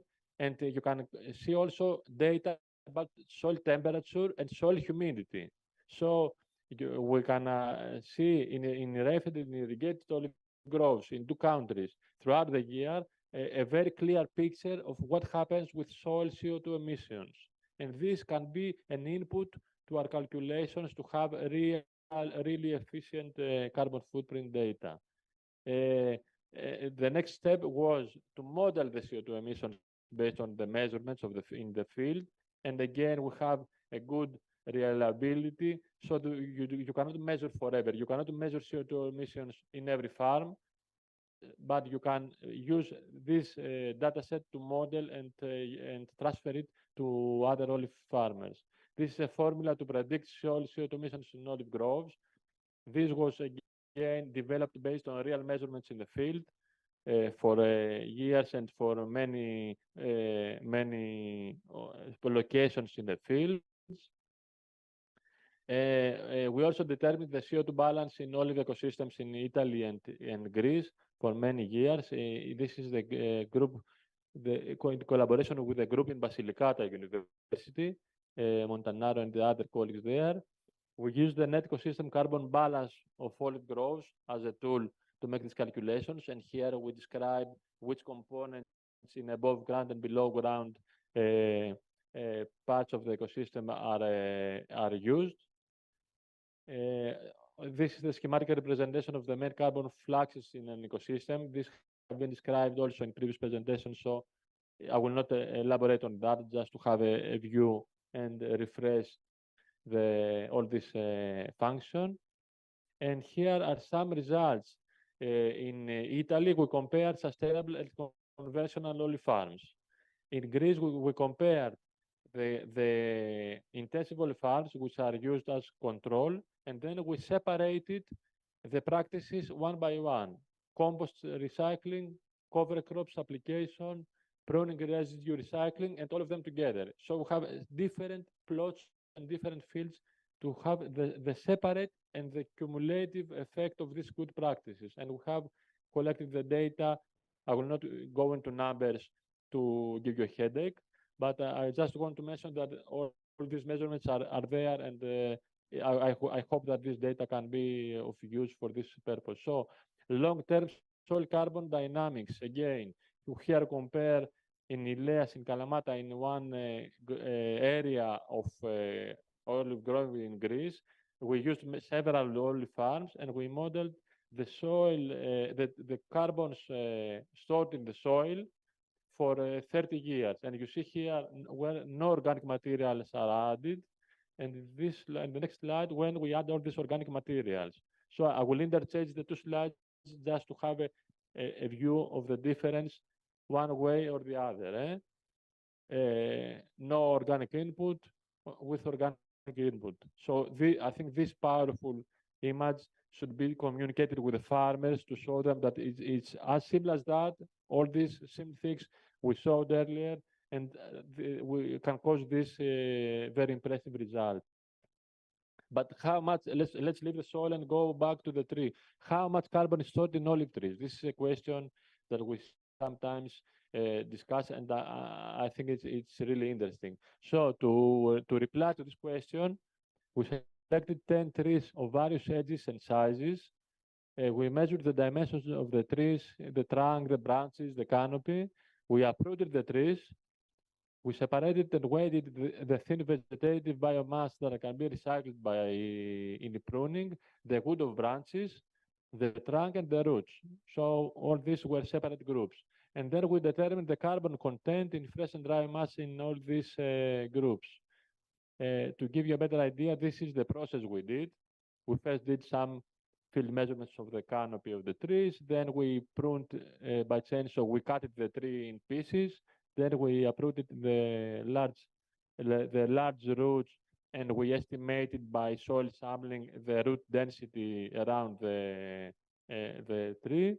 We separated the plant fractions. We trimmed by the thin vegetation because this could be recycled and this should be analyzed as a material that will go again in the field. And we analyzed the largest material and all the parts of the tree in the laboratory. So this is a real measurement again, how much carbon is stored and how many nitrates are included in olive trees. This is too small to see, just to describe you that all these measurements and all these results in the laboratory analysis, the trees were from 20 years old to 100 years old.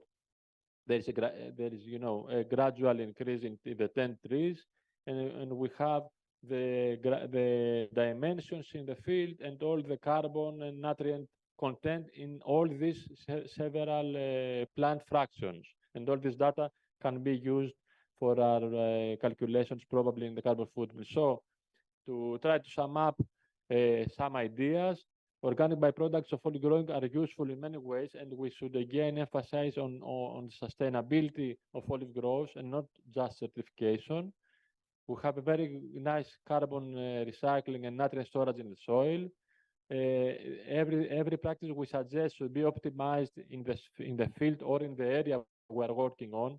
This is not a solution that works equally well everywhere. When we're talking about recycling, we should always keep in mind the phytosanitary control. We have diseases that are spread by these organic materials, so we should check that they are healthy before spreading. We need holistic management, not just one thing. It's not a pill that you take it and you get healthy from sick. It's a whole process of sustainability that we have to communicate with the farmers and put them in this way of thinking. And carbon footprint should be calibrated with field measurements and lab analysis, and not just a software in the computer. Closing the presentation, I would just leave this slide so there are a lot of projects about these issues that you can see later on if this presentation is shared with the participants. We have also a lot of videos, training videos in the YouTube, which are freely available with a very simple demonstration of good agricultural practices for farmers.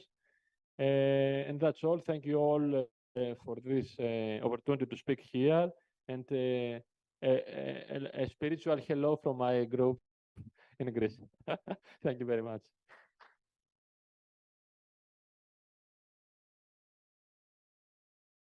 Thank you so much, Georgios.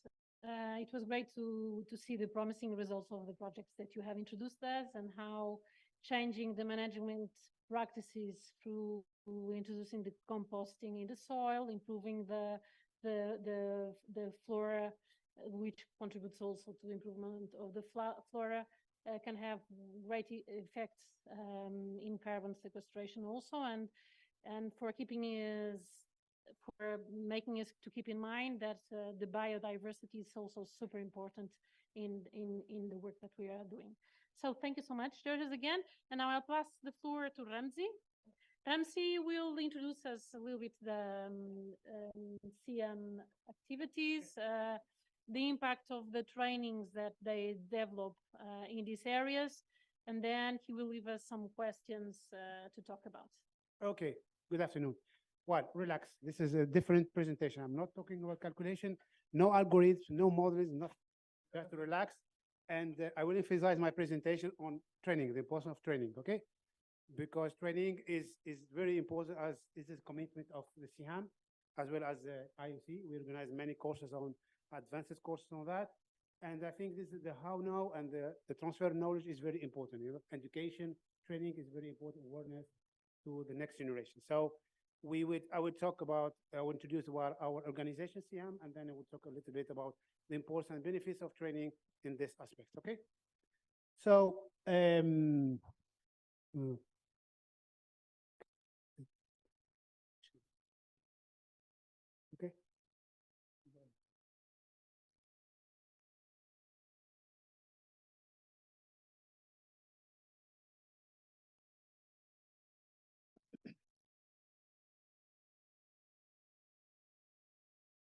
Okay.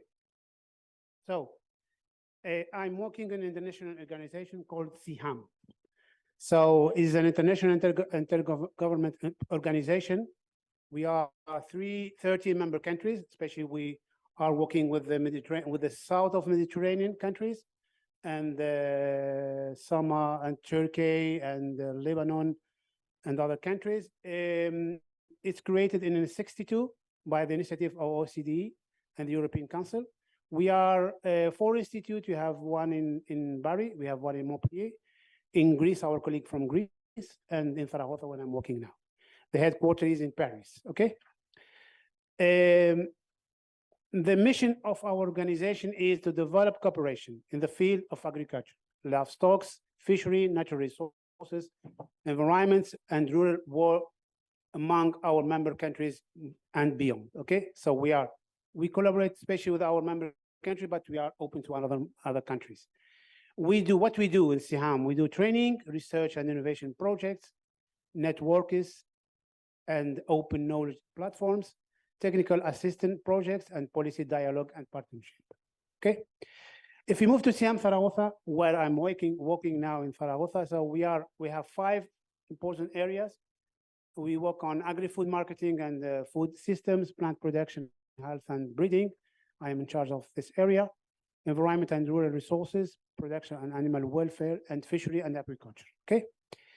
So especially we organize all our training are in alignment with the sustainable development goals. Okay. So we are our commitment to climate change and sustainable development goals are very, very important. The last years we try to align our training in this aspect. Okay. So we organize 8 master's course science, about 8 advanced courses by year for professionals, especially for professionals, 2 cooperative research networks, European research projects. We are in 5 current ongoing projects now, and other activities. We organize seminars, congresses like this, different activities, okay? So if you go to assessment, the CO2 balance, exploring experience and methodology, and is in understanding our carbon footprint. So assessing this is an introduction, and then we go on side. Assessing the CO2 balance is a vital step toward understanding our environment impacts and taking meaningful action to combat climate change. It offers a clear picture of where we stand and what needs to be done to ensure a sustainable future. As I told you in the principle, the importance of training, awareness, and education for the next generation. The training importance, for example, at industry level, different industries have different carbon footprints. Training tailored to specific industries can help business understanding and minimize their impact.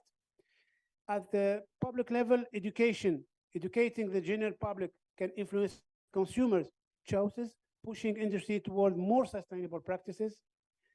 Tools and techniques. We discuss various modern tools like carbon calculators, algorithms, modelings, think methodology and technology advancement that aid in calculating and understanding carbon balance.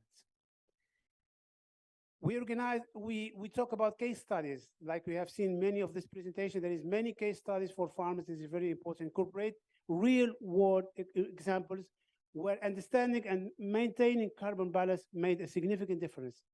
This could be in the restoration of forests, innovative city planning, or companies switching the sustainable practices. What are the benefits of training? At the informed decision making. With proper training, business can make decisions that are both economically viable and environmentally sustainable. We mitigate. Training can help business and individual foresee and mitigate risks related to climate change.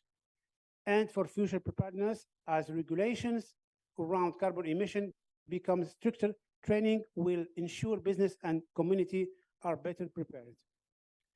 Awareness campaigns discuss the role of media like NGOs or grassroots movement in raising awareness, highlight successful campaigns that have brought about meaning changes. Incorporating carbon balance in education.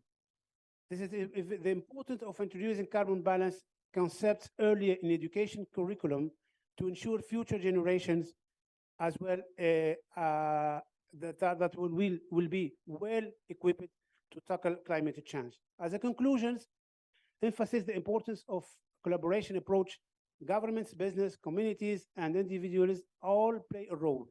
With proper training and heightened awareness, we can strive for a balanced carbon cycle, ensuring a healthier planet for future generations.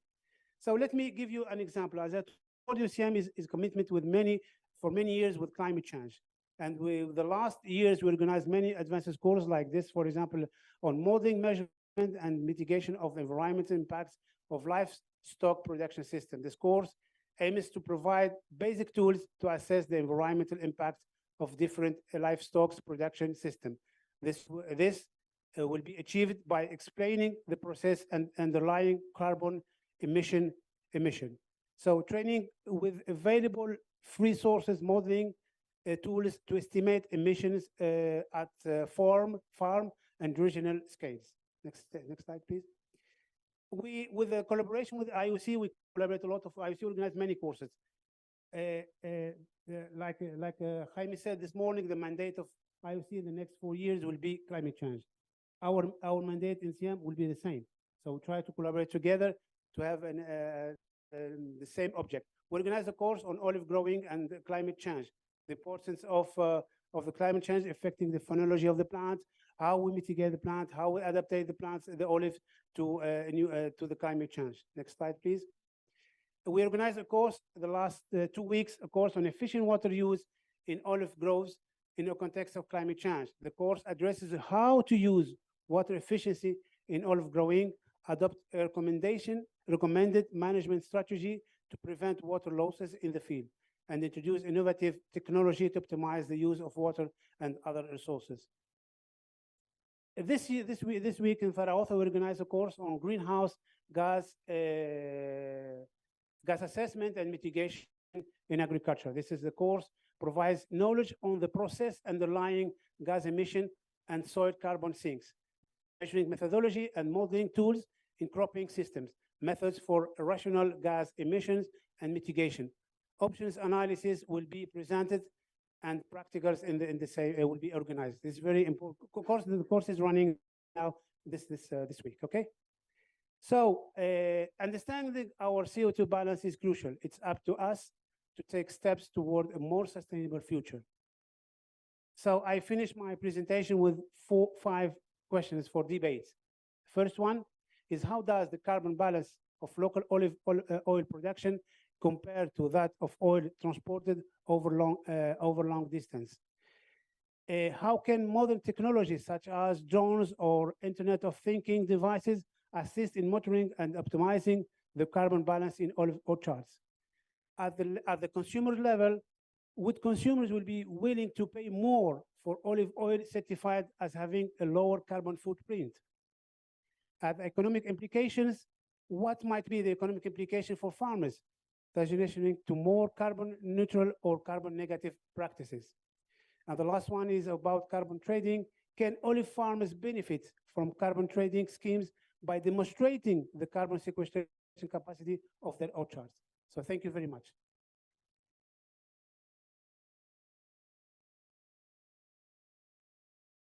Thank you so much, Ramsey, for sharing with us all these activities and putting these questions for the bites.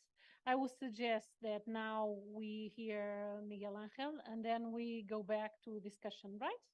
Juan Antonio? Yes, okay, perfect.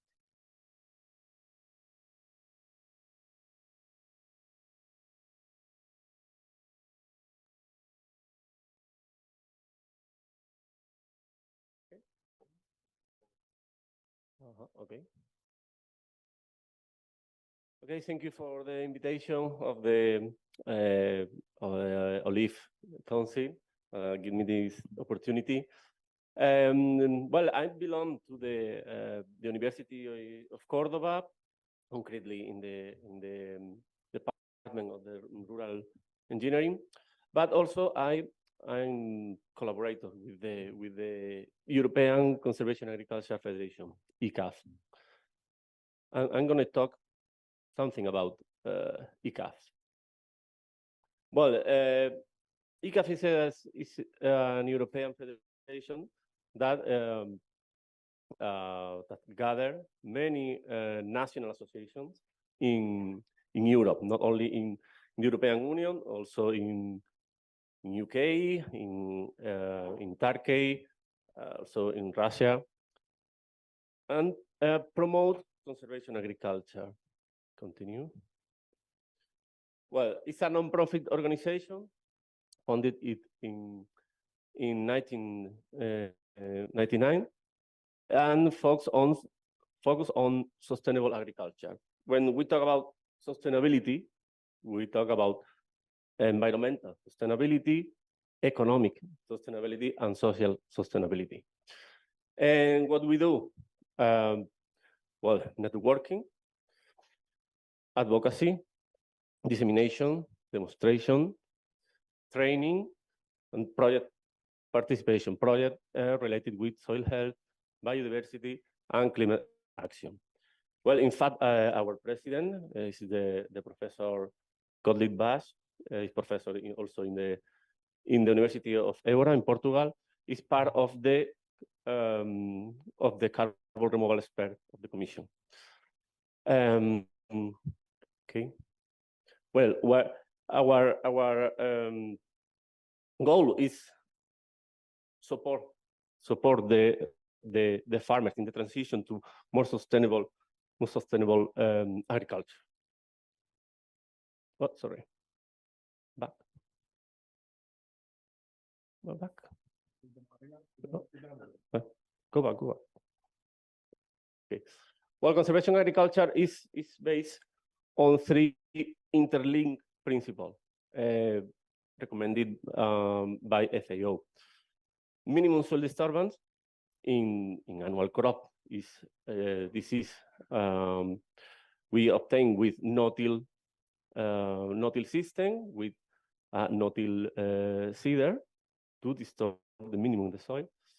And second principle is permanent soil organic cover, mainly to protect the soil, but also to feed the soil with the carbon and nutrient of the residues. In annual crops can be obtained by the residues of the harvest residues of the previous crop, also with cover crops, and in woody crop with ground cover. We prefer we use the term ground cover instead of cover crop, because cover crop we prefer use it for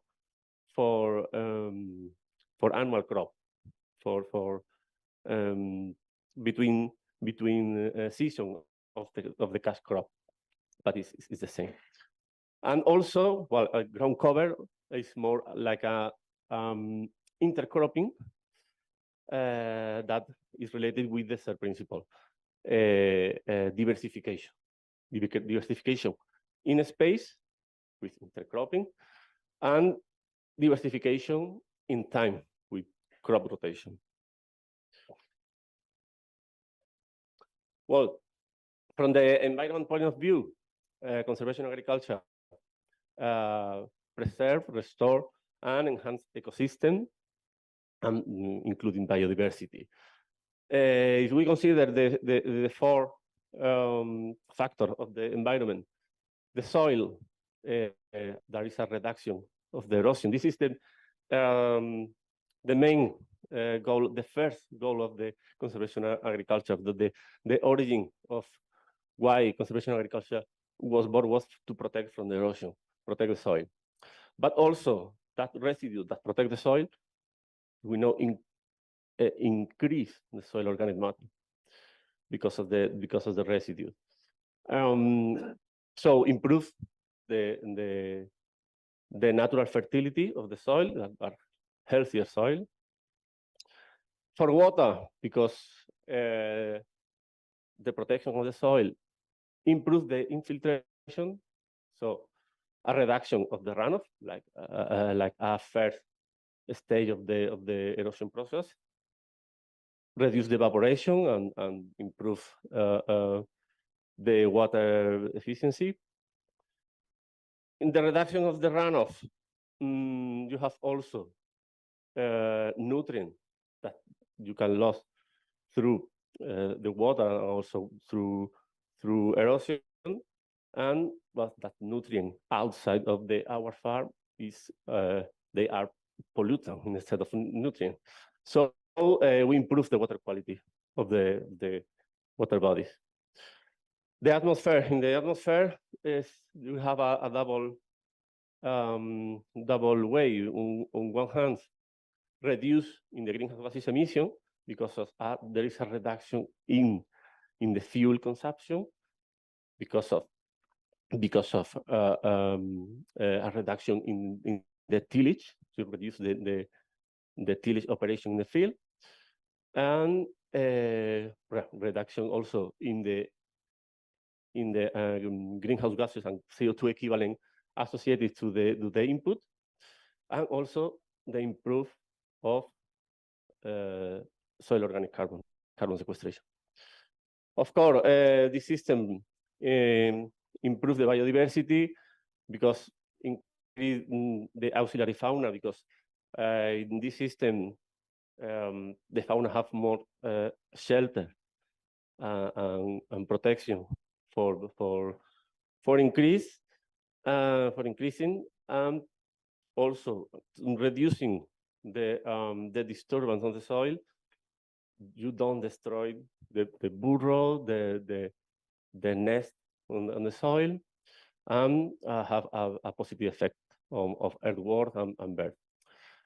Finally, also the improving in the water quality also is good for water stream to big animal close to our farm, and there are a flora diversity. Well, economic and social benefit, because not only improve the environment, but also the quality of life of farmers. Economic, because of the reduction in operational costs, because we have lower pass, reduce or try to avoid the tillage, and we have a fuel saving.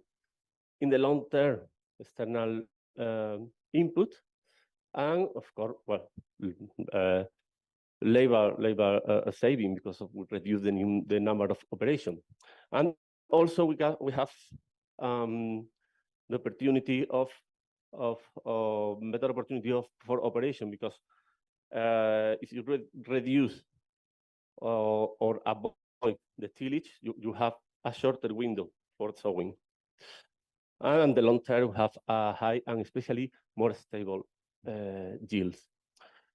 The social also, because this maintain the rural areas, because we have economic benefit. You have time saving and you can dedicate more time for other activity. So that's improve the rural areas dynamic and support the generational change and protect the food security and soil health and food health. Well, we focus more in, we are going to see more in detail what is the potential for climate change mitigation of the conservation agriculture of the three principles. Minimum soil disturbance, on one hand, we have a reduce in field operations, so reduction in fuel consumption, reduction in emission. We avoid the breakage of the soil aggregate, so we limit the emission of CO2 and other nutrients in other gases. So we reduce the carbon footprint. The permanent soil cover, but in one hand we protect from erosion. When erosion, we also lost soil organic carbon, but we have an input of carbon and nutrient. Because well, after moving and during the decomposition of the biomass, we also improve, we release carbon and nutrient in the soil. That improve the soil organic matter. That also it helps because of the improvement in the structure, because of the diversification, because we have plants with different root systems that improve the soil structure and the soil organic matter. At the end, increasing the soil organic carbon in the system. Well, the adoption of CA, conservation agriculture, in Europe and other regions in Europe, in the world, in Europe the fraction is quite still is quite low, about 6-7% of the cropland area. Other regions have higher fractions, such as South America. In Africa, also in some part of Asia, have problems with the access to machinery, especially for no-till system. And well, in Europe, it's more a question of mindset, mentality. Well, in Europe, Spain is the #1 in surface with under CA. Those are still all data of the reference. The reference is from the last year, but those are data of the 2019, and now has improved, especially with the support of the politics. I'm talking about the eco scheme that are supporting this practice, the practices that basis of the principle of the conservation agriculture. And now one data or some data in the last year, from the last year, have increased the area under CA in 1 million hectares in Spain. So easy, no-till system is about 1.4 million hectares, and in woody crop with ground cover crops, about 2.4 million hectares. So it's interesting.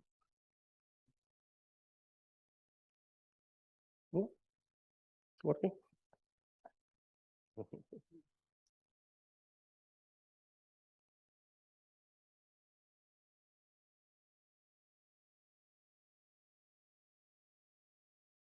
Okay. Working?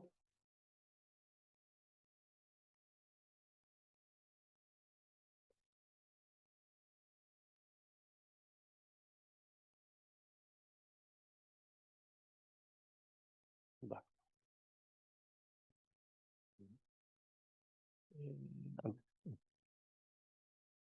Yeah, we focus on in Spain and in woody crop, exactly.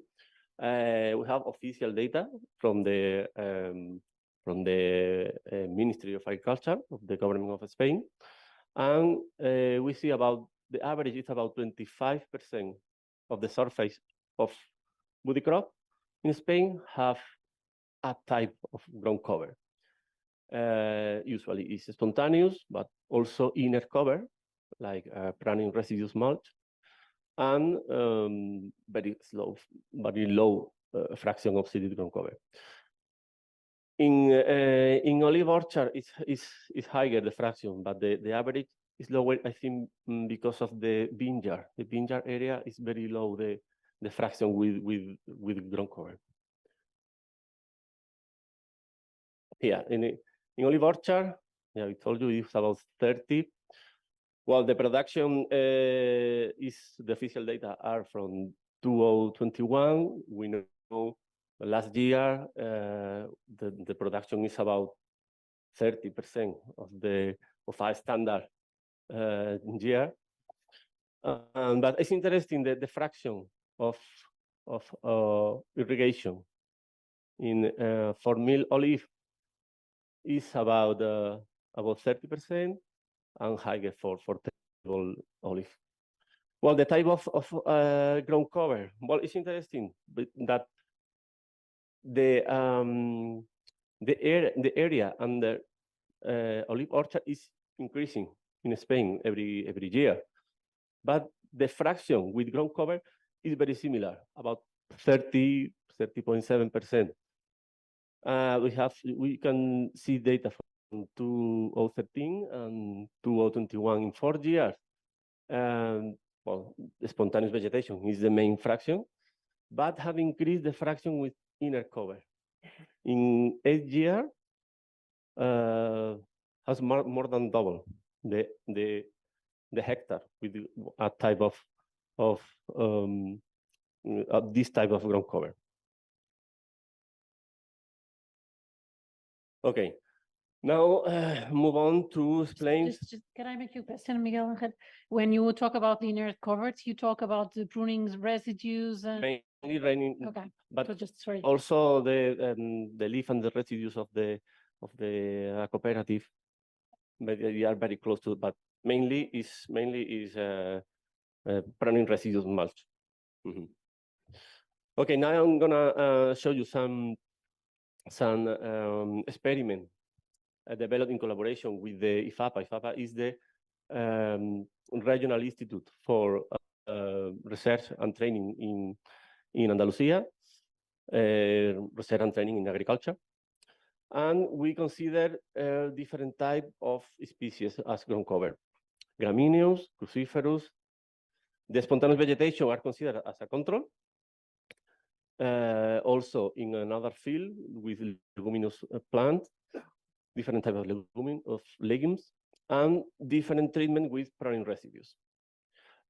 All these treatment were developed in 4 years, 4 seasons, and well, not very far. 2 of them in the same experimental station, another in a commercial farm, but about 20 kilometers of the experimental station. Well, in the first one, we have the commercial farm. We studied gramineous, cruciferous, and spontaneous. As a gramineous, we use the species Brachypodium distachium.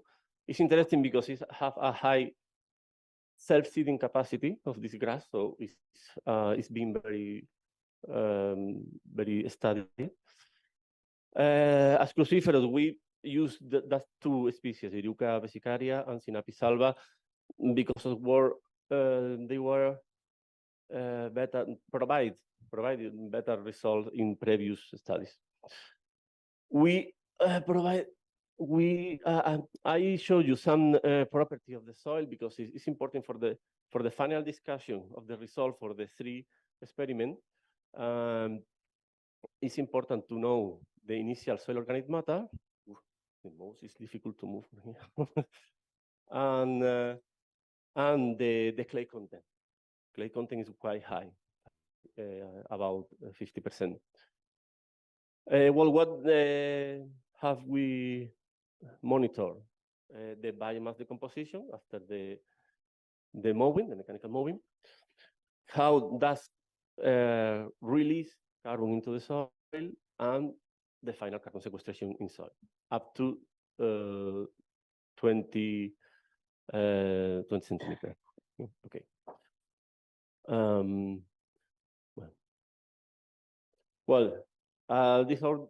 Those are the results, but we know, especially Brachypodium distichum, provide higher ammonia biomass, and that was translated into higher carbon sequestration.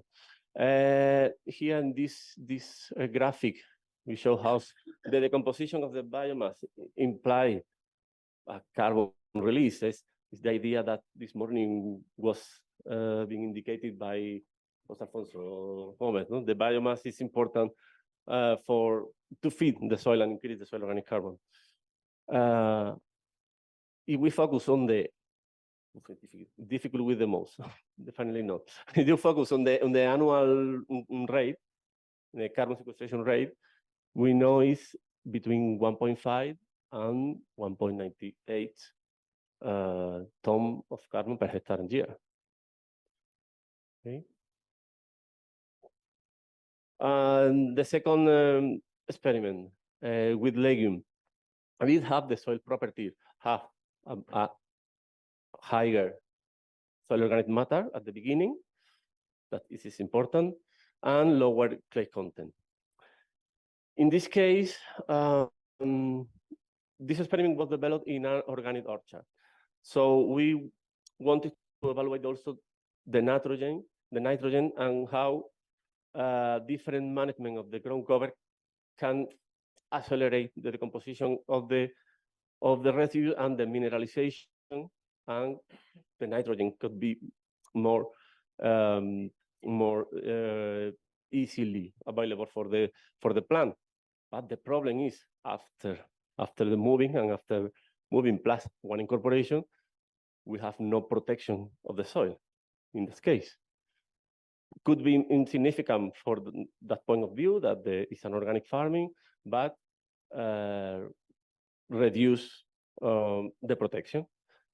Maybe in flat olive orchard could be a possibility, knowing very steep slope system.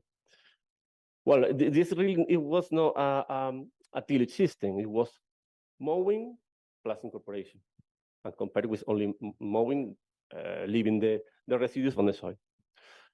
Well, the three species are typically typically used as ground cover: common vetch, bitter vetch, and hardy vetch. The result. Well, you have an average of the biomass.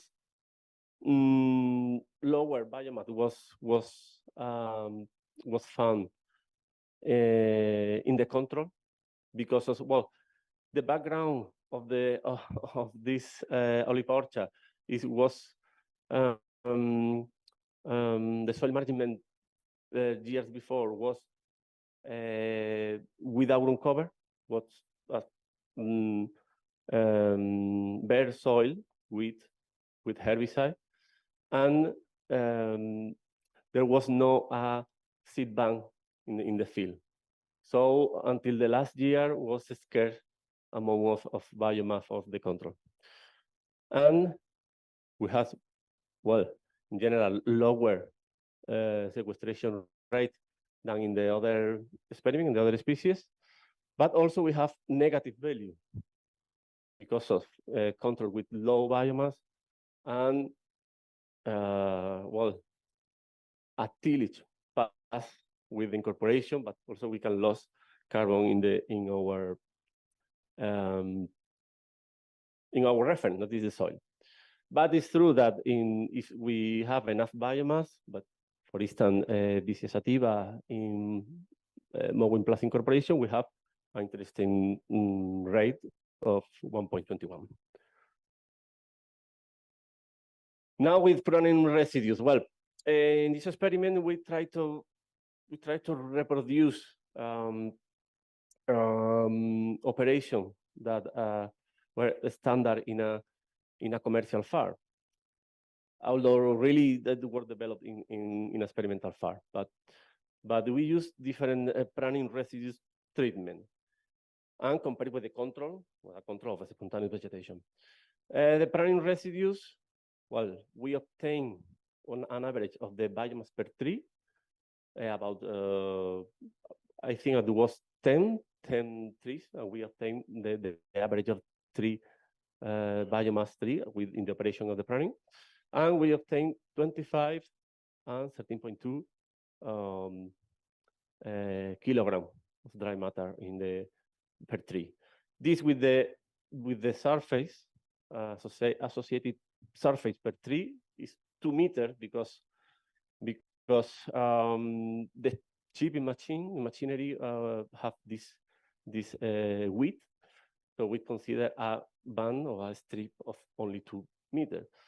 So this is the in 16 square meter was considered our associated surface, and also what we consider treatment 1 with only fine residues lower than 8 centimeters, and if we have a more severe, more strong pruning, we can obtain also thick residues more than 8 centimeters. Well, the limit of 8 centimeters was considered because sometimes the chipping machine cannot, now that have changed, but years ago sometimes have a limit of the size of the residues to be chipped. And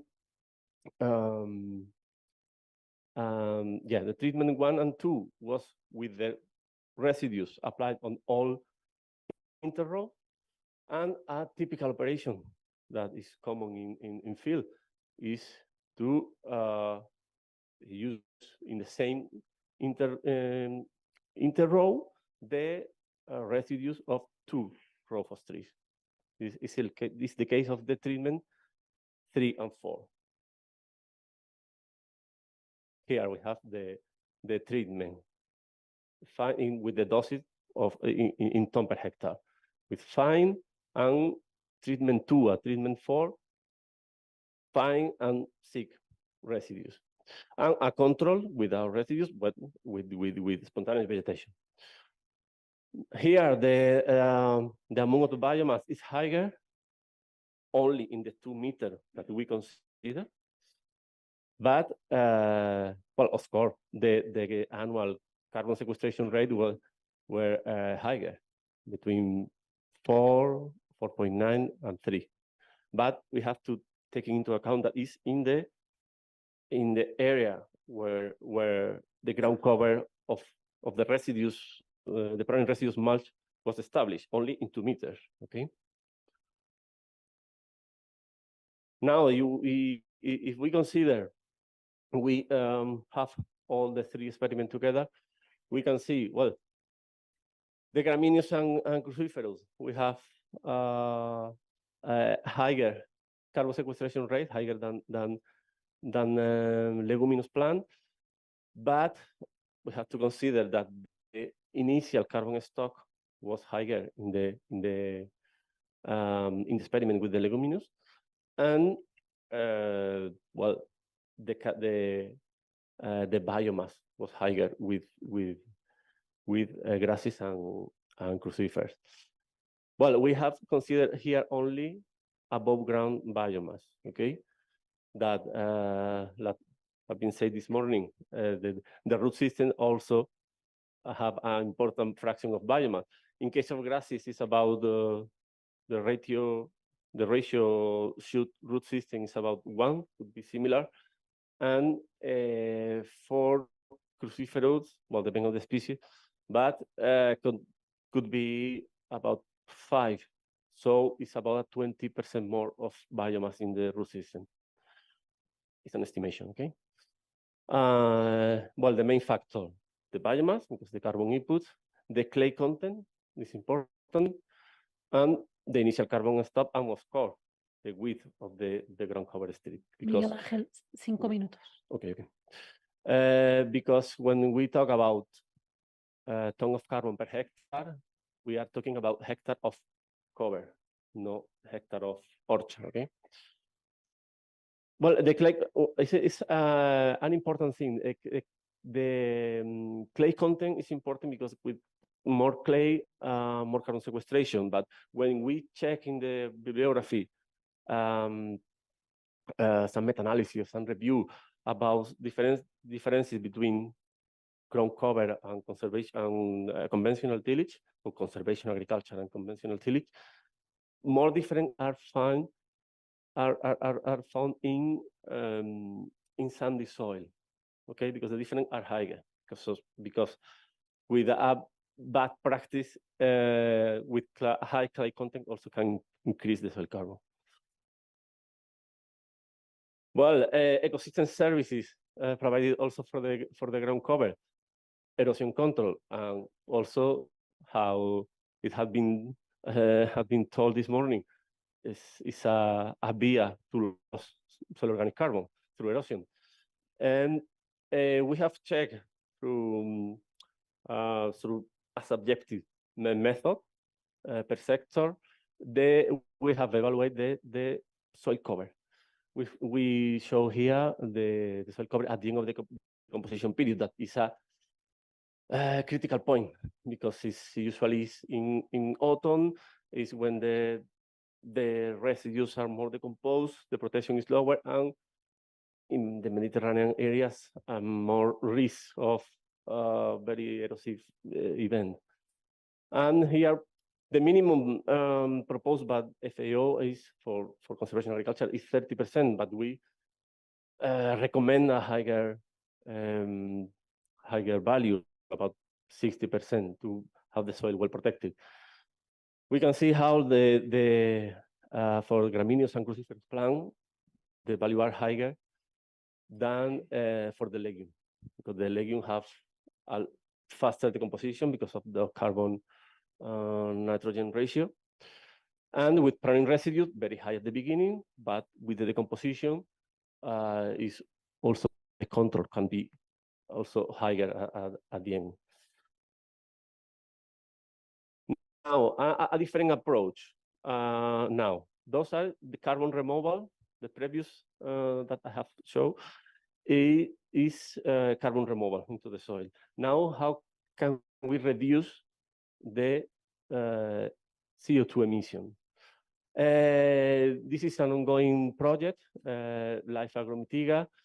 This is in collaboration with University of Córdoba, ICAF, IFAPA, the Regional Ministry of Agriculture, the National Association of Conservation Agriculture, the Spanish Association, and ASAJA, a farmers association. Here we want to know to calculate the energy consumption in the agronomic phase, that is in field operation, with the liter per hectare and of diesel consumed, and with a factor transformed into megajoule per hectare, and finally CO2 equivalent.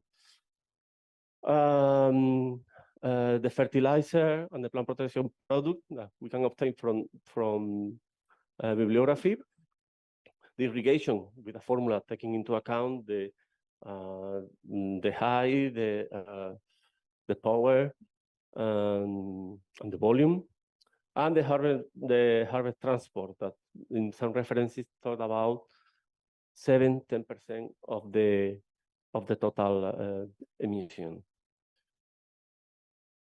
So in some results, well, this project has been developed in different type of crop. In case of olive orchard, we have different type.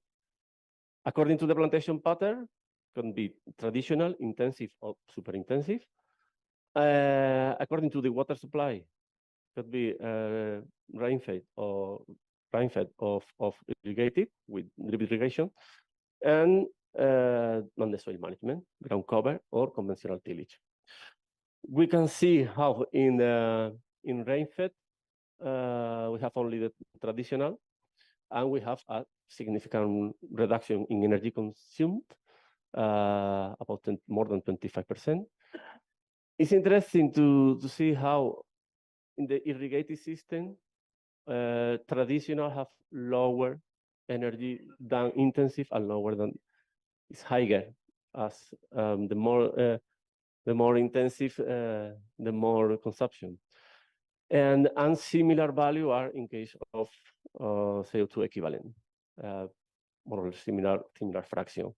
If we taking into account also the production, in this case, no olive, that olive oil production, those are data of 3-year average. We see how in the irrigated intensive, more production was obtained with the conventional tillage, but we can calculate the yield scale. So how is the emission per kilogram of production? And we can see how the percentage of reduction with ground cover is higher, except in the case of intensive with the irrigation, is higher than the standard, the CO2 emission without consider the production. And thank you. That's all that I wanted to show. Thank you for your attention. Thank you so much, Miguel Angel. It was really nice to see your approach on how through a sustainable agriculture we can increase the resilience of our olive orchards and that have a high potential for climate change mitigation through the increase of carbon sequestration. I must confess, I was really frustrated because my 30 years ago knowledge as agronomist, in my head, the leguminous were like the best for so it frustrated my ancient knowledge, but it was really nice. No, in terms of soil protection is not the best, but to nitrogen supply. And so and it was also nice to see how through carbon smart agriculture the trials you made on these the reductions. Nevertheless, if I may, I was surprised for such a small reduction, what you will indicate in the traditional irrigated orchards in what refers to ground coverage and conventional tillage. Can you go a little bit further on that point, if you don't mind? Well, I have not directly with this project, but well, I know in case of conventional tillage, the field operation are higher, but with the ground cover, you have to do the mowing. The mowing have a consumption also. Sometimes you need more than one mowing. Okay. So just is surprising. No, the higher fraction was the nitrogen. Sorry, the fertilization, the higher fraction of the total emission and the total energy. Field operation was second, and the third, the irrigation. Okay, thank you so much. Just if you want 5 minutes to go outside and come in, and then we start the discussion if you want, okay? But please don't go away, okay? See? Okay, but no, don't go away. Just 5 minutes because you need to go wash your hands or something like that, and we come back, okay? Okay, I will go out to call you just for you to know if you're not all here in 5 minutes.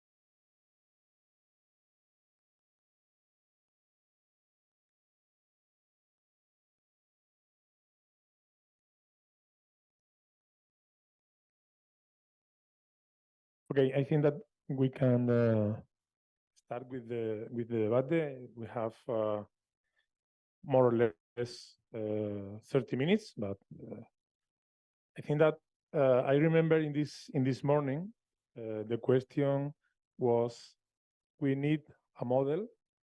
We have a lot of knowledge about the flows, we have a lot of experience in several areas, but we need a model. And this afternoon, we have seen at least, if I am not wrong, three models for assessment or for estimate the carbon balance. So the first question for you from my side is, what do you think about this model? Are convergent? Are divergent? Have a minimum consensus? How do you think about this? This would be my first question for all of you. It's very important for us to know your opinion about this. And please feel free to ask another question for the speakers, or feel free to answer to me. So you take the floor, please. Please remember to come here so that we can hear you better, okay? Introduce yourselves and make the questions you want, okay?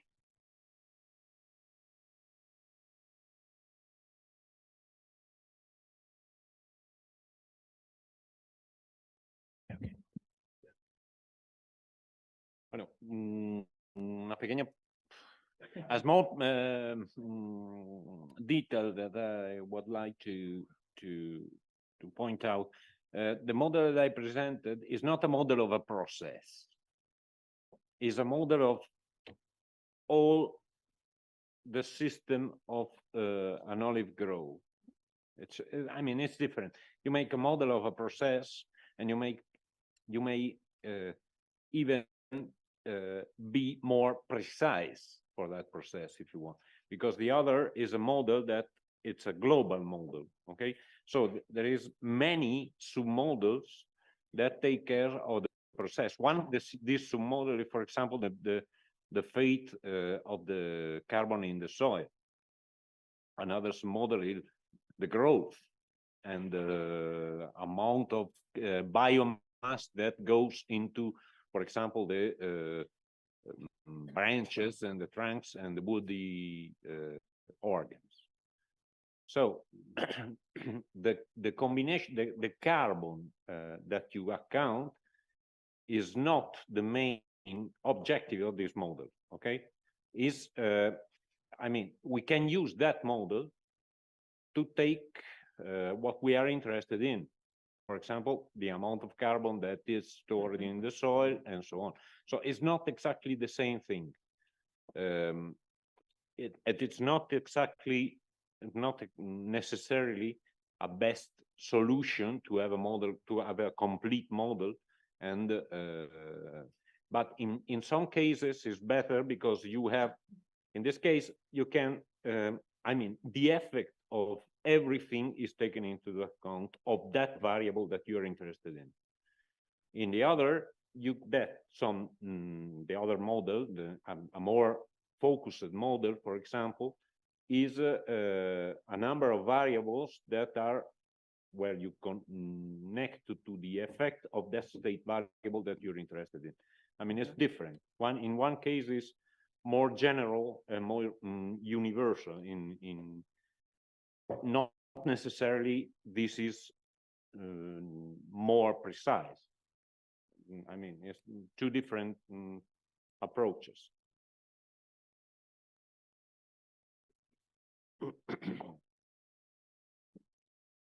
Please, it's much better that you don't hear me. I'm sorry.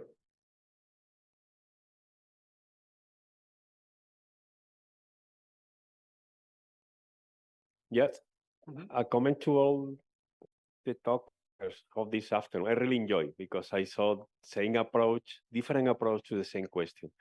But all the models, I wonder in how many of these models they have been validated.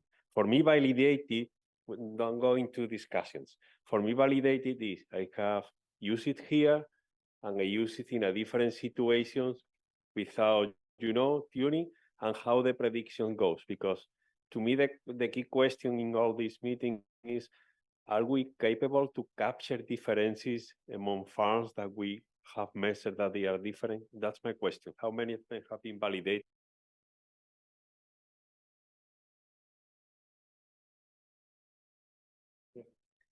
In the one case, they have been validated and trained by splitting the data set in 8% and 20% in the same two farms in Italy and Greece.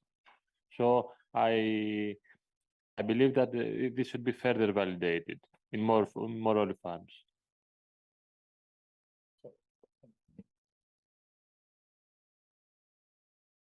And it's important for us that all person in this hall keep in mind that we are in the beginning of the road, not in the final of the road. So it's important to keep in mind a little bit optimist approach about this, because it's true that we are not the solution today for this complex scenario, but it's important all people to keep in mind that we are in the starting point. Okay.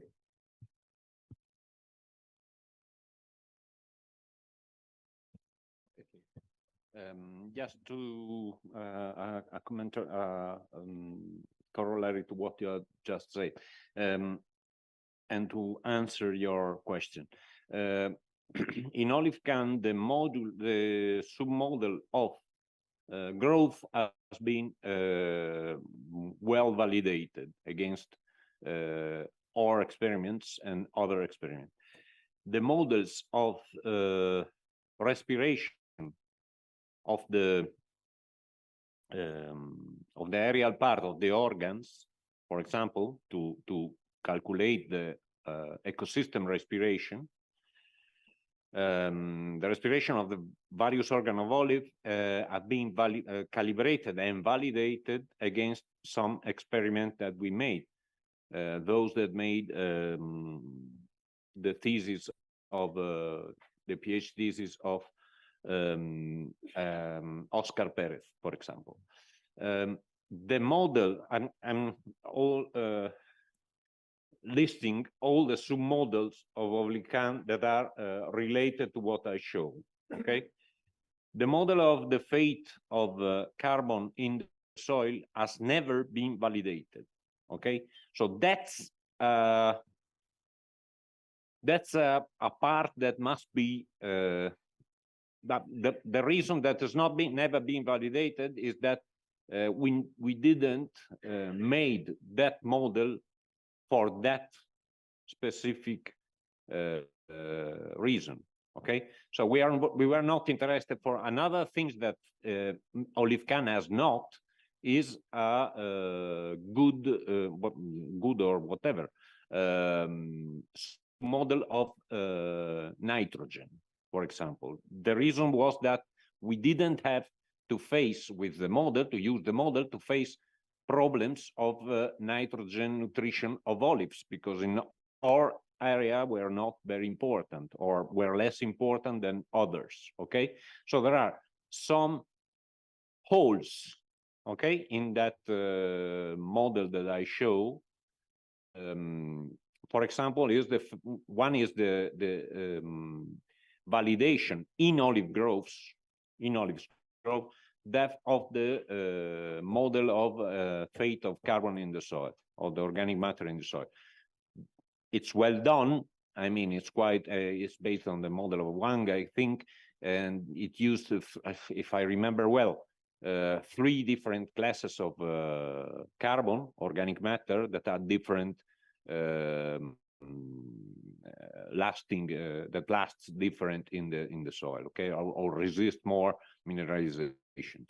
So, I mean, the model is quite top, but it's not probably, I mean, it could be improved, of course, okay?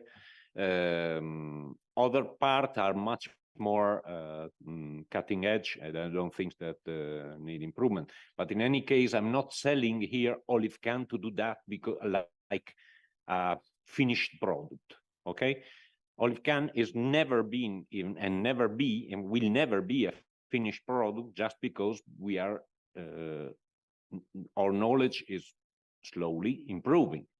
So we have to improve the model as our knowledge improves. And that's the fate of all the model. I think that all the models should be go through this process, infinite process. Okay, so that's the idea of I want to transmit. This is not something that is ready to use. It's something that could be and must be improved, especially in the parts that are not have not been. I'm not saying that they were overlooked. No, they were. They could be made better. Okay, that's the point.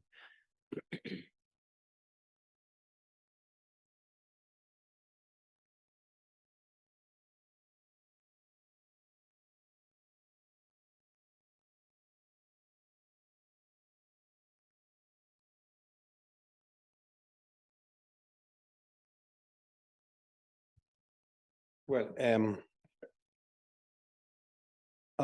I don't know if we need the model. I mean, we're talking about model, but if at the end what the European Union want to certify and result-based idea means that we have to measure things, and according to the result of what have been measured, you can sell or you cannot sell. So theoretically speaking, and from that point of view, we do not need the model. We do need a methodology that we all agree how to measure, how to be sure with a certain degree of certainty that what we are measuring in the soil and the tree after 5 years or 10 years time span is done correctly or not. Theoretically speaking, we don't need the model. We need the model to predict, which is quite convenient for a cooperative of, I mean, I'm now thinking to Estepa. This is a cooperative, well, many cooperatives all together controlling about 40,000 hectares. And if they want to convince farmers of doing things, they need to say, we predict that if we do this and this and this and this, more or less in 10 years' time, we might have the opportunity to sell thousands of tons of CO2 credit. So the model is for predict. But if what the European Union wants is to a result-based thing, let's forget the model and let's go for how we can set up a coherent and scientifically based methodology to take into account the change in the stock of soil organic carbon in a given period of time. This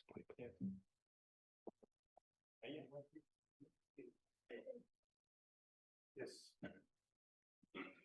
Roberto, it's true.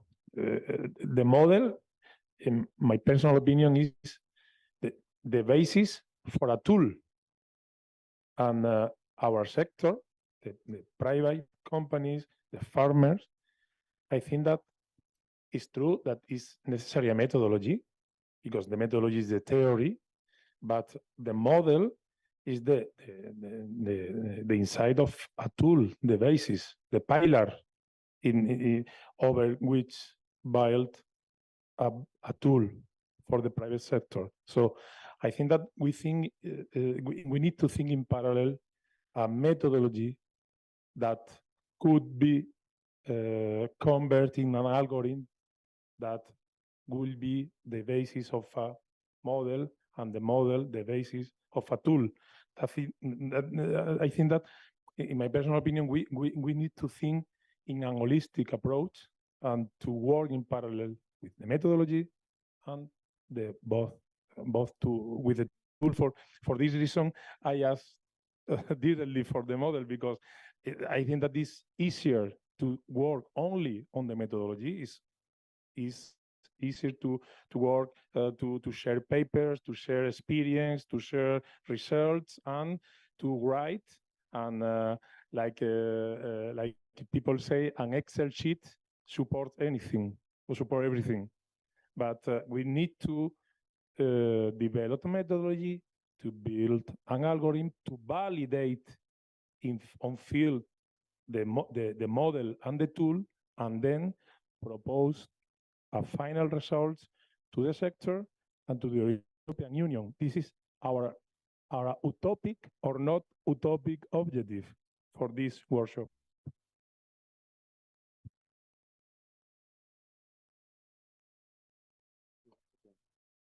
I'm sorry, but I cannot disagree more with both of you. Okay, both. I cannot disagree more. I hope that I show you that you can't do an algorithm without that averages or extrapolate something. I show you things that changed very little and gave completely different results. Okay, so this is the idea that I want to transmit, is that you can't generalize because the system is too complex. So the only way to do that is, do you want to that the kind of I mean,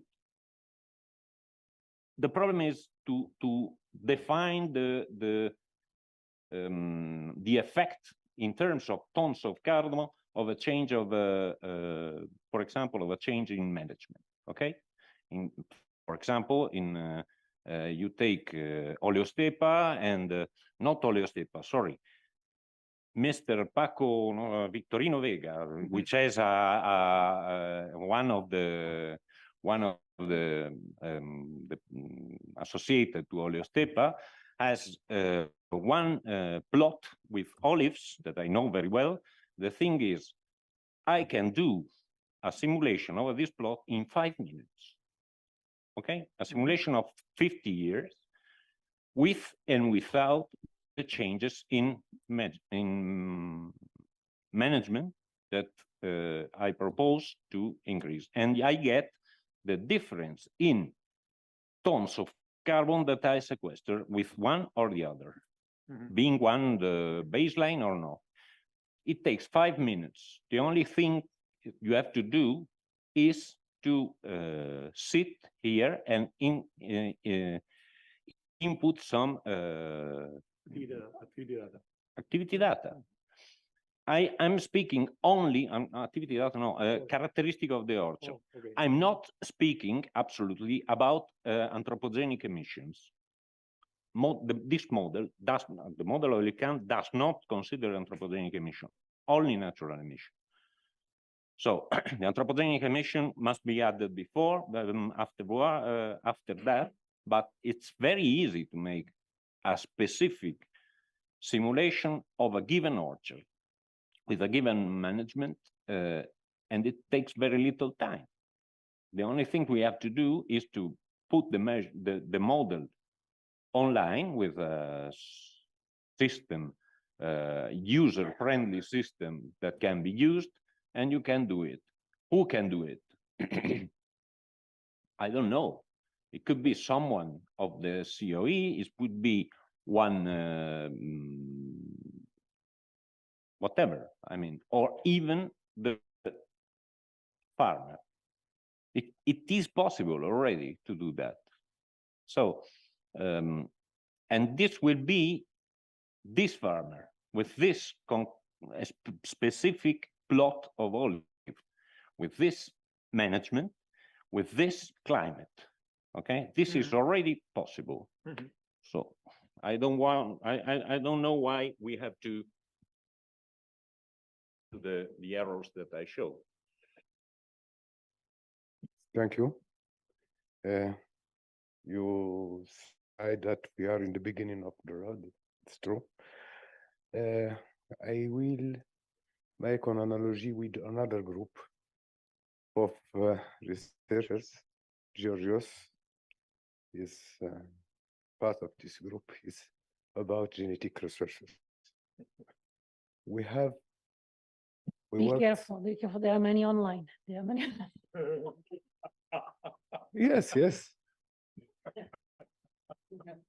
We are about genetic resources.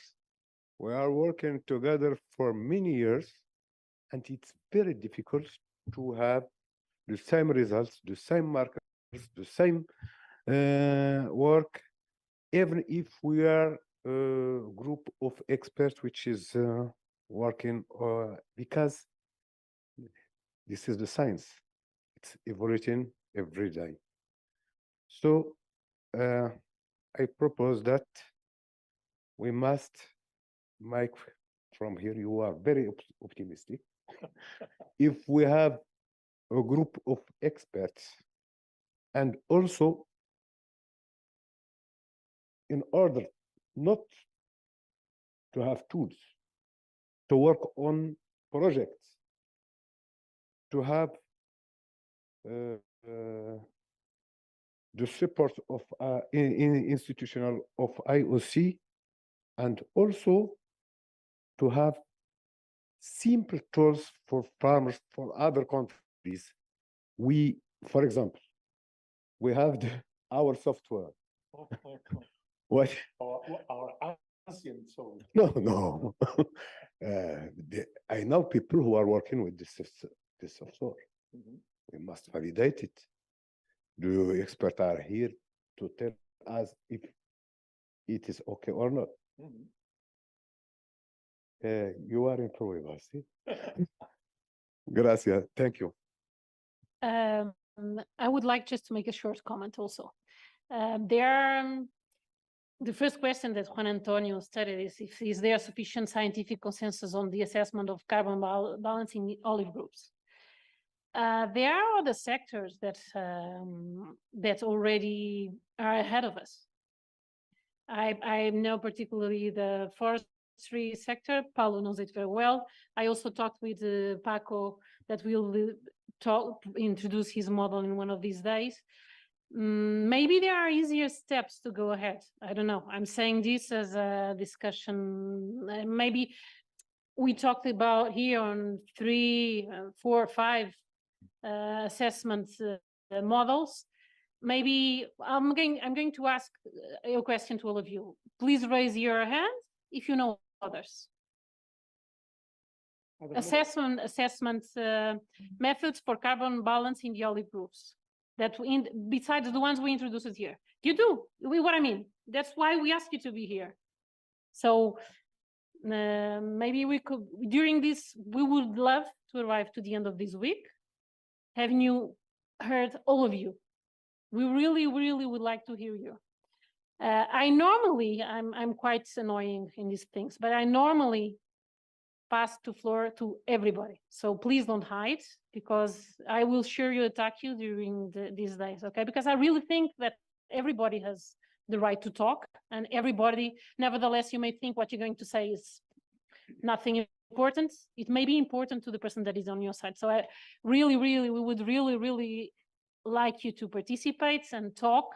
Nevertheless, maybe you're not a scientist, but you have the practical experience, or you're a farmer, or we would really to have you sharing with us your knowledge. May it come from your experience in the field or from your scientific knowledge. Okay, thank you.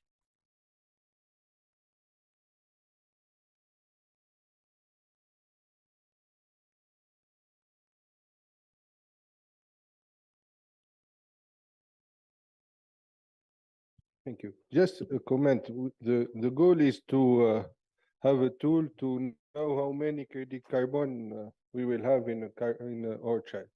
And you know, it's the diversity of orchards, olive orchards, is very high. And it's very complex processes inside. You know, we have the inputs and the outputs, and we look for the outputs to quantify this output. But the input can be different, and especially the system is very complex. It's very diverse. So we need models, like holistic models, and inside other models that can assess the differences. And then if we have very reliable models, not percents at 100%, but 80%, it's really very, very good. So we can just know which input we have to change in this case to have the best input at the end and the maximum credit carbon. This is the role of models, is just to simulate, because we cannot measure everywhere and all the time to know what we have to do in every case. So the models I think, will be and should be very interesting in this approach to simulate what the complexity. And the model, we will begin with one model. I don't know if it's the model spoke about or not, but it will change when running, because it will be improved, a lot of information will come, other knowledge will be raised, and so on. So this is the approach, but we begin with the model, we accept the errors of the model and the imprecision of the model at the beginning, and we can improve it after. But it's necessary for me to have this kind of approach to have all the complexity inside and to have simple inputs and simple outputs. Thank you so much, Camille. Paulo? And then George. No, Paulo, podes pedir, and then Georges. Now I'm starting to like it. Everybody's starting. Yeah, just some input to this discussion on models.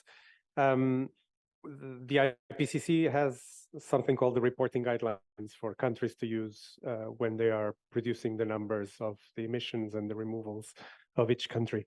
And there is what they call a tier approach. There's tier 1, 2, and 3.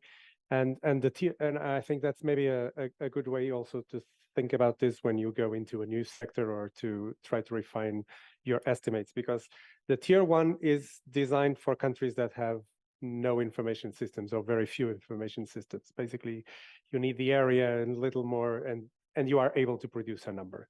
Of course, that doesn't allow you to make very sophisticated analysis, but at least you have an idea what the emissions are in a certain sector, and you can start working from that. Then tier 2 is a tier 1 a bit more sophisticated, where you start replacing the defaults that some scientists found that were useful for everyone, and you start replacing that with information that is more local, national, or regional, and you start replacing this. And then you go to tier 3, which is where you have extensive monitoring systems, or you have very good models which have been properly calibrated for your country, and you start using the models to report. And that's perfectly okay that you use models to report, as long as they have the proper, well, a good model has good equations and it has good calibration. So if you can demonstrate that you have both, using a model is perfectly okay. There's nothing wrong with it. Just the models may also have a different issue, because if you usually models that have very detailed level of answers, they have a huge list of inputs, and so feeding the model may also be complicated. So there's also a balance here between having a very accurate model and then having all the information that the model will require to work properly. One last comment before I talk too much. Also the question you're making is, how much is my sequestration increasing or my emissions being reduced? It's not how much absolute carbon stock I have.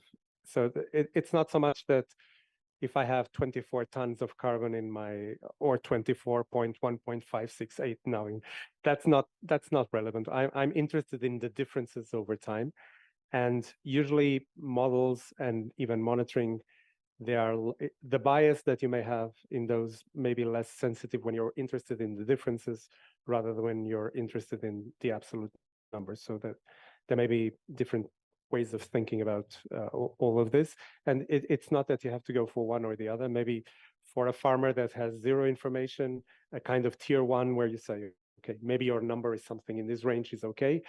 For people that want to go into carbon markets, this will not be enough, of course. They will have to be more sophisticated than this. And for them, maybe a properly calibrated model is an option, or a very refined monitoring system is an option. It's just a question of what works better in different scenarios or circumstances. Yeah. Thank you so much, Paul. Georgios? Yes, okay. I would like to share a few thoughts with you. The first is that my central message in the presentation was not which model to use, but whatever model is used, if used, that we should have a lot of field measurements and data to support it and take decisions. So my focus was on the field measurements and the lab analysis and on the data, and not on which model is suitable. Another thought is that in which way we could go for this certification. Maybe an example that is used in Olivares Vivos about biodiversity is that the biodiversity is measured in the initial phase where the candidate farmer is interested. He does some interventions to improve the biodiversity, and after, in the end of the period, we measured again some key indicators. So this could be also taken into consideration also for carbon certification. To let's say take a soil sample and olive tree biomass estimation in the beginning, and measure again after a few years and see the difference. This is a very simple idea. Another thought is that this interesting discussion we had during the break, taking the forest as an example, that what also Katarina suggested, that there are some sectors much in advance from us. So we shouldn't reinvent the wheel. We should take this example that works and is accepted by the market and adapt it to the olive trees. Of course, it's a different thing to have an olive grove and a forest, but we can take this case and adapt it. I think it's easy to adapt it. A detail that Paco mentioned is that they measure the plant biomass and not the soil. So if the plant part is solved and needs only adjustment and customization for olive trees, the soil part could also, I think, in my opinion, easily developed. It could be just soil analysis or maybe spectral information well correlated with soil carbon, something similar as that. Just a few thoughts, but I think when Paco presents tomorrow, he can shed more light on this, and I think he wants to add a comment also.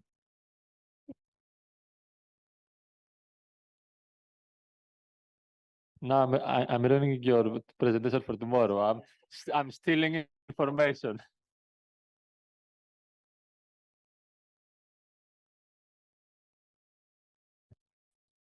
Okay, no, thank you.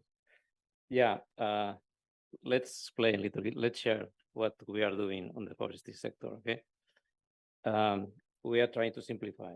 Then there is a state of the art which is developed during a lot of years, which is, you are all on the agronomy sector, the allometries, yeah? Every tree has been evaluated and calculated the biomass. Then the allometry is quite simple. You get it from the height, from the diameter, then you adapt the allometry, every forest research center adapt to the local characteristics and the soil. Then you have types of trees. Then the next step would be trying to digitalize the most precise way which is possible. Nowadays, we have a lot of technology to digitalize very easily. Drones, but in the very coming years, we will have remote sensing with LiDARs, aerial LiDARs, and we will have all this information with a long tail. We will have digitalized data, a very right price, okay? Then, because what we need is accurate data. We need to be trusted on the market. If we want to put in value these stones, we need that the market recognize the value of these stones. Then the price will not be fixed, really, yeah, because every company needs a specific, needs to interact with the client, and the customer engagement in some cases is because of the trust of the information which is providing, okay? Then, if you have the allometries and you have the ability to digitalize the forest on a very economic way nowadays that we are doing then you can go to tree per tree analysis. That's simple. I will show tomorrow, okay? Then, what you get from this digitalized data? You get the info, then the researchers, you come together. You can modelize, you can accurate this model. You can also determine additional benefits, but at least we concentrate on the, what is mean, the 20% which affects the 80% of the value added, okay? And then we go to the market and we put on the market the carbon credits from what we know, which is precise, and we, all of us, we recognize and we agree on. And that's what it's doing on the forest market. And even is going to be included this morning, mentioned Guido, on the ETS compulsory market. Imagine.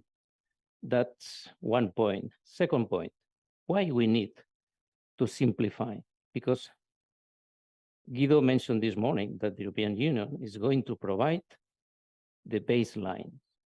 It's going to create the standard baseline. Then my suggestion is that the olive sector, you create as soon as possible your baseline standard and go to the simplest way, which is the tree. Because if not, you are going to be, how to say that? You are going to be forced by an imposed baseline that perhaps is not yours, let's say, baseline. That's the suggestion. Thank you so much, Paco. Anybody else? Only one thing is I propose that anything go out to rest and we can continue with the workshop, with the presentation for tomorrow. It's a joke, sorry. No, we understood. If everybody wants to go home, right? But anyone would like to make a, yeah, please come by.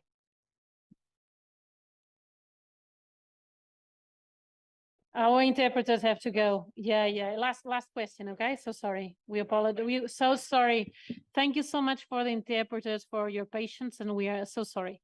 It's the last question, last comment. Hello, everybody. I'm Pedro Hostos. I'm olive oil producer. I'm not an expert, but I really appreciate all the people, all the speakers today. But I would like to, if you allowed me, I would like to make a reflection from my point of view, because from my humble point of view, these have no sense if we don't apply to the human being, and all of us are a person. So I think, I hope, when looking for a model, but not this kind of model. Of course, this is a technical model, but I'm looking for a conceptual model that everybody needs to know how to relation between every people and also with environment. For example, I'm not an expert, but I consider that we can divide every human activity between that activities that that follow the carbon cycle and those ones who don't follow the carbon cycle. So I think in concrete in our sector, we can make with our management to make that our activity follow that carbon cycle or not. So in my humble opinion, I'm looking for that conceptual model for citizen, because they have no sense if we can apply to improve our life. So thanks for your interventions, and I hope I help with my reflection. Thank you very much. Thank you so much, Pedro, and for standing up as a farmer and to give us your opinion. So we'll keep on tomorrow. May you have a good night's rest or whatever, dinner, have fun. But tomorrow we'll be here at 9:30, okay? Sharp, because I'm starting to be stressed because we have so much to discuss and so little time. Okay, so see you tomorrow at 9:30. Bye.